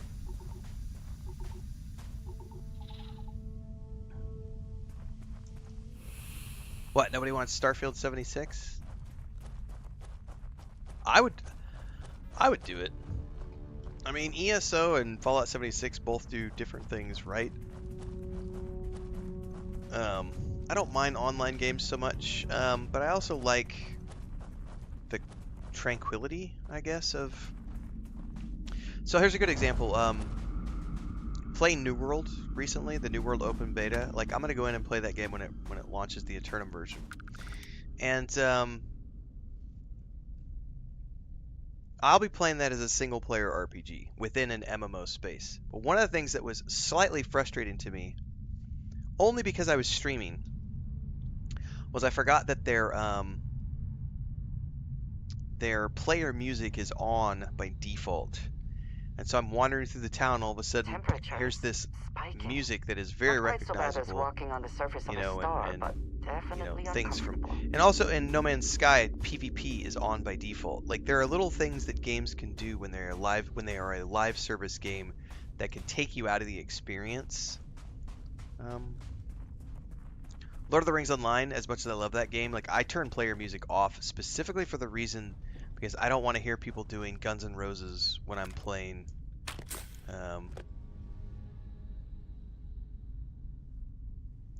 George King says, I thought the schedule was posted, 11 a.m. Oh, I'll come out there and eat, honey. I'll come out in the kitchen. I'll be there in a minute. Give me a second, guys. Before I go, let me go double check that schedule. I didn't know a schedule had been posted.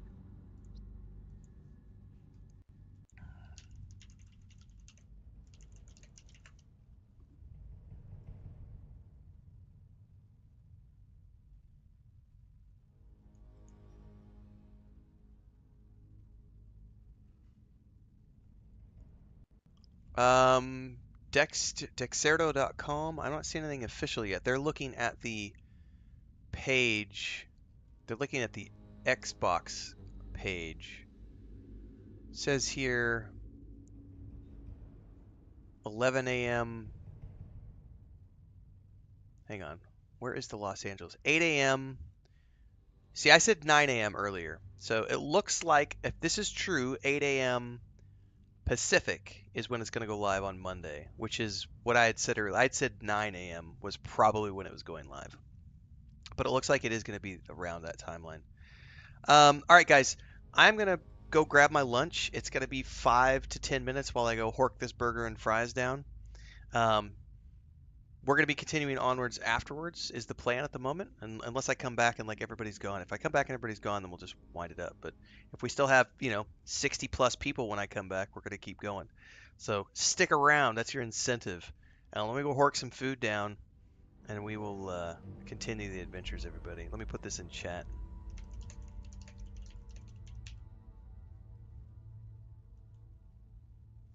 All right, guys. I'll be back.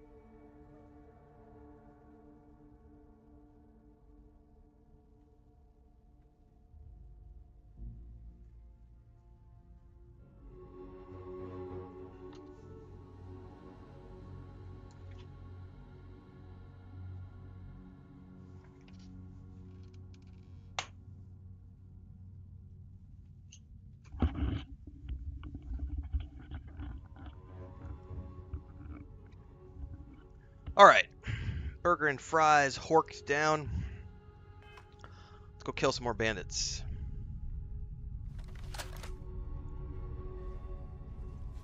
Antimicrobial.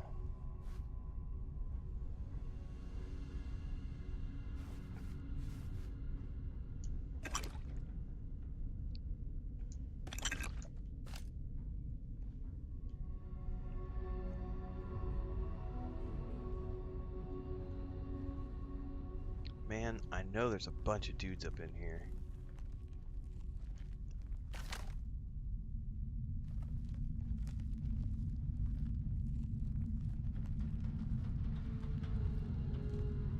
God, I don't see anybody at the moment. You know they're around here.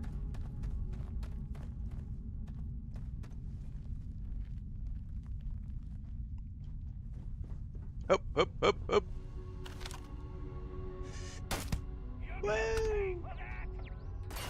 Oh, I triggered all sorts of them.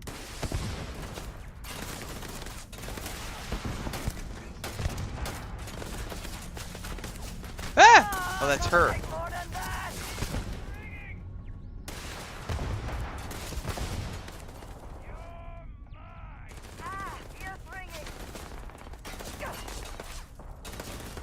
Duck behind there. Come on, show yourself.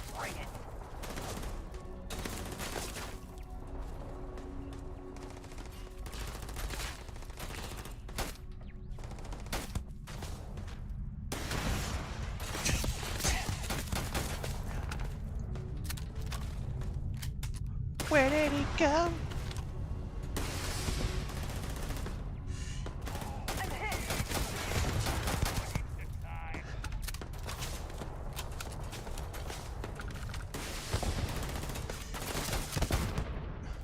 I just saw the name, the Pirate Rover, and I don't know why, but that old Irish song just popped into my head. I've been a wild rover for many a year, and I spent all my money on whiskey and beer.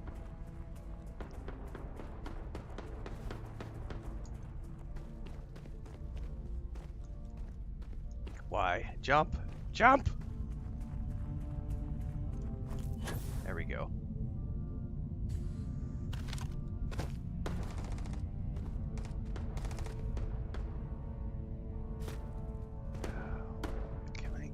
That guy. Take your best shot. There's a mosquito. Okay, that one's down.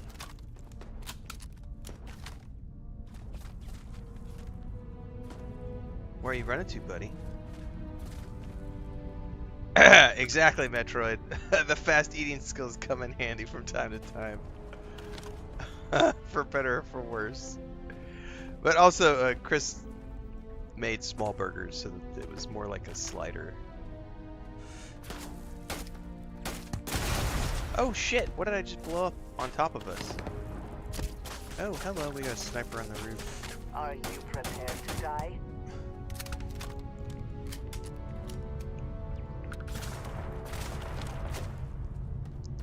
Oh, it's a turret.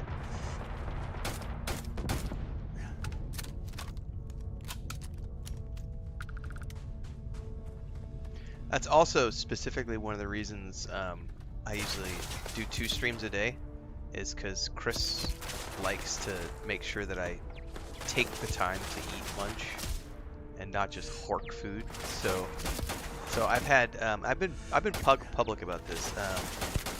I have a hiatal hernia, a sliding hiatal hernia, which can flare up from time to time. So one of the things that causes it to flare up is if I overeat and then go do activities or whatever, it can slip. And so I have to be very careful about portion control. And as I've gotten older, and not horking food down generally helps. Always worth checking. Never know what you might find in their pockets.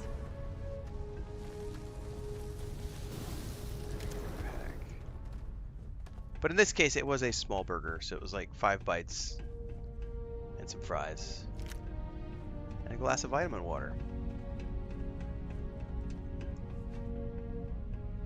breakfast is usually what we eat. Breakfast is usually our big meal, which we've been eating that outside on the homestead streams, usually around 7:30, 8 in the morning.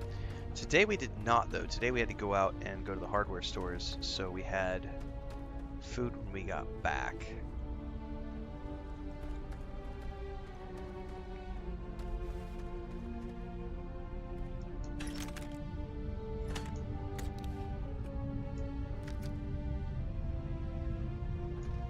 See kit.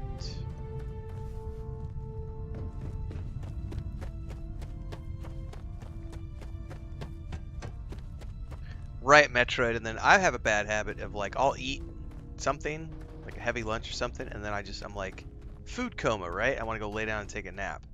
And then as I've gotten older, that turns into I wake up with indigestion, and it's not fun.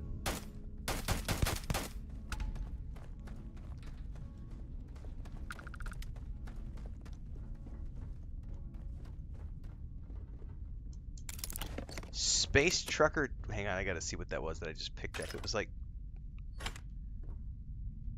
candy, I think. Hold up. What was that? Space Trucker Bar Duds. Never mind. I thought it was like Space Trucker Chocolate Duds or something. I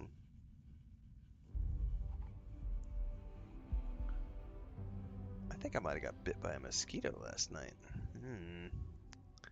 Let's drop this.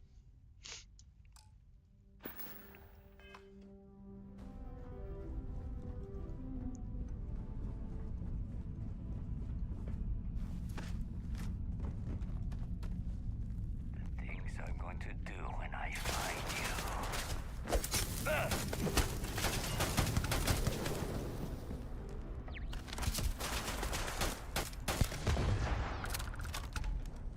I think we've officially cleared all the bad guys out of here.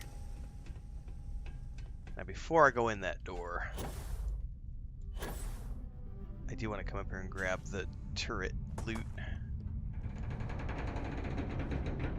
Come on now. Oh, there's some stuff right here too.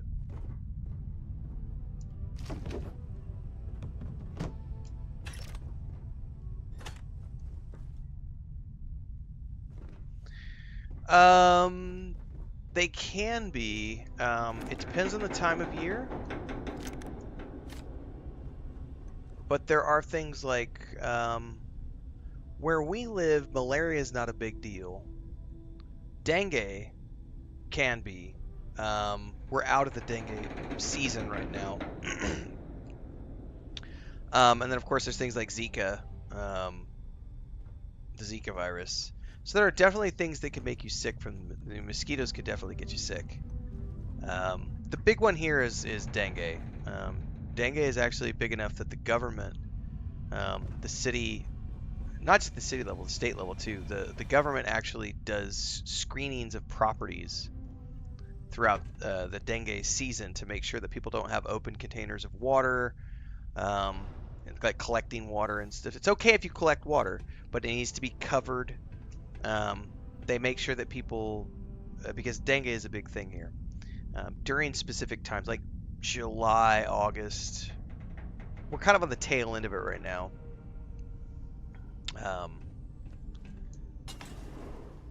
Dengue won't necessarily kill you, but you might want to die while you've got it. Like, it's not, I think it's called it's bone fever, bone ache fever, something like that. I forget the exact terminology for it. But it's not pleasant. It can kill you. Dengue can be fatal if you have like a weakened immune system and stuff. But it's just, mosquitoes are way more than pesky where we live. They are more than just an annoyance. They are definitely a, like, they can make you sick. So we try not to get bit, but if you get bit, generally speaking, it's not that big of a deal. The big thing where, and this is in a lot of places in the world, if you don't follow, I think there's a pair of brothers who do science stuff on social media. One of them is, believe it or not, it's Hank Hill, and I think his brother is another Hill. But they do like science stuff on social media.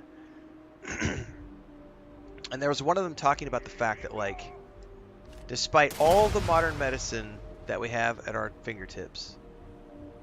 And all of the vaccines and everything that we have, right? Everything that we have as modern society. There is one disease that has been around forever and that has not been eradicated no matter what we do, and that's tuberculosis. And it's everywhere. It's in every country in the world. It's more prevalent in some countries because people don't go get medication for whatever reasons. It cannot be prevented, per se. There's no vaccine against it. It has not been eradicated. It's just, it's a respiratory illness that you have to, you just want to stay away from people who have it. And if you get it, you're going to be sick for months, and you have to just accept the fact that you're going to be sick for months.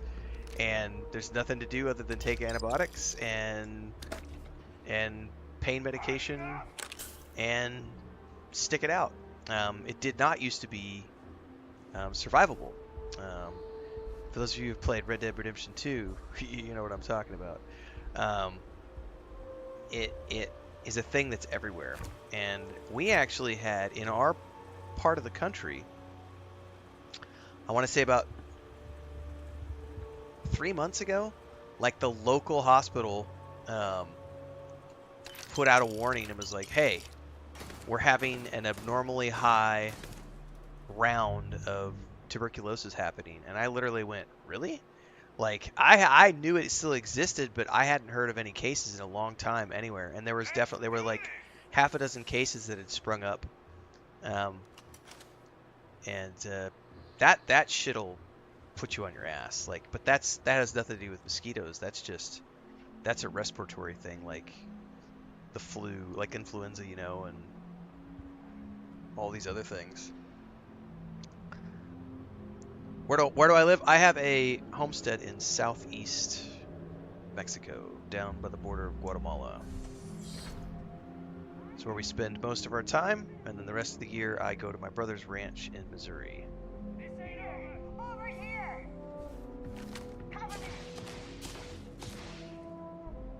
I don't think they can get me in here. That window's gonna protect me.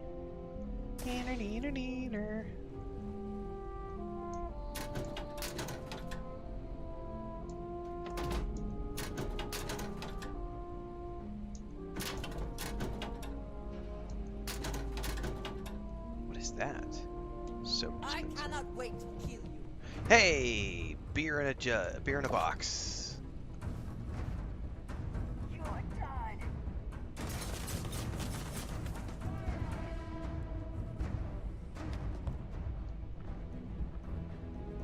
What is that? Blender base. I don't need a blender. Are you prepared to die? Update friend foe settings. Recalibrate friend foe settings.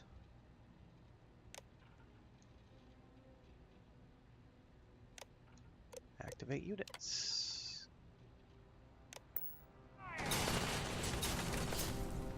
Have fun with that, guys. I am engaging the enemy. This one's mine. Oh, I can't open that door.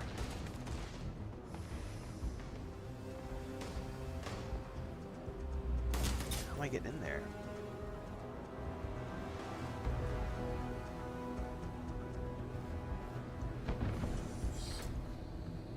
I guess we're going across this bridge, probably.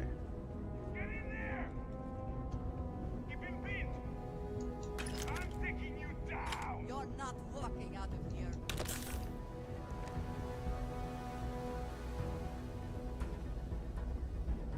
Oh, hello.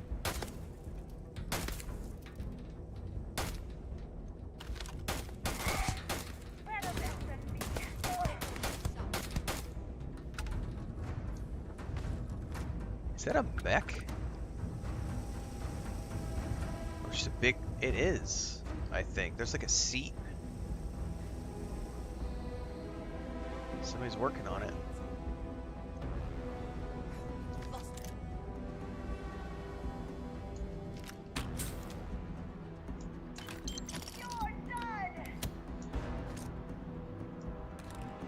Ooh, we got a tablet. It has come to our attention that some of you may have programmed our robotic assets to perform inappropriate tasks. In no way should our robots be used for fetching, brewing, or distributing coffee, and should be never be treated as personal servants.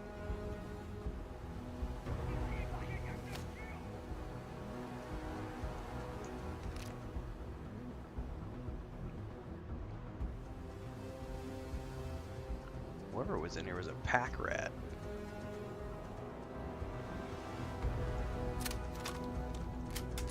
Oh, that's another robot bay, which we can't open at the moment.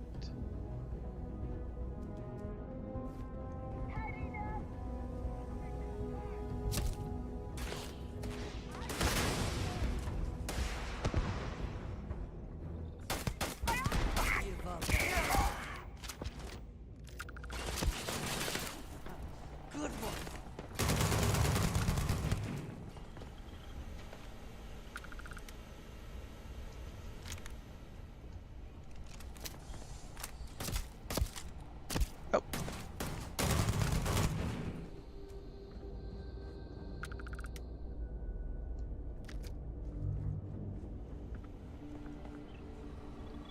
Oh, emergency power cell. Those are used for doors sometimes.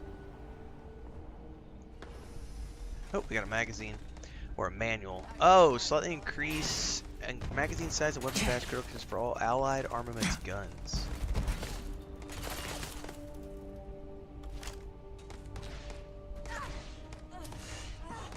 Come on, peek your head out.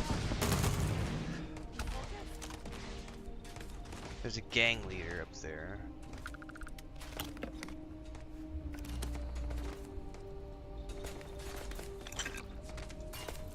You cannot beat me.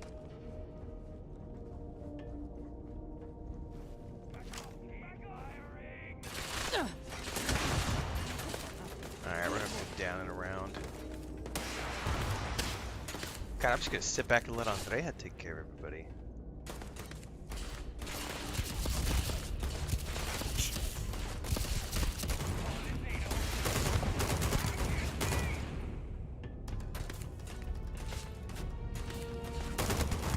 Peek your head out again, Peckerhead.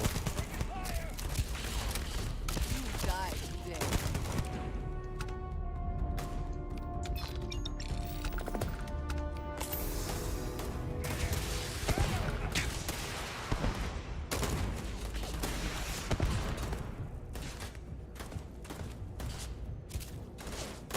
I cannot wait to kill you.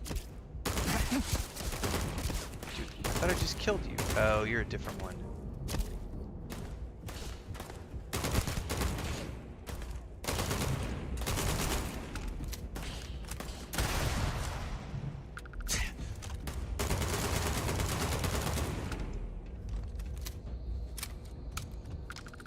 Yeah, nothing like read a comic book while I'm getting shot. Did they have anything of value?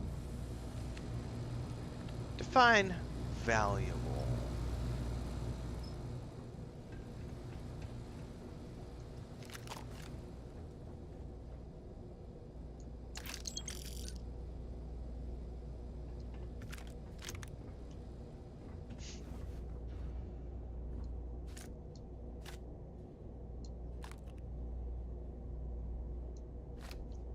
We're getting lots of crafting components, which are going to be useful when we go back to the Outpost build.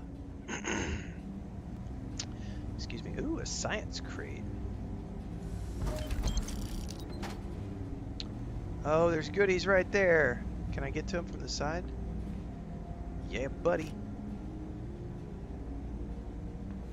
Oh, I can't get to that one, though. Only the one. I'm not going to take another power cell because usually you only need one.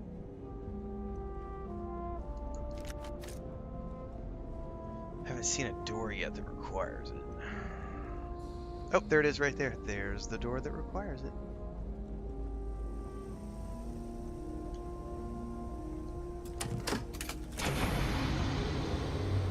This will be that door that I couldn't activate from the other side. Perfect. How far ahead am I compared to the Outpost building series? Quite a ways ahead. I think episode 5 is going to air today. I have not scheduled it out yet. So whenever I finish the stream today, I will then go over and schedule the 5th episode to come out. I mean, shit, we could probably do that. At the very end of this, I could probably just go set it up as a premiere. It'd take about 5 minutes to do, and then we could just roll from this into that. But one way or the other, the next episode's coming out today. I'm just doling those out one episode at a time. And I think I think I've recorded 15 episodes. So we're several hours in. Because each episode is 30 minutes long. And I think I've got 15 episodes uploaded to YouTube. And we've only aired 4. So the 5th one goes live today. So we'll be airing those for the next couple of weeks. Plus, I've still got more work I'm going to be doing on it. We'll probably do some more Outpost building. Man, it's hard to say. I hit my goal of level 45, so you know we might do some Outpost stuff tomorrow because I have a whole bunch of new crafting supplies, and I got to level 45. I did all of the power quests that we have available at the moment. So to be honest with you, there's nothing holding me back from going and doing more Outpost building.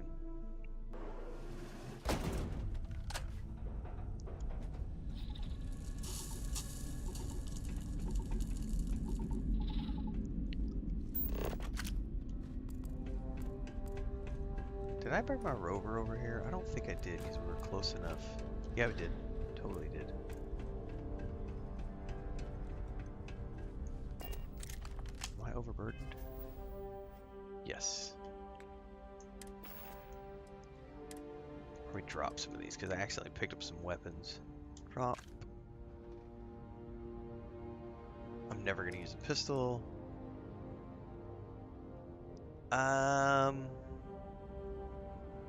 Shit, that thing's got a ton of ammo. Burn up the ammo. I've also got the Lawgiver. What's the fire rate? 10. I really don't like these.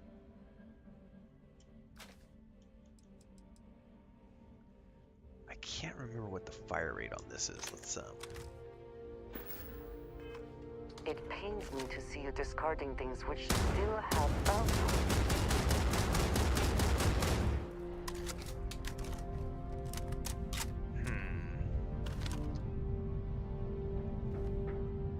I might go try this out somewhere. Let's see if we can't go find.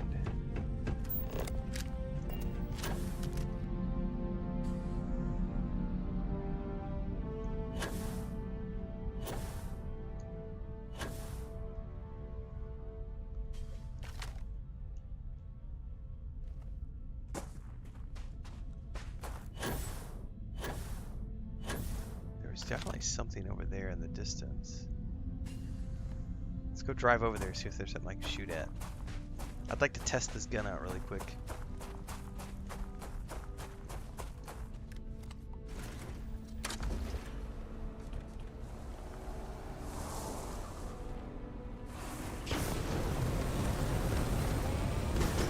Woo!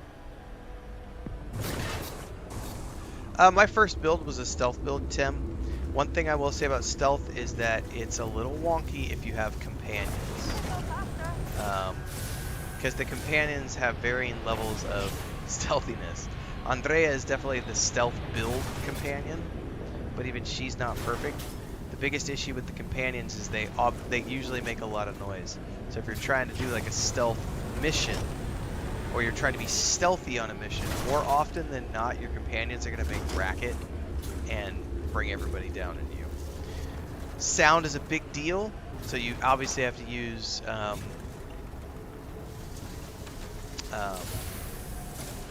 any sort of suppressors on your weapons and stuff.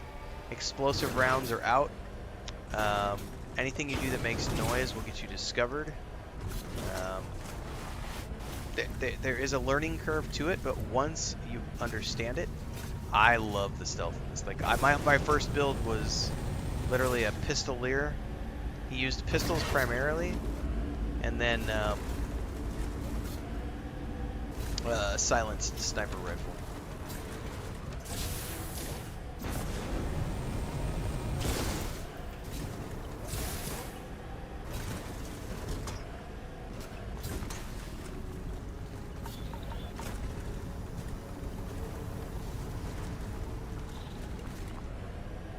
Man, I totally saw something over there on the horizon. I wonder if we can.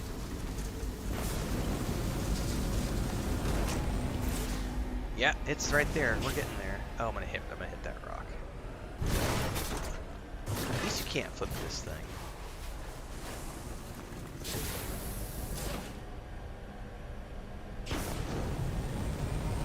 You have a knack for these basic killer gymnastics. I've enjoyed this one for that reason, United. Like this second playthrough, I've done like guns blazing, and I've had a pretty good time. It wasn't the build that I thought I would enjoy, but it's been pretty fun. Like I went, you know, I'm a UC soldier, and so I went automatic weapons and big armor and lots of strength to carry shit around. And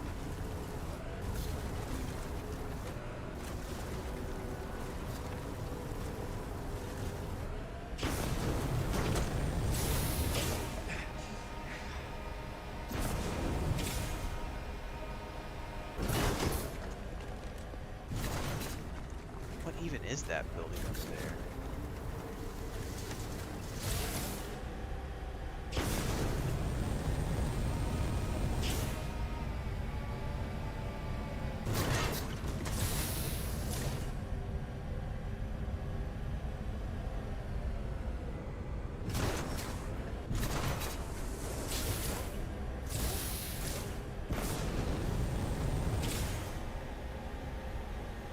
That was thrilling.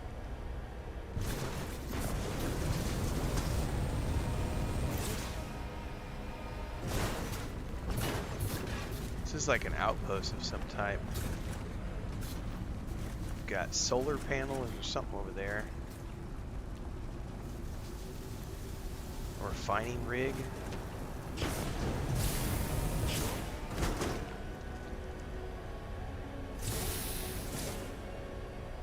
You'll get there in no time.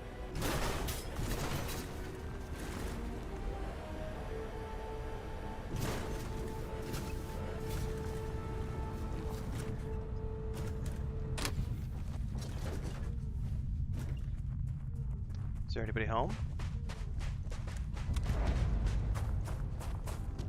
Uh-oh. Dead bodies. Crispy alien nuggets, baby. Do your Let body us good. try not to be responsible for any industrial-sized accidents while we are here. I don't cause accidents, Andrea. I clean them up.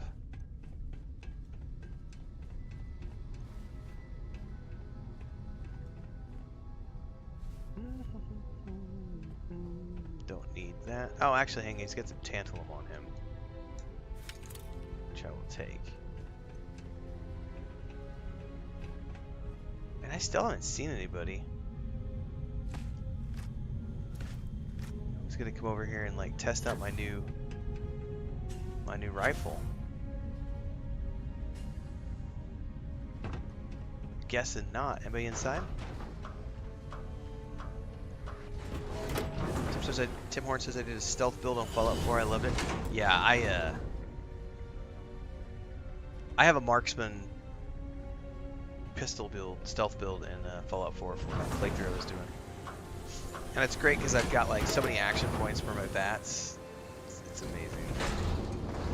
I don't think anybody's alive in this place.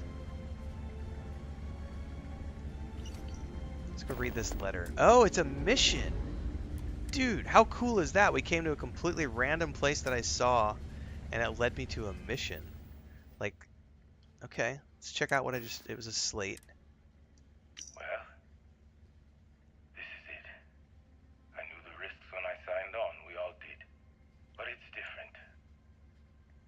Knowing something's possible and knowing that thing is happening, I feel heavy with the certainty of it. Claire, I put off recording this as long as possible. But this is it. There's no leaving this place. There's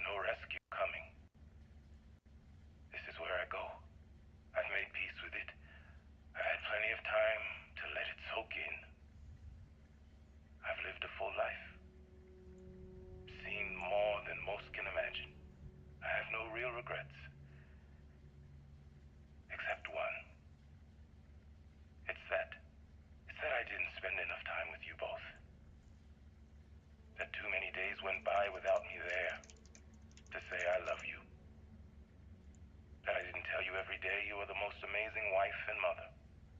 That I'm lost without you. Jamal. This goes back to that. Me that I'll never get to see you graduate the academy. I'll I'll wait never till he's see you done. become a father like me. Better than me. I know you'll be a good man. I see it in you. You care about people. You want to make them happy. You know right from wrong. And you do the right thing. Even if it costs you. Exactly, Metroid. This goes back to that comment. That's what I was gonna say. So proud of you. This is harder than I thought. I remember feeling the hair on your tiny head as you came into this world. And that look you get when you think you're being funny. All I can think about is your smile when you're happy. Your tears when your heart's been broken like mine is now. I can't do this. I'm sorry. Just know that I love you. Both of you. Know that my last thoughts in this life are of you both. That you bring me peace and joy. I have always loved you. And always will. So this is a perfect moment to point out that anytime I hear people criticizing Starfield, right, and they'll say something like, "Oh, the quests sucked. The writing sucked." I will point to examples like this as proof of the exact opposite. There are plenty of moments in any video game where there's good writing, great writing, middle of the road writing. Combined together, they make a unique roleplay experience that is a lot of fun. This kind of stuff right here, emotionally impactful messages about family and love and regret.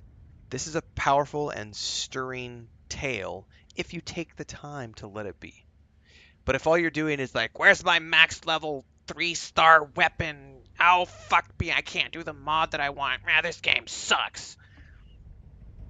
Then you're missing out. Like, that's a you problem, not a game problem. Like,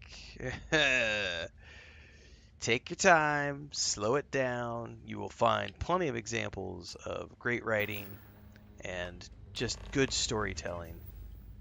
But you gotta be willing to be there for it.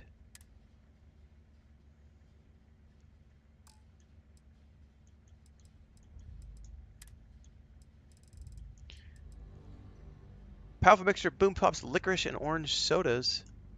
I'll drink that. That sounds actually kind of tasty. Let's have a stick of butter. It is overhated, clearly calculated, for sure.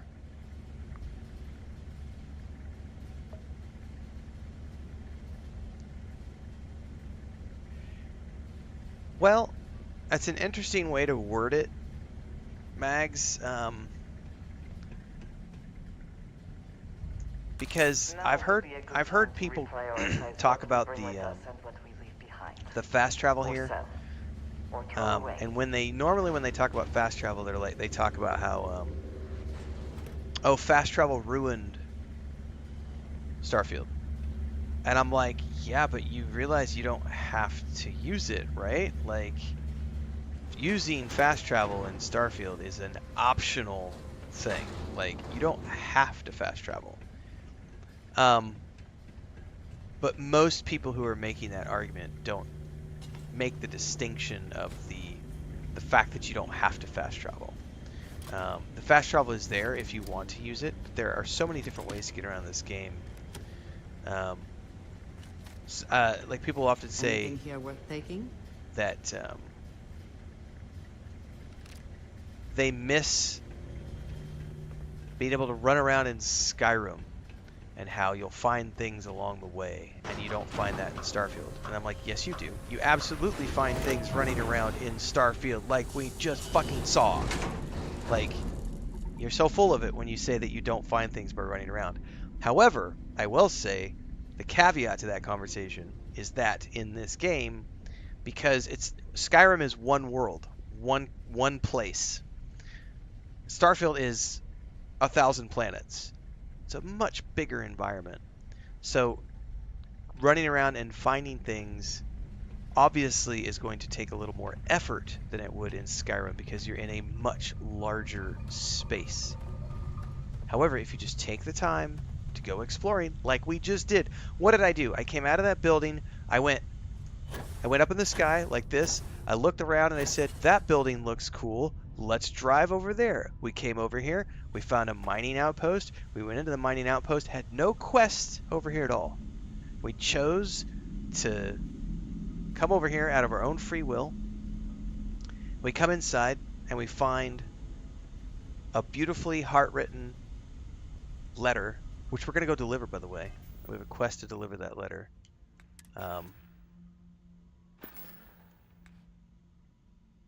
Deliver the audio slate to Claire on New Atlantis. Now, if I wanted to, I could directly set course from here. Other than I'm carrying too much, but we could directly set course from there and fast travel if we wanted to. But guess what? We don't have to. Because you know what we can do? We can go back down to our rover. We can get in our rover. We're going to make that 10-minute trek back to the vehicle, during which we could find other outposts or things to go explore and other things that we could find. And then we're going to get in that ship, and we're going to travel back. We're going to take off the planet. We're going to go to New Atlantis. The game is what you make of it.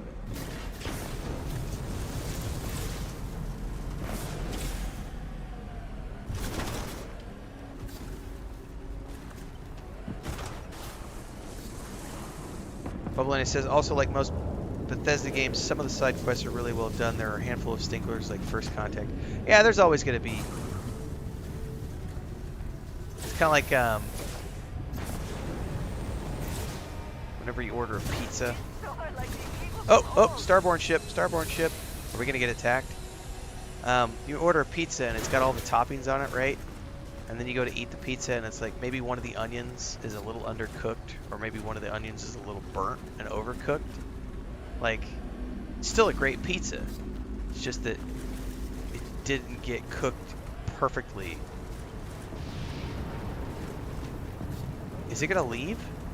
What did he drop down on here for? Come back, starboard. Chicken shit.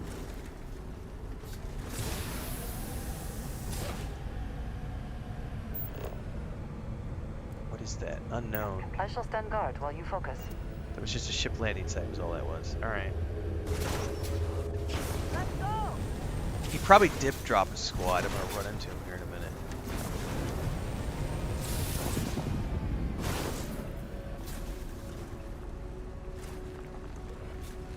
Oh, he totally did drop a squad. Holy shit. I didn't know you guys were legit.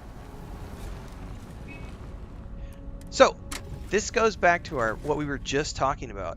The people who claim that there aren't random events when you're running around this game. Like, oh, I miss Starfield, how you could just find random events when you're running around. You haven't actually taken the time to explore the planets and run around in this game. Because if you do so, we are proving all of those people wrong with this very segment of the stream. We just found a mining outpost, and over here, I get a chance to try out this gun. Unless they just disappeared. Where'd they go? I totally saw them a second ago.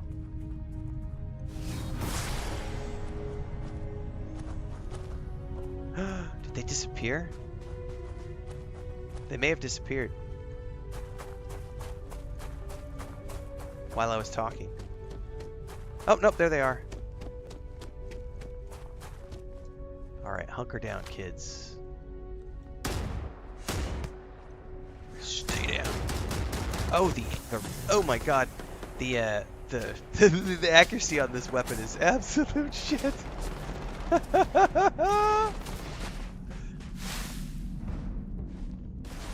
All right, kids. Okay, you're down.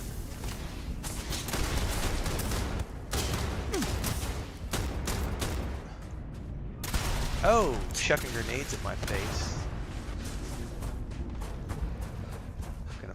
Gonna flank. he's right there. Oh, and then I reload. Bad time to reload.